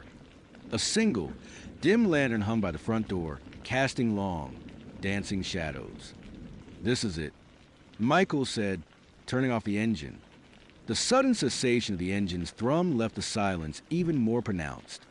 It pressed in, on my ears, a physical weight. I stepped out of the car, feeling the cool, damp air on my skin. The smell of pine and damp earth was strong, but beneath it, a faint, metallic tang seemed to cling to the air, almost like ozone after a lightning strike, or old blood. I shivered, though not from the cold. Michael led me up a short, uneven stone path to the front door. He did not knock. He simply turned the heavy iron handle and pushed the door open. It swung inward with a low groan, revealing a dark, cavernous hallway. "Come on in," he said, his hand lightly on the small of my back, guiding me inside. The interior was even darker than outside. The air was thick, heavy with the scent of old wood, dust, and that faint, unsettling metallic odor. As my eyes adjusted, I saw that the hallway was sparsely furnished, with a worn rug and a tall, dark wooden coat rack. No pictures on the walls, no personal touches. From deeper within the house, I heard voices low, murmuring like a hive of bees. Michael smiled. "They are in the dining room." He led me through a wide archway into a large room dominated by a long, heavy wooden table. Around it sat 5 people, 3 men and 2 women, all looking up as we entered. They were not smiling.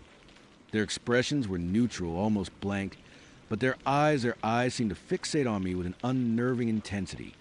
They were all dressed in dark, simple clothing, like something out of a different era. "Everyone," Michael announced, his voice suddenly louder, more jovial than before. "This is narrator's name." He did not actually say my name. He just gestured vaguely in my direction, and a chill ran down my spine. Had I told him my name? Of course. I had, many times. The people at the table did not speak. They simply stared. One of the men, the last thing I remembered clearly, was a blinding light in Liam's apartment, the guttural shriek, and his contorted face warning me to run. I did not need to be told twice. I fled, the tires of my old sedan screaming in protest as I peeled out of his complex, leaving behind the suffocating darkness and the chilling revelation that I was once again a target. I drove for hours, the rising sun a welcome, almost painful, assault on my eyes. I kept driving until the gas tank was nearly empty and my vision blurred from exhaustion. I pulled into a nameless motel parking lot, the kind with flickering neon signs and a pervasive smell of stale cigarette smoke. The room was dingy, the bedspread questionable, but it was a sanctuary of sorts. I locked the door, pushed the dresser in front of it, and collapsed onto the bed, staring at the popcorn ceiling until the sun was high in the sky. They had found me. Again, it was not just Sarah's house. It was not just a random encounter with a cult. This was personal. These things, these shadows, whatever they were not just preying on unlucky souls. They were hunting me. And the most terrifying part, Liam's warning, "You can't outrun your own shadow," echoed in my mind. The dark would always catch up. The next few weeks were a blur of paranoia and self-imposed isolation. I changed my number, paid for everything in cash, and moved from motel to motel, always checking the locks, always scanning the shadows. Sleep was a luxury I rarely afforded myself. Haunted by the image of Liam's eyes, those ancient, predatory eyes that had once seemed so kind, I tried to rationalize it. Maybe I was going crazy. Maybe the stress, the trauma, had finally broken me. But the memory of the rippling shadow, the chorus of voices, Liam's agonizing transformation, it was too vivid, too real. My mind, no matter how desperately I tried to convince it otherwise, knew the truth. The loneliness, though, was a different kind of monster.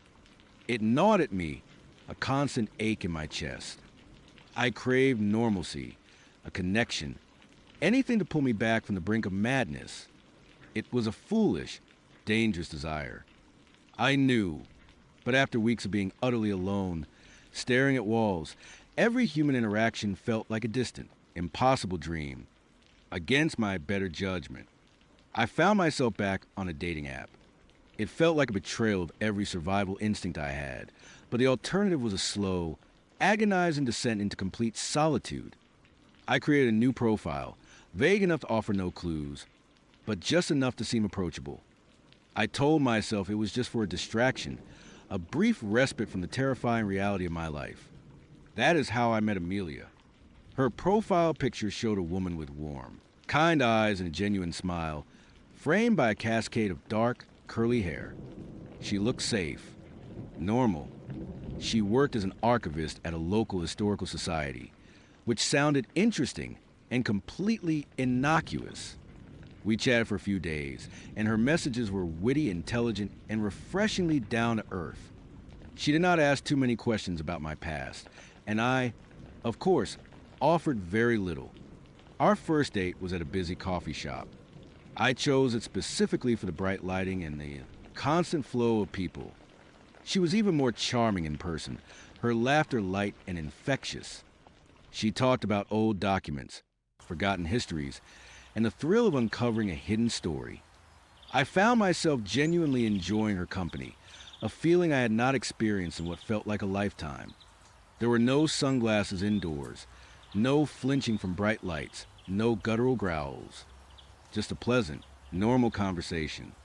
We went on a few more dates, a stroll through a well-lit botanical garden, dinner at a bustling Italian restaurant. Each time, I scrutinized her, searching for any flicker of the darkness I would come to associate with them. But there was nothing. She seemed genuinely kind, a little quirky, and completely human. I started to relax, a dangerous but irresistible sensation. Maybe, just maybe, I would finally found someone normal. After a couple of weeks, she invited me over to her place. I have a collection of antique maps I think you would find fascinating, she would said, her eyes sparkling. And I make a mean homemade lasagna. I hesitated. A private residence. Alone with her. My paranoia, though dulled by Amelia's charm, still whispered warnings. But the desire for a normal evening, a real connection, overruled it. I told myself I was being ridiculous. She was nothing like Liam. Her house would be a brightly lit, cozy home, not a suffocating cavie. Her house was an old Victorian, tucked away on a quiet, tree-lined street. It had a welcoming, slightly overgrown garden and a porch swing that creaked gently in the evening breeze. Inside, it was a treasure trove of history. Bookshelves lined every wall, overflowing with volumes of all shapes and sizes. Old photographs, framed and unframed, sat on every surface. The air smelled of old paper, dust, and something faintly floral. It was charming, a bit cluttered, and utterly devoid of the oppressive darkness I would come to expect. "Welcome to my little slice of the past," she said, gesturing around with a proud smile. "Make yourself at home. I just need to pop the lasagna in the oven." While she was in the kitchen, I wandered through the living room, running my fingers over the spines of ancient books. There was a warmth to the place, a sense of lived-in history that was comforting. I found myself drawn to a small, ornate writing desk in the corner, its surface covered with stacks of papers, old letters, and a magnifying glass. Given her profession, it was not surprising. She was probably working on something. I picked up a faded, leather-bound journal, its pages brittle with age. It seemed to be a collection of local anecdotes from the early 20th century. I was engrossed, flipping through the delicate script, when Amelia called from the kitchen. "Hey, could you do me a huge favor? My grandmother's old filing cabinet in the study is a mess. I need to find a specific deed for a project, and I swear it is buried under a mountain of junk. It is the room at the end of the hall, just past the bathroom. If you could just clear off the top a bit, I would be so grateful." "No problem." I called back, putting the journal down. This was a normal request, a domestic chore. It felt nice, normal. I found the study. It was smaller than the living room, even more cluttered, and smelled distinctly of cedar and mothballs. An old, heavy wooden filing cabinet stood against one wall, dwarfing the small space. True to her word, the top was pile high with an eclectic mix of items: old newspapers, stacks of magazines, a ceramic cat figurine, and a few dusty cardboard boxes. I started clearing the boxes, carefully placing them on the floor.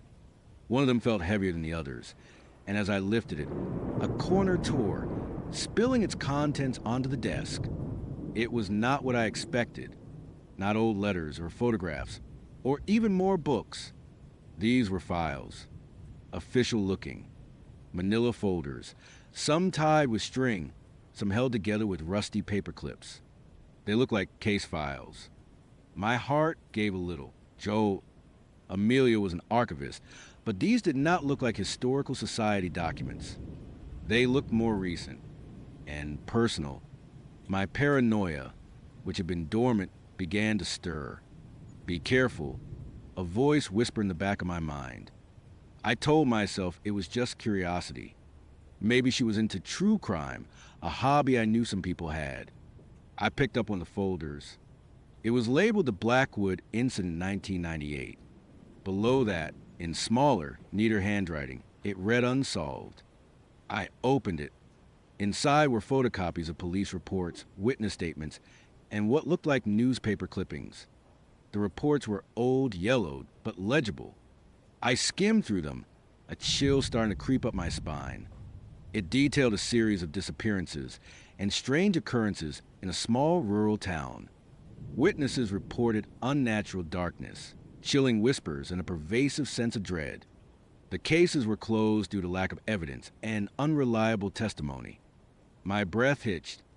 Unnatural darkness, chilling whispers. It sounded eerily familiar. My hands started to tremble. I put that folder down and picked up another. This one was labeled the Fenwick Case 2003. More police reports.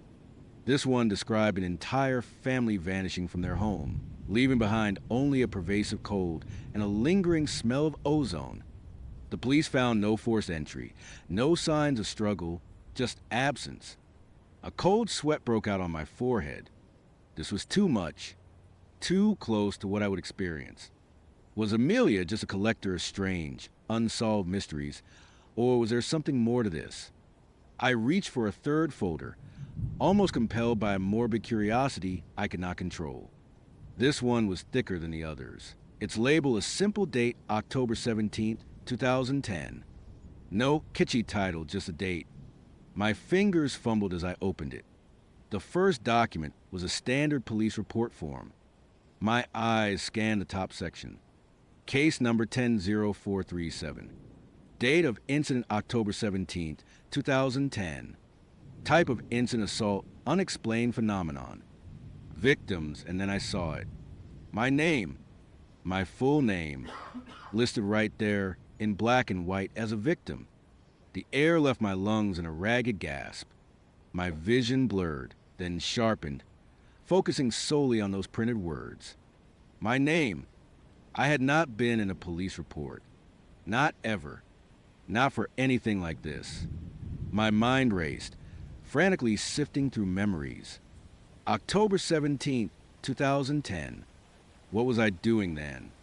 I was in college. I was living off campus. I remembered a period of intense stress. A few weeks I could not quite account for. A vague sense of disorientation that I would attribute to overwork and lack of sleep. I would even had some odd nightmares around that time, but I would dismiss them as anxiety. Now, a horrifying possibility began to form. I quickly flipped to the next page, desperate for answers.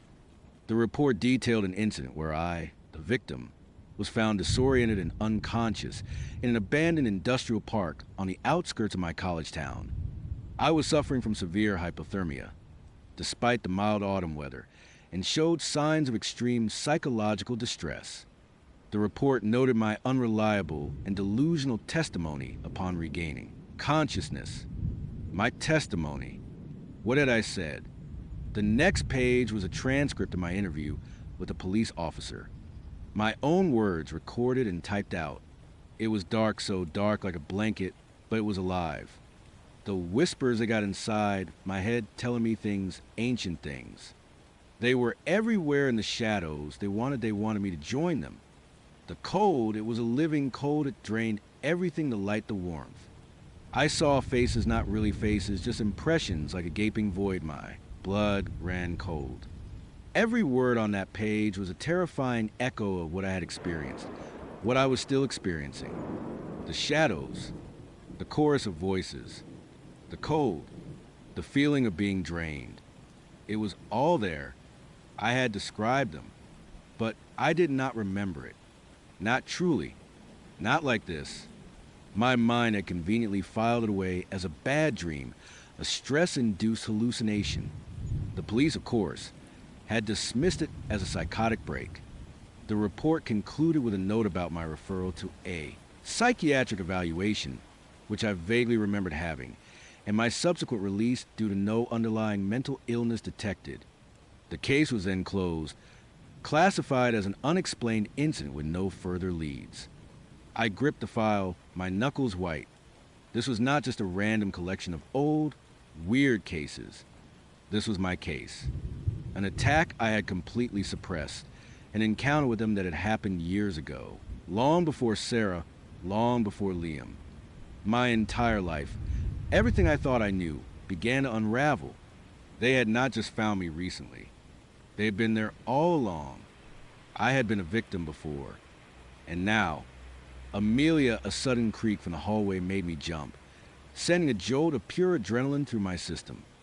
I slammed the folder shut, my heart hammering against my ribs. I shoved it back into the box, trying to make it look undisturbed, but my hands were shaking so violently I almost dropped the whole stack. Amelia's voice, warm and cheerful, cut through the silence. Lasagna's almost ready. Did you find anything interesting in there? I spun around, my breath catching in my throat. She was standing in the doorway, a gentle smile on her face, a dish towel draped over her shoulder. But in that moment, her smile looked predatory, her eyes too knowing. The scent of old paper and dust suddenly felt heavy, suffocating. The charming clutter of the study now felt like a carefully constructed cage. Just old papers. I managed, my voice raspy. I tried to sound casual, but I knew I failed. My face felt hot, my palms clammy.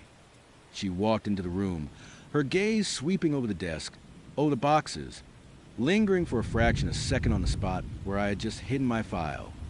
"Oh, that old thing," she said, her voice still light. Grandma was a bit of a pack rat. She kept everything. She moved closer, her presence suddenly overwhelming. The air in the small study felt thick, heavy. I could almost feel the shadows in the corners of the room, shifting, watching. "You know," she continued, her voice dropping slightly, "I have always been fascinated by unsolved mysteries. Cases where things just do not add up, where the official explanation falls short." She reached out, her fingers brushing against one of the other folders I would looked at, the one about the disappearing family. Like this one, the Fenwick family, vanished without a trace.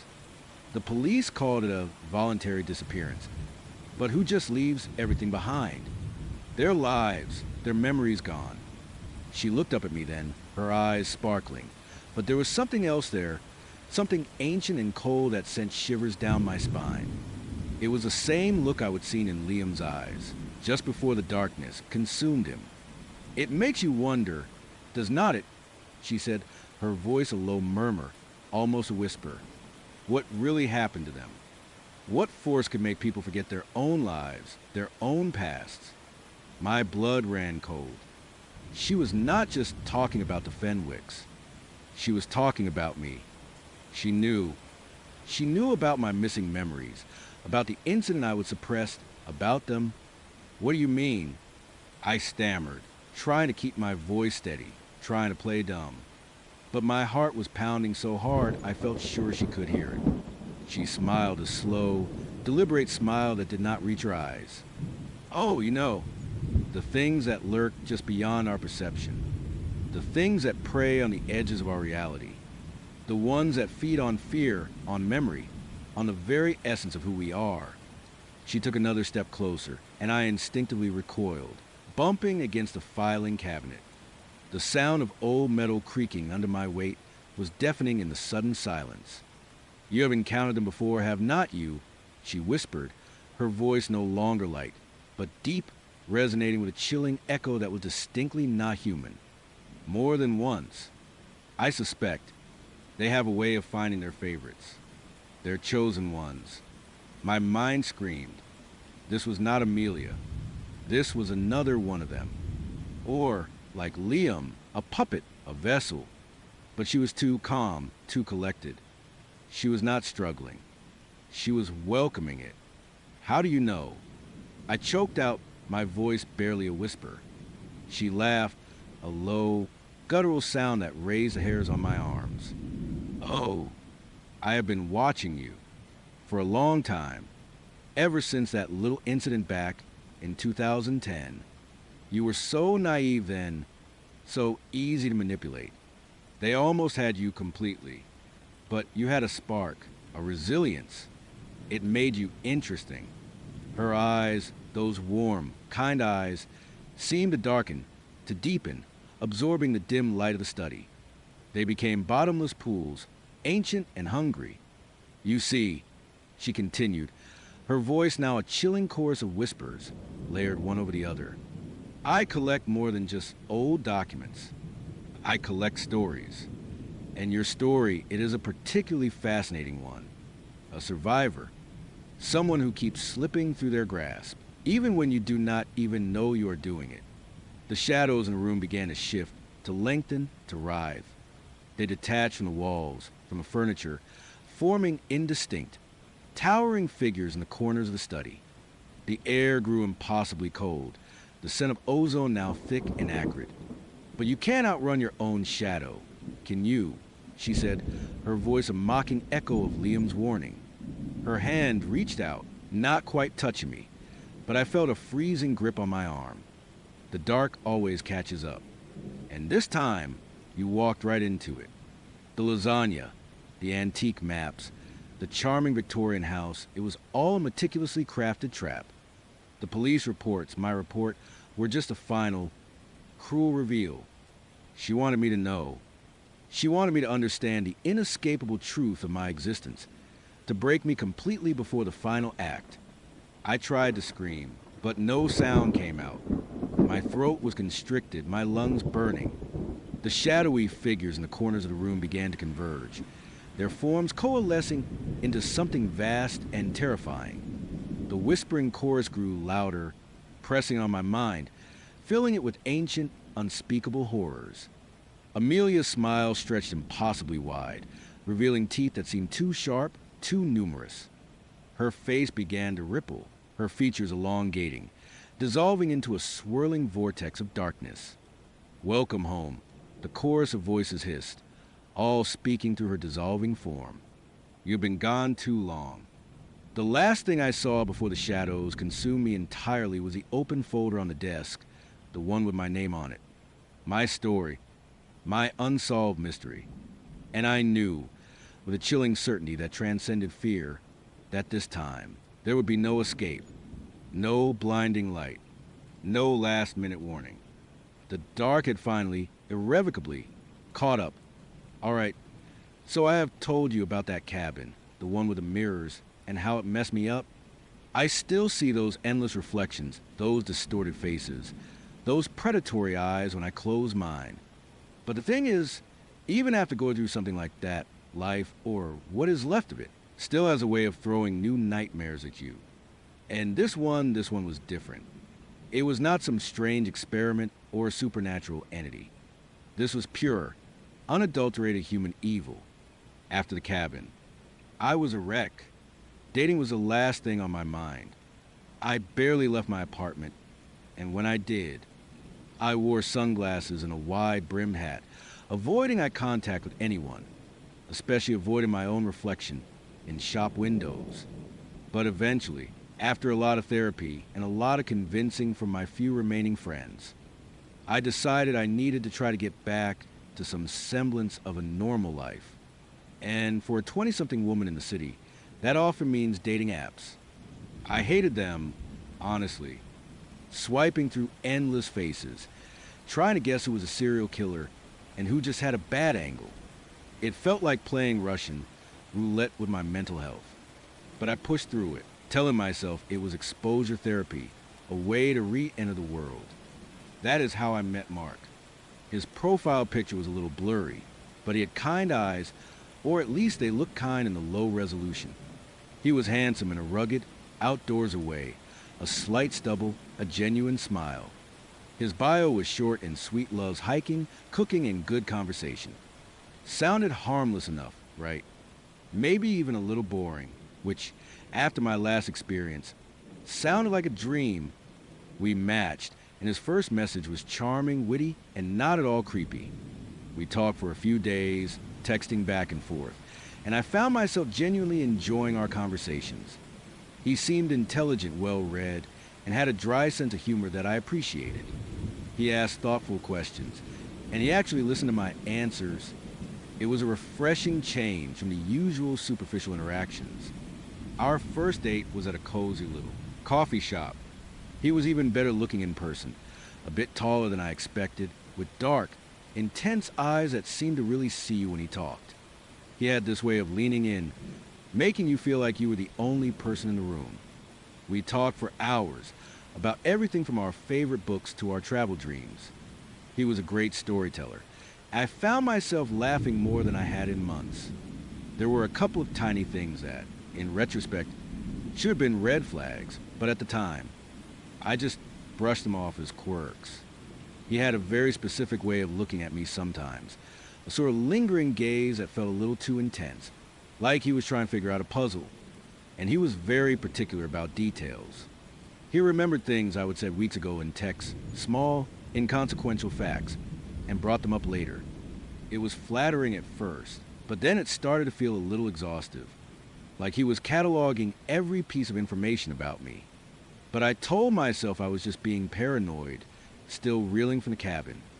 This was normal dating anxiety, not a premonition. We went on a few more dates. Dinner, a movie, a walk in park. Each time, he was a perfect gentleman. He opened doors, pulled out my chair, paid for everything, and made sure I got home safely. He seemed genuinely interested in me, my life, my thoughts. I started to let my guard down a little. I even found myself thinking, maybe this is it. Maybe I can actually have a normal life again. Then came the invitation. Hey, he texted one Tuesday evening. I am making my famous homemade lasagna this Friday. Would you like to come over? We could watch a movie, relax. My heart did a little flutter. This was a big step. Meeting at his place. It meant things were getting serious. A small part of me, the part that had been through too much, felt a prickle of unease. But the larger part, the part that craved normalcy and connection, overruled it. Sounds wonderful. I replied, I would love to. Friday evening arrived, and I found myself surprisingly excited. I put on a cute but casual outfit, did my hair, and even put on a little extra makeup. I wanted to make a good impression. He lived a bit outside the city, in a quieter, more suburban area. The drive out there was pleasant, the late afternoon sun casting long shadows. His house was unremarkable. It was a split-level, beige siding, a well-maintained but generic lawn. No overgrown bushes or creepy shadows. Nothing that immediately screamed horror movie set. It was just normal. And that, in itself, was almost unsettling after the cabin. I would learn that true horror often hides behind the mundane. He met me at the door with a warm smile and a hug. Sarah, you made it. Come in, come in. The inside of the house was like the outside, perfectly unremarkable. Clean, almost sterile. Minimalist decor. A few tasteful pieces of art on the walls, mostly landscapes. No personal photos, which I thought was a little odd, but again, I chalked it up to his minimalist aesthetic. The air was cool, almost a little too cool for a comfortable evening, and there was a faint, almost imperceptible smell. It was not unpleasant, but it was clinical, like a hospital or a dentist's office. I could not quite place it. Make yourself at home, he said, gesturing to a pristine white sofa. Can I get you anything to drink? Wine. Water. I have sparkling. Still, filtered just water, please. I said, trying to relax. Still is fine. He went into the kitchen, and I sat on the sofa, feeling a little stiff. The house felt quiet. Too quiet. No ambient noise. No hum of appliances. Just a profound stillness. I noticed his eyes on me again, that lingering, intense gaze, as he handed me a glass of water. He seemed to study my reaction to the house, to the drink. So, lasagna, I said, trying to break the silence and lighten the mood. Smells great. I was lying. I could not smell anything distinct yet, just that faint, clinical scent. He smiled. Oh, it is not quite ready yet. Needs another 20 minutes or so. I put a lot of love into it. Special ingredients. He winked, and I tried to laugh, but it felt forced. We talked for a bit, mostly about my week, my job, my friends. He seemed less inclined to talk about himself, deflecting questions with humor or turning them back to me. It was a subtle shift from our previous dates, where he would have been more open. Now, he seemed to be observing me, collecting data. I just need to check on the lasagna, he said eventually, standing up, and maybe grab a few more things from the kitchen. Feel free to explore if you want, or just relax. He disappeared into the kitchen, and I was left alone in the living room. The silence pressed in on me. My earlier excitement had evaporated, replaced by a growing knot of unease in my stomach. That smell, that faint, metallic, clinical smell, seemed to be getting stronger. It was like iron, but not quite. Something else. I tried to shake off the feeling. It was just a new environment.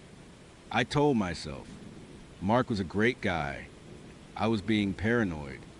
But my gut, that primal instinct that saved me before, was screaming.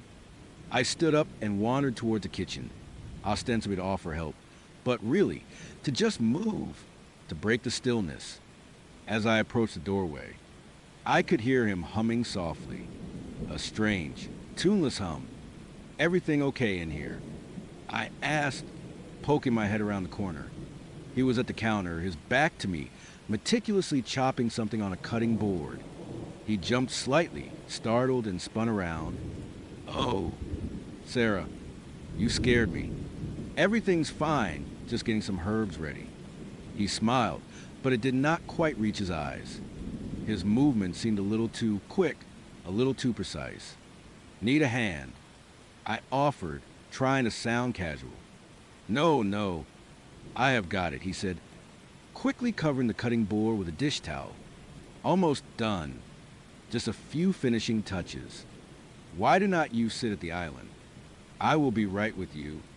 I sat on a bar stool, trying to appear relaxed, but my eyes darted around the kitchen. It was immaculate. Stainless steel appliances, gleaming countertops. Not a speck of dust. It felt more like a showroom than a lived-in kitchen. And that smell, it was definitely stronger in here. A faint, almost sweet, but fundamentally wrong odor. Could I get some more water? I asked, my voice a little too high. My glass is almost empty. Of course, he said, turning to the fridge. Help yourself, actually. You know where it is. He gestured vaguely, then turned back to the counter, his back to me again. He seemed to be intensely focused on something, humming that same tuneless melody. This was my chance. I slid off the stool, my heart thumping a nervous rhythm against my ribs. I walked to the refrigerator, pulling the handle. The door swung open with a soft hiss, and the internal light flickered on. And that is when I saw it. It was not food, not a single carton of milk, not a leftover container, not a bag of vegetables.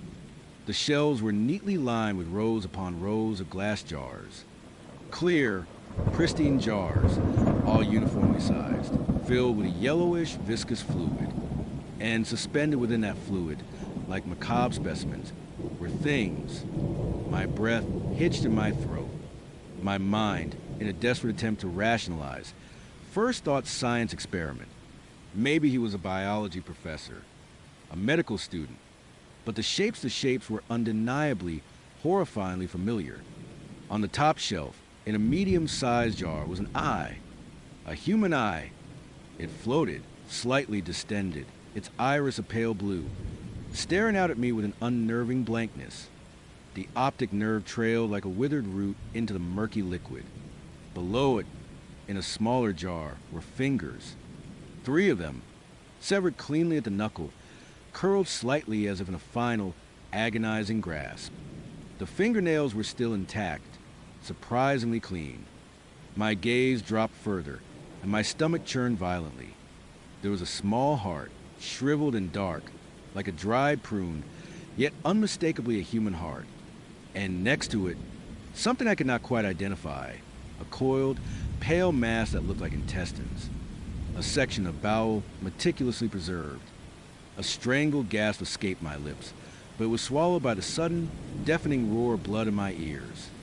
The smell, that clinical, metallic, sweet, but rotten smell, hit me full force now. It was not just in the air, it was coming from the fridge, from those jars, from those silent, staring relics of what once was human. Formaldehyde, I realized, and something else. The smell of death, preserved. My hand still gripped the refrigerator door, but my fingers felt numb, detached. My entire body had gone rigid with shock and terror. My eyes, wide and unblinking, were fixed on the horrors within, unable to tear away. The light from the fridge cast an eerie glow on the jars, making the contents seem to pulse, to breathe with a grotesque life of their own. I could hear Mark's humming stop.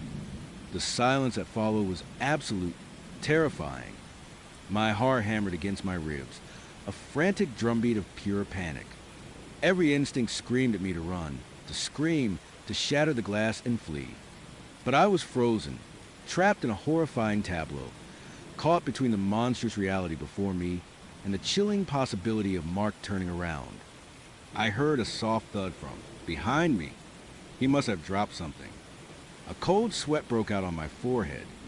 My mind raced, trying to formulate a plan, any plan.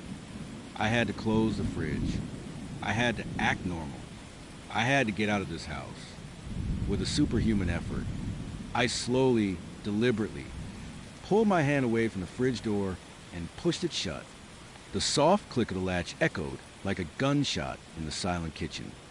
I leaned against the cold metal, my breath ragged, trying to compose myself. My reflection in the stainless steel was a mask of stark terror.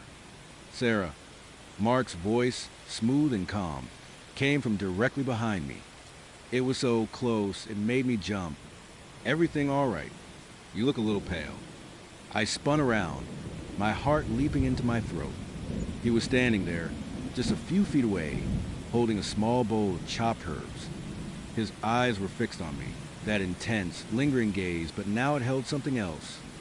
A knowing glint, a predatory satisfaction. Oh, I stammered, trying to force a smile. Yeah, I am fine, just a little lightheaded. Must be hungry. My voice sounded reedy, alien. He took a step closer. Hungry? Huh. Well, the lasagna is almost ready. It is truly a special recipe. I put a lot of myself into it. He smiled, a slow, deliberate smile that did not reach his eyes. And a lot of others.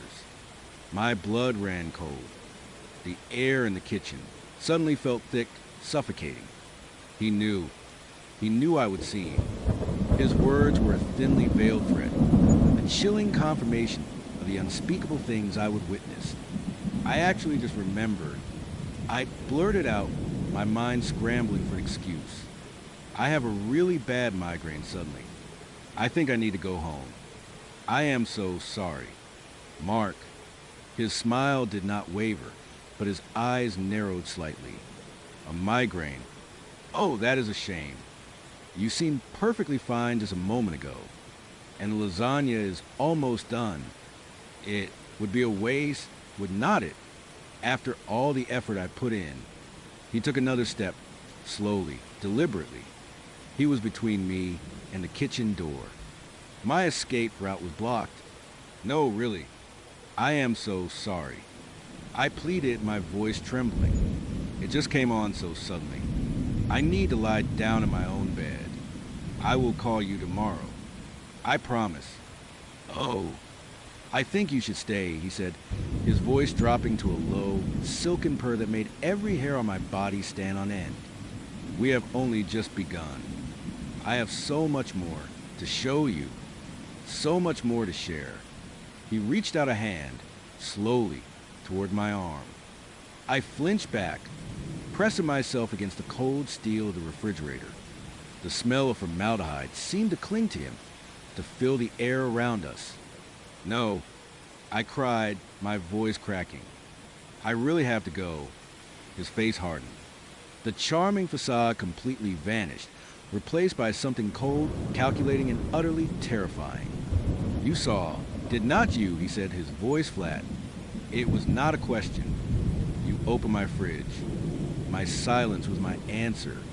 Ashamed, he continued, shaking his head slightly. I thought you were different. I thought you might appreciate my collection. My art. Most people do not understand. They just scream. But you, Sarah, you have an interesting mind. I thought you might be a good addition. My mind raced.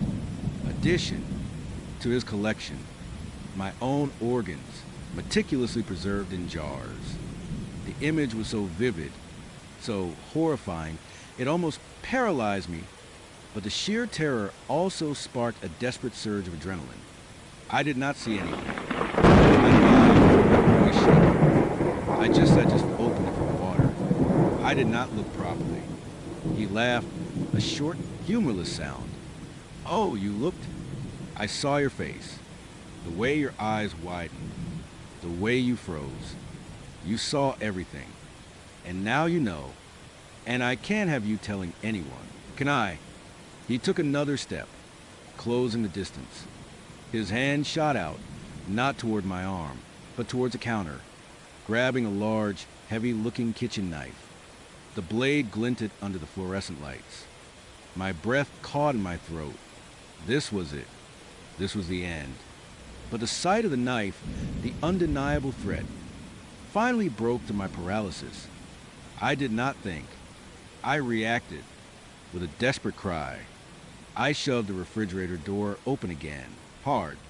The sudden, unexpected movement caught him off guard.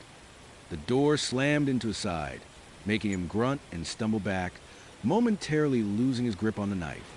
It clattered to the floor with a metallic ring. The open fridge revealed the jars again, the pale eye staring, the severed fingers beckoning. The sight fueled my terror, but also my resolve. I could not let him do this to me.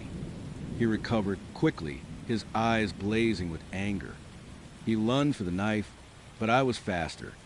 I did not stop to grab my purse, my phone, nothing. I just ran.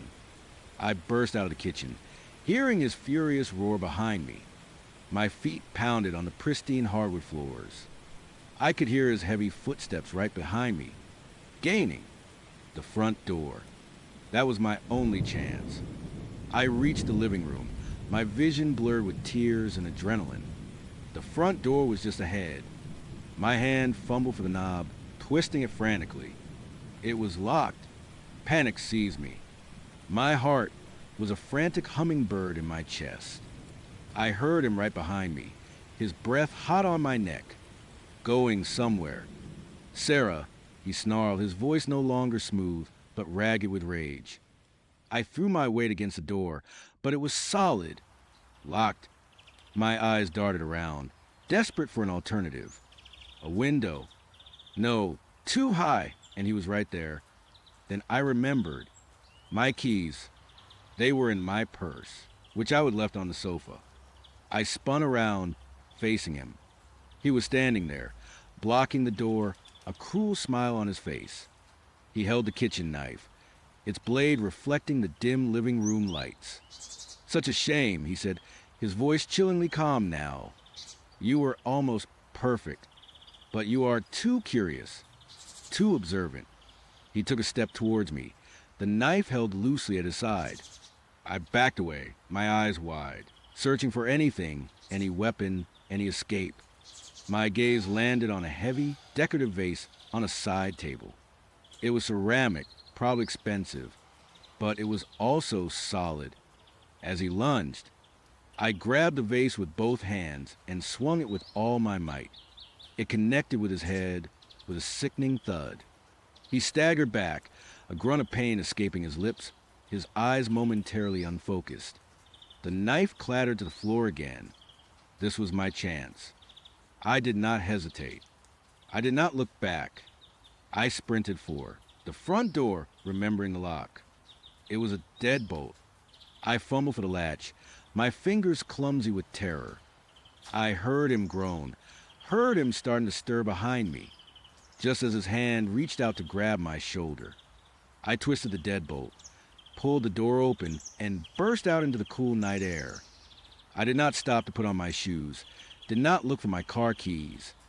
I just ran down the driveway, onto the street, my bare feet slapping against the pavement, the gravel digging into my soles. I ran until my lungs burned, until my legs screamed, until I could no longer hear any footsteps behind me. I did not know where I was going, just away, away from that house, away from Mark, away from those jars. Eventually, I collapsed on the side of the road, gasping for breath, my body shaking uncontrollably. I managed to pull out my phone miraculously. It had been in my pocket, and called 911, my voice a ragged, incoherent whisper. The police arrived quickly. I was a mess, hysterical, barefoot, covered in dirt and scratches. I tried to explain, to tell them about the fridge, about the organs, about Mark and his knife. They listened patiently, their faces grim. They went to the house. I waited in the back of the police car, shivering, watching the flashing lights. After what felt like an eternity, an officer came back. "Miss," he said, his voice gentle, "we checked the house. There is no one there, and the refrigerator is empty. Nothing but a few condiments." My blood ran cold again, this time with a different kind of terror. Empty. How could it be empty? I had seen them. I had seen the eye, the fingers, the heart. "No," I cried. "You have to look again. He must have hidden them." He had jars with body parts. They searched the house again, thoroughly this time, but found nothing. No jars, no peculiar smells, no signs of a struggle beyond the overturned vase and the dropped knife, which they did find. Mark was gone, vanished. They suggested I might have been disoriented, traumatized, that perhaps I had imagined some of the details, that maybe it was a prank or a misunderstanding. They even hinted at a possible psychological break, given my recent history with the cabin. But I knew what I saw. I knew. I never saw Mark again. The police could not find him. His phone was disconnected, his online profiles deleted. It was as if he had never existed, save for the terrifying memory burned into my mind. To this day, I can't open a refrigerator without a jolt of fear. The sight of glass jars, especially those filled with anything murky or yellowish, sends a sickening wave of nausea through me. The smell of formaldehyde, even the faintest whiff, can trigger a full-blown panic attack. I still cover all reflective surfaces in my apartment. But the cabin's reflections, the distorted faces, the predatory eyes, they are still there. And now, they are joined by another image of pristine refrigerator, shelves neatly lined with jars, and within them, the pale, staring remnants of human life. I sometimes wonder if the police were right. If he cleaned it all up, moved everything, then disappeared into the night, knowing I would be dismissed as crazy. Or maybe Just maybe he never intended to leave any evidence. Maybe he knew exactly how to make a woman sound unhinged. I do not know. All I know is that I escaped. But the memory of that fridge, of those jars, of Mark's chilling smile, it is etched into my soul. And I am forever haunted by the thought that somewhere out there, Mark is still collecting, still adding to his special recipe. And he is looking for his next ingredient. It is funny how a single night can rearrange the entire architecture of your world. 1 minute, you are floating, convinced you have finally found something good, something real. The next, the ground drops out from under you, and you're left scrambling in the dark, wondering if anything you ever believed was true. For me, that night started like any other promising first date, but it ended with a chilling draft that still has not left my bones. My name's Alex, and for the past 8 years, I have been living in a kind of suspended animation. 8 years since my sister, Emily, vanished. She was 22, vibrant, full of life, and then, poof, gone. One day she was there, laughing about some stupid meme. The next, a gaping hole in our family that never healed. The police did their best, but eventually, the tips dried up, the posters faded, and the leads went cold. My parents, they never really recovered. My mom still sets an extra plate for her at Thanksgiving, just in case. My dad just stares at it, a hollow look in his eyes. Me, I just learned to live with a phantom limb of her absence, a constant ache that never quite goes away. It made dating complicated. How do you explain that kind of grief, that kind of open wound, to someone new without scaring them off? Most people just do not get it. They offer platitudes, or worse, pity. So I mostly kept to myself, buried in work, occasionally swiping through dating apps with the same detached cynicism I use for online shopping. That is how I met Clara. Her profile picture showed her laughing, a cascade of dark, curly hair framing a bright, open face. Her bio was witty, intelligent, and did not mention anything about living life to the fullest or wanderlust. It just talked about her love for old horror films and obscure indie bands. My kind of weird. We messaged back and forth for a few days, and the conversation flowed so easily it was almost unnerving. She seemed genuinely interested in what I had to say, and her responses were thoughtful, not just one-word replies. After a week, I finally asked her out. She suggested a small Italian place downtown, a cozy spot with red checkered tablecloths and the scent of garlic and basil heavy in the air. When I walked in, she was already there, tucked away in a booth by the window, sipping a glass of red wine. She looked even better in person, her eyes sparkling with an intelligence that drew me in. We talked for hours. About our jobs, she was a freelance graphic designer. I was a software engineer. About our favorite books, our travel dreams, the mundane annoyances of city living. I even found myself, to my own surprise, talking about Emily. Not in detail, not the raw, gaping wound, but just enough to explain why I sometimes seemed a little distant. Clara listened, her gaze steady and empathetic. She did not offer any empty condolences or try to change the subject. She just nodded, her expression understanding. That must be incredibly hard, she said softly, and for the first time in a long time, I felt truly seen. The evening was perfect, so perfect, in fact, that when the waiter brought the check, I felt a pang of disappointment. I did not want it to end. As if reading my mind, Clara smiled. My place is not far, she offered. If you would like to continue this conversation over a nightcap, I make a mean old-fashioned. My heart did a little flutter. An invitation back to her place on the first date. A part of me, the part that had been burned by previous attempts at connection, urged caution. But the other part, the part that was desperate for warmth and connection, the part that was utterly charmed by Clara, overruled it. I would love that, I said, a genuine smile spreading across my face. Her house was a charming, slightly older Victorian. tucked away on a quiet, tree-lined street a few blocks from the restaurant. It had a welcoming porch swing and a small, overgrown garden that hinted at a whimsical nature.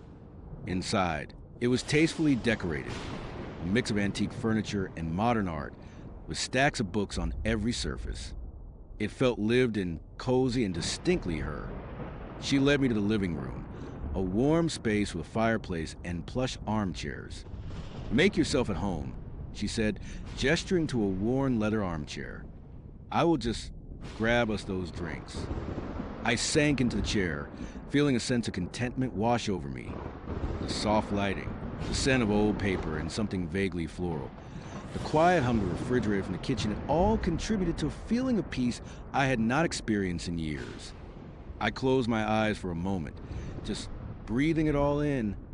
That is when I heard it. A faint, almost imperceptible sound. A soft thud, like something shifting the walls, or a house settling. I opened my eyes, scanning the room. Nothing. Must be the old house. I thought, old houses make noises. I shrugged it off, reaching for a book on a nearby table. A collection of Poe's short stories. Clara returned a few minutes later, 2 perfectly crafted old fashions in hand. She handed me one, the ice clinking softly, and settled into the armchair opposite me. We talked more, the conversation flowing as easily as before, the alcohol loosening my tongue just enough to make me feel completely at ease. I found myself laughing, genuinely laughing, for the first time in what felt like forever. Then it happened again. This time it was not a thud. It was a faint, muffled sound like a choked sob or whimper, quickly cut off. It was softer than a whisper, but distinct enough to make the hair on my arms prickle. It seemed to come from below. I paused mid-sentence, my glass halfway to my lips. "Did you hear that?" I asked, my voice a little lower than I intended. Clara looked at me, her brow furrowed slightly. "Hear what?" "Alex." Her eyes were wide, innocent.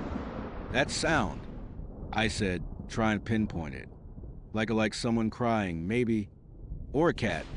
She chuckled softly, shaking her head.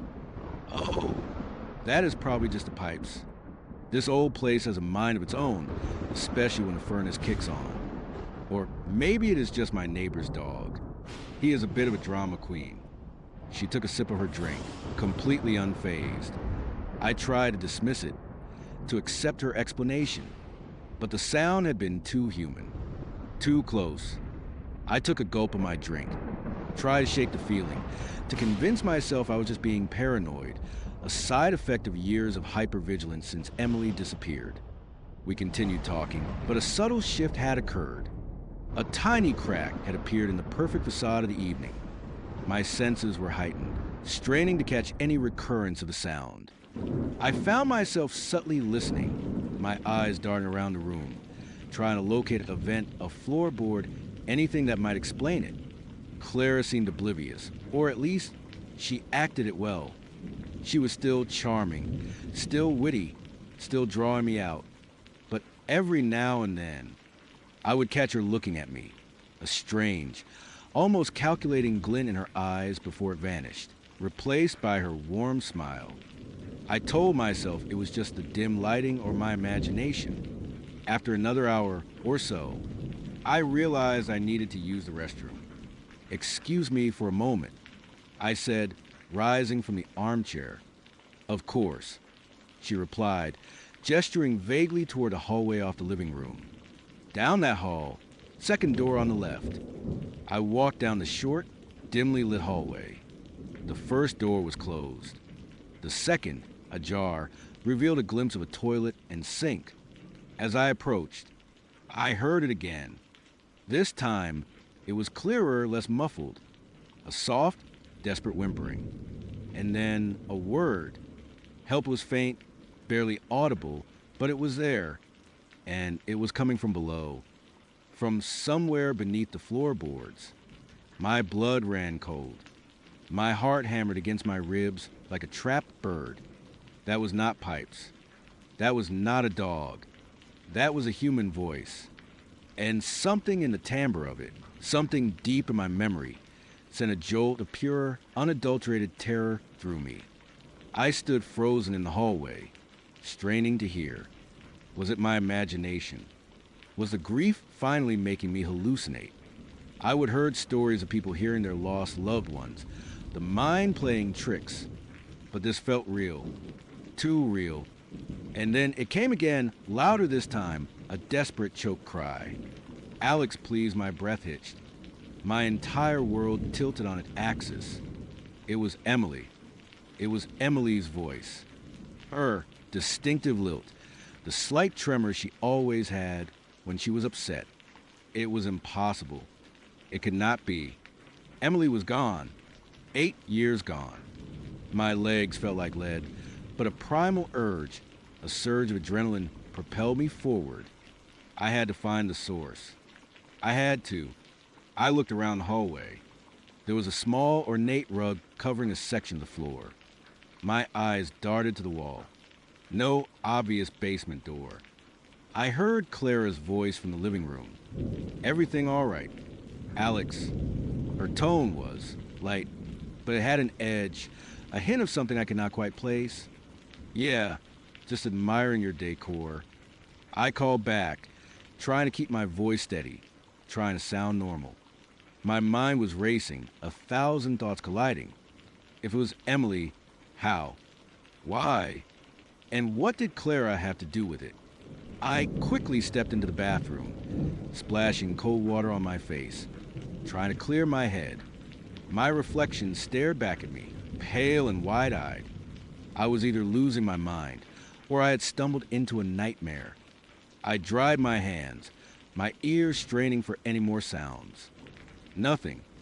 The house was silent again, a heavy, oppressive silence. When I returned to the living room, Clara was watching me, a faint, almost imperceptible smile playing on her lips. "You look like you have seen a ghost," she said, her eyes twinkling. I forced a laugh that sounded hollow even to my own ears. Just a long day. I guess.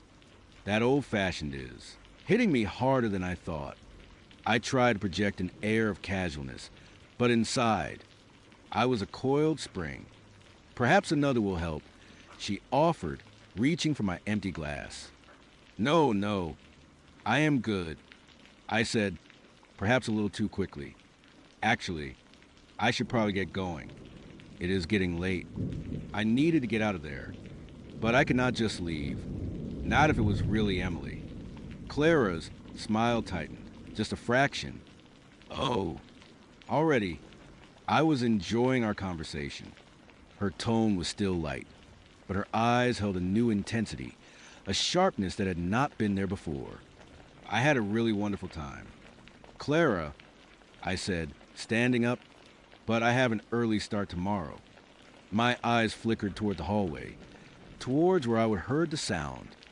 She stood up too, slowly, gracefully. "Well, if you must." She walked towards me, her movements fluid. "Let me walk you to the door." As she approached, I caught a faint scent, something acrid beneath her perfume, like bleach or something metallic. My stomach churned. We walked toward the front door, a heavy oak door that seemed to swallow the light. As we passed the hallway again, I risked a quick glance. The small rug was still there, and then I saw it, tucked almost imperceptibly into the corner, where the wall met the floor, was a thin, almost invisible seam. A small, brass pull ring, flush with the floorboards. A hidden door. A basement door. My blood ran cold for the second time that night. It was real. The sounds were real. Emily's voice was real. Alex. Clara's voice was closer now, her hand reaching out, her fingers brushing my arm. It was not a comforting touch, it felt like a brand. I recoiled slightly, feigning a shiver. Just a sudden chill. I mumbled. I had to get back there. I had to know. "You seem a little distracted," she observed, her eyes narrowing slightly. "Is everything truly all right?" "Never better." I lied. forcing a smile that felt like a grimace. Just a really great first date. You have set the bar pretty high. Clara, I needed to buy myself time, to make her believe I was still playing her game. She smiled a slow, predatory smile that did not reach her eyes. I aimed to please. We reached the front door. My hand was on the doorknob, but I could not bring myself to turn it. Not yet. I had to try. You know, I began trying to sound casual. I just remembered something. You mentioned you had a cat earlier, right? I did not see him. Is he around? Clara's smile did not waver. Oh, Mittens. He is a very shy cat. He usually hides when I have company. He is probably in the basement. My heart leaped. The basement. She would just confirmed it. The basement. Huh. I love cats. Any chance I could get a quick peek before I head out. I am a bit of a cat person myself. My voice was a little too eager, a little too strained. Her eyes, those beautiful, intelligent eyes, turned cold. The warmth was gone, replaced by something ancient and chilling. I am afraid Mittens is not feeling very social tonight, she said, her voice dropping to a low, silken tone that sent shivers down my spine. Perhaps another time. She did not move, her body blocking the door. She knew. She absolutely knew. Panic began to set in. I was trapped, or at least, I felt trapped. My mind raced, trying to formulate a plan. I needed to get to that basement. Come on. Clara, I tried again, forcing a chuckle. Just a quick glance. I promised not to disturb him. Her face was impassive now, her lips pressed into a thin line. I said, perhaps another time. Alex, her voice was no longer soft. It was firm, unwavering, and utterly devoid of the charm she had displayed all evening. This was not a woman I could reason with. This was not a woman I could charm. This was something else entirely. My eyes darted around the entryway, looking for an escape route, a weapon, anything. The heavy oak door behind me felt like a prison wall. You heard her, did not you? Clara's voice was a whisper now, but it resonated with a terrifying clarity. You heard Emily. My blood ran cold for the third time. She knew. She knew I knew. What are you talking about? I tried to bluff, but my voice cracked, betraying my terror. She took a step closer, her eyes gleaming in the dim light. Do not play coy. Alex, you are not as good an actor as you think. I saw the way you froze in the hallway. I saw the way your eyes kept drifting to the floor. She reached out, her hand gently touching my cheek. Her fingers were cold. It has been a long time. Has not it? 8 years.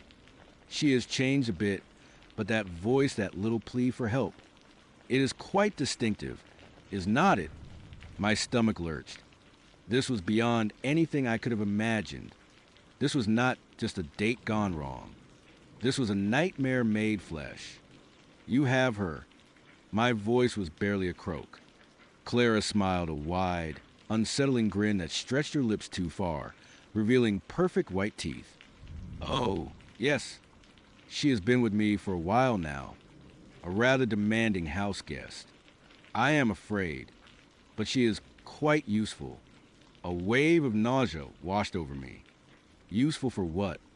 The metallic smell, the bleach. My mind raced through every horror story I would ever heard, every dark possibility. Why? I managed to ask, my throat tight. She shrugged, a casual gesture that was utterly horrifying in its context. Company. Sometimes a girl just gets lonely, and it is so hard to find someone who truly understands you, is not it? Someone who does not judge, who does not try to leave. Her gaze intensified, boring into mine. Like you, Alex, you almost left, but then you heard her, did not you? And you could not resist. Just like all the others. All the others. The implication hung heavy in the air, a suffocating shroud. "Let her go," I pleaded, my voice hoarse. "Please, Clara, just let her go." She laughed, a low, guttural sound that sent shivers down my spine. "Let her go. After all the effort I have put in, after all the preparations. Not a chance. Alex, she is part of the family now. And you, my dear, are about to be too." Her words hit me like a physical blow. I was not just trying to save Emily, I was trying to save myself. I had to get out. Now, without thinking, I shoved her. It was not a powerful shove, but it caught her off guard. She stumbled back, hitting the wall with a soft thud. It bought me precious seconds. I twisted the doorknob, but it did not turn. It was locked, looking for this. Her voice was directly behind me. I spun around. She was holding a small, antique-looking brass key, dangling from her finger, a triumphant smirk on her face. She must have locked it when she went to get the drinks, or perhaps even before I arrived. My heart pounded. I was trapped. "Do not worry," she purred, stepping closer. "It won't hurt for long. And Emily will be so happy to have you join her. She gets so lonely down there, you know." My eyes darted around the entryway again. A heavy, decorative vase sat on a small table near the door. It was porcelain, probably expensive, and definitely heavy. My only chance. As she reached for me, her hand snaking out, I grabbed the vase. It was heavier than I expected, but my adrenaline-fueled grip was iron. I swung it, not aiming for her head, but for her shoulder, hoping to disarm her, to create an opening. The vase connected with a sickening crunch. Clara cried out a sharp, surprised sound and stumbled back, dropping the key. Her hand flew to her shoulder, her face contorted in pain and rage. The key clattered to the hardwood floor, sliding under a small console table. "You little bastard," she shrieked, her voice no longer sweet, but raw and furious. I did not wait. I dropped the vase, lunged the console table, and blindly swept my hand underneath. My fingers closed around the cold metal of the key. I pulled out, fumbling with it, my hand shaking so violently I almost dropped it again. Clara was recovering, pushing herself off the wall, her eyes blazing with murderous intent. She was faster than I expected, moving with a predatory grace. She lunged, her nails like claws, aiming for my face. I barely managed to insert the key into the lock, twisting it with all my might. The lock clicked, just as her fingers grazed my arm. I yanked the door open and burst out onto the porch, gasping for breath, the cold night air a welcome shock to my lungs. I did not stop to look back. I did not care about my car, which was parked 2 blocks away. I just ran down the porch steps, across the lawn, and into the street, my feet pounding against the pavement, the sound of my own ragged breathing filling my ears. I could hear her screaming behind me, a guttural, inhuman sound that echoed in the quiet street. "You won't get away. Alex, she is mine. You are mine." I did not look back. I could not. The image of her face, twisted in rage, the sound of Emily's faint plea, the chilling implication of all the others, it was all burned into my mind. I ran until my lungs burned, until my legs ached, until I felt like I would collapse. I did not stop until I reached the main road, where the streetlights were brighter and the occasional car passed by. I flagged down the first taxi I saw, practically throwing myself into the back seat. "Just drive." I gasped. "Anywhere. Just drive." The driver, a bewildered man with a thick mustache, looked at me in his rear-view mirror. "You all right, pal? You look like you just saw a ghost." I could not answer him. I just leaned back against the seat, shaking uncontrollably. The image of that hidden basement door, the faint, desperate whisper of Emily's voice, playing on a loop in my mind. I called the police from the taxi, my voice trembling as I tried to explain. They listened, patiently, professionally, but I could tell they were skeptical. A first date, a hidden basement, a missing sister's voice, a crazy woman. It sounded like the ramblings of a madman. They promised to send a patrol car to check it out, but their tone suggested they did not expect to find anything. They did go. I know they did. They called me back an hour later. No one answered the door. They checked the perimeter. Everything seemed normal. No signs of forced entry. No unusual activity. The house was dark, silent, and utterly unremarkable. They advised me to get some rest, and perhaps consider seeing a therapist. I knew what they were thinking. Grief, trauma, an overactive imagination. But I knew what I had heard. I knew what I had seen. I never went back to my car. I never tried to contact Clara again. I changed my phone number, deleted my dating apps, and moved out of my apartment a week later, needing to put as much distance between myself and that house as possible. But the distance did not help. The fear, the gnawing dread, it followed me. Every creak of the floorboards of my new apartment, every muffled sound from a neighbor, sends a jolt of terror through me. I jump at shadows. I check my locks obsessively. And sometimes late at night, when the world is quiet and my mind is at its most vulnerable, I hear it. Faint, ethereal, but unmistakable. Alex pleads it is Emily's voice. And I know, with a chilling certainty that will haunt me until my dying day, that she is still down there. And Clara, that charming, beautiful monster, is still out there waiting. And sometimes, I wonder if she is waiting for me, or if she is just waiting for the next lonely heart to swipe right. The darkness did not kill me. I wish it had. One moment, Amelia's predatory smile was dissolving, her voice a chilling chorus of whispers, the shadows in her charming Victorian study writhing like a hungry beast. The next, they consumed me entirely, a cold, suffocating embrace that felt like being swallowed by the void itself. There was no pain, not exactly, just an absolute, crushing nothingness, a complete erasure of self, of light, of sound. It was the end, or so I thought. Then, I blinked. I was lying in my own bed. My threadbare duvet was pulled up to my chin, the familiar scent of old lavender and stale coffee clinging to the fabric. Sunlight, pale and watery, filtered through the blinds, painting stripes across the wall. My heart hammered, a frantic drum against my ribs. I sat bolt upright, gasping, my hands flying to my throat as if to check for a phantom grip. My apartment, my actual apartment, the one I would fled after Liam, the one I would return to after weeks of hiding. It was exactly as I would left it. Too exact. I scrambled out of bed, my legs shaky, my mind reeling. The memory of Amelia, the case files, my name on that file from 2010, her chilling confession, it was all there, vivid and terrifying. But how? How could I be here? Had it been a dream? A nightmare so profound it felt real. I pinched myself. Hard.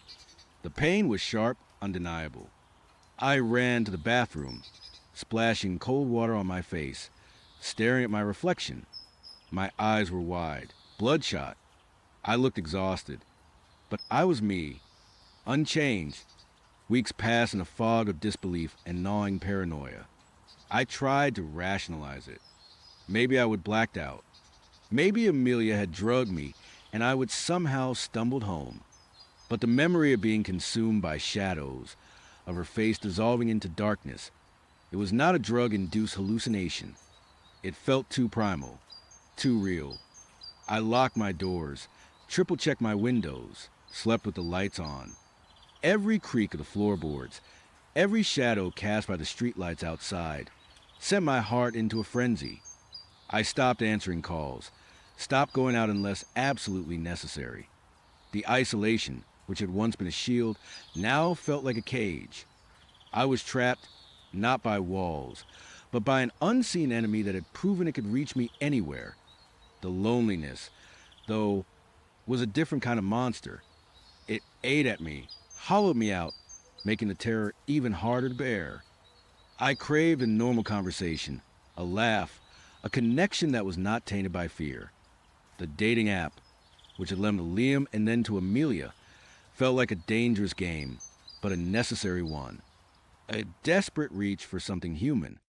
So, against every instinct screaming at me to run and hide, I reactivated my profile.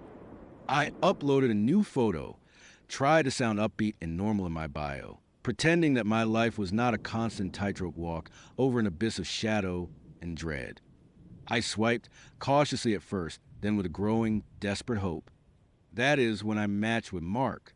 His profile picture showed a man with kind eyes, a warm, genuine smile, and a scattering of freckles across his nose.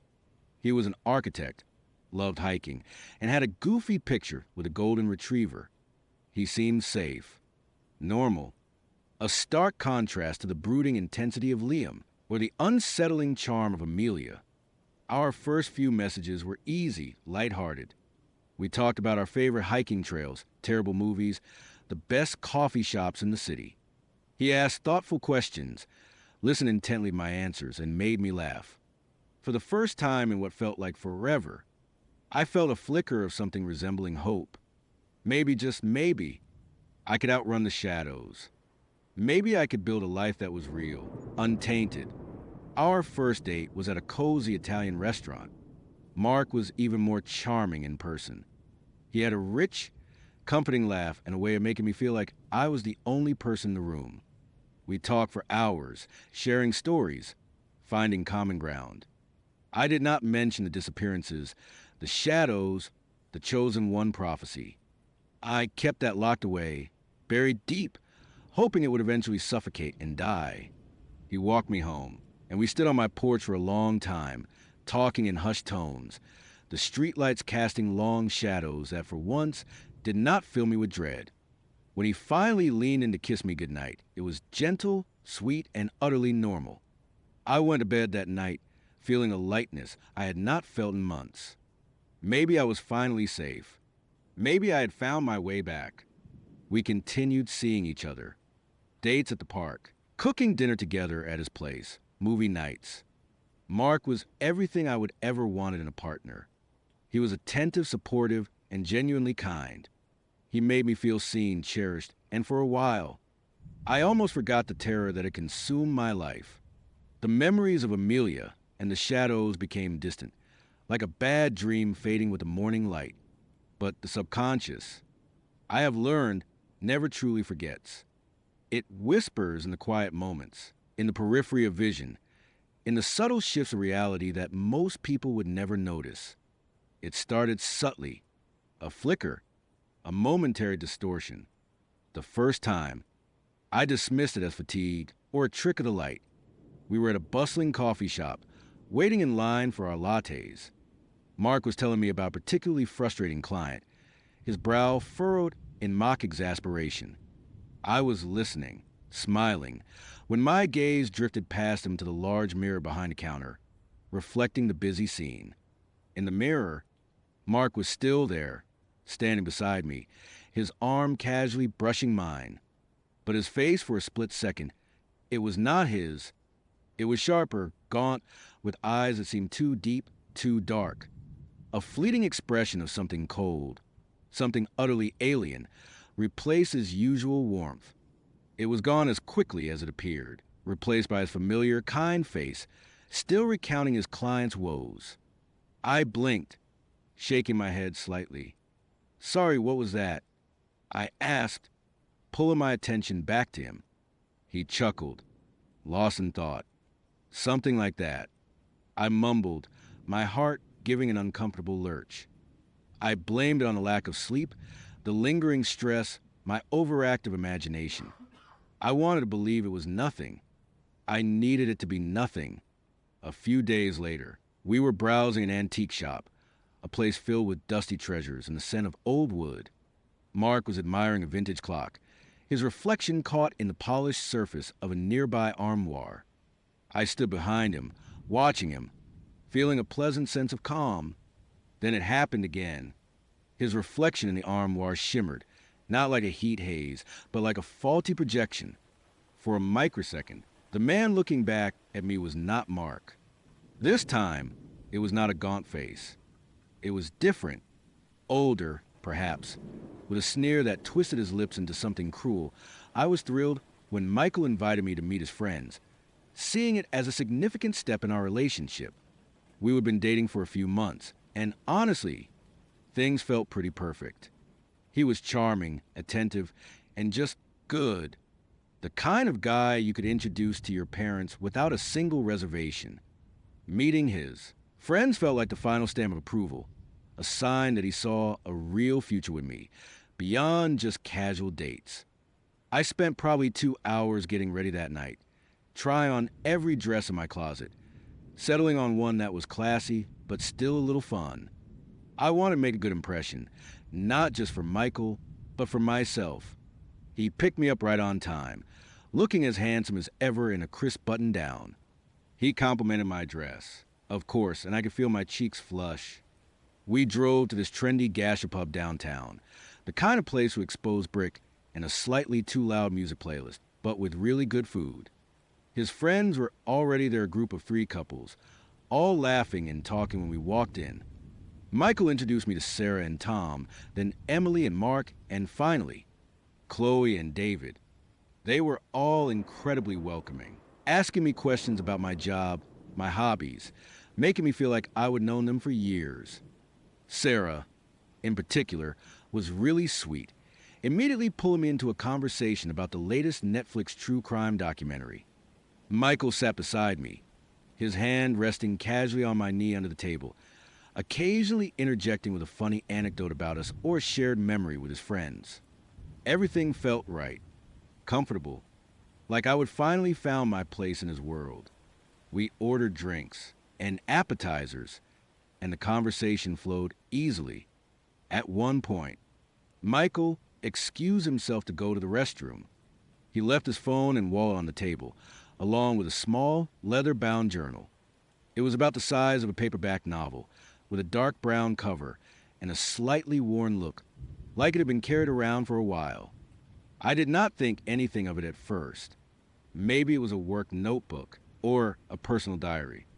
My eyes drifted to it for a moment, then back to Sarah, who was telling me about her disastrous attempt at baking sourdough bread. A minute later, Chloe, who was sitting across from me, reached for her purse and accidentally knocked Michael's journal. It slid a few inches, landing open, face down. "Oh, sorry," she mumbled, reaching to write it. Before she could, though, my eyes caught a glimpse of the page that was now exposed. Just for a second, it was a list written in neat, clear handwriting. My gaze only lingered for a fraction of a second, but it was enough to catch a few words. The first line I saw was, "Thursday dinner with Sarah. Emily, Chloe, and Jess at the loft." My breath hitched. My name is Jessica. Everyone calls me Jess. And the loft was exactly where we were right now. My brain, in that split second, tried to rationalize it. Maybe it was just a coincidence. Maybe Michael had written down our plans for the evening to remember where we were going. But then I saw the next line just below it. Friday movie night at Jess's place, that horror film she mentioned. The Babadook. Popcorn, red wine. My stomach dropped. I had mentioned the Babadook to Michael just yesterday when we were talking about scary movies. And I had suggested we watch it at my place, with popcorn and wine. But it was not a confirmed plan. We had not officially decided on it. It was just an idea, a casual suggestion I would thrown out. Chloe, oblivious of the sudden earthquake happening inside my head, gently pushed the journal closed and slid it back into Michael's spot. "There you go," she said with a smile. I forced a smile back, but it felt like my face was made of clay. My heart was starting to pound, a frantic drumbeat against my ribs. Michael came back a moment later, completely unaware. He picked up his journal, glanced at it briefly, and tucked it back into his jacket pocket. He then resumed our conversation as if nothing had happened. But for me, everything had changed. The comfortable warmth of the evening had been replaced by a chilling draft. My mind was racing, trying to make sense of what I would seen.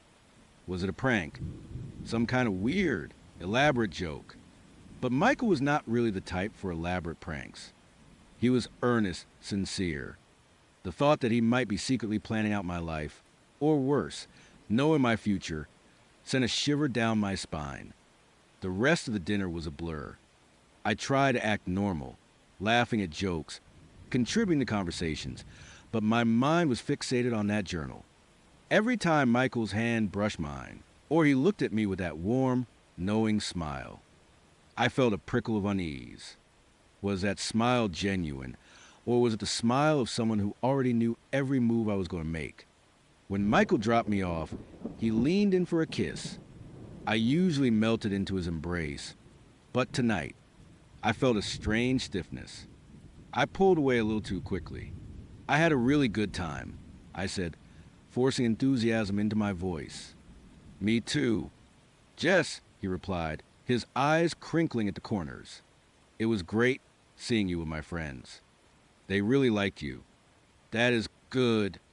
I managed, already backing away towards my thanks for being here with us on Daily Story. Love, heartbreak. Secrets is all just one swipe away. Subscribe and join us for the next unforgettable chapter.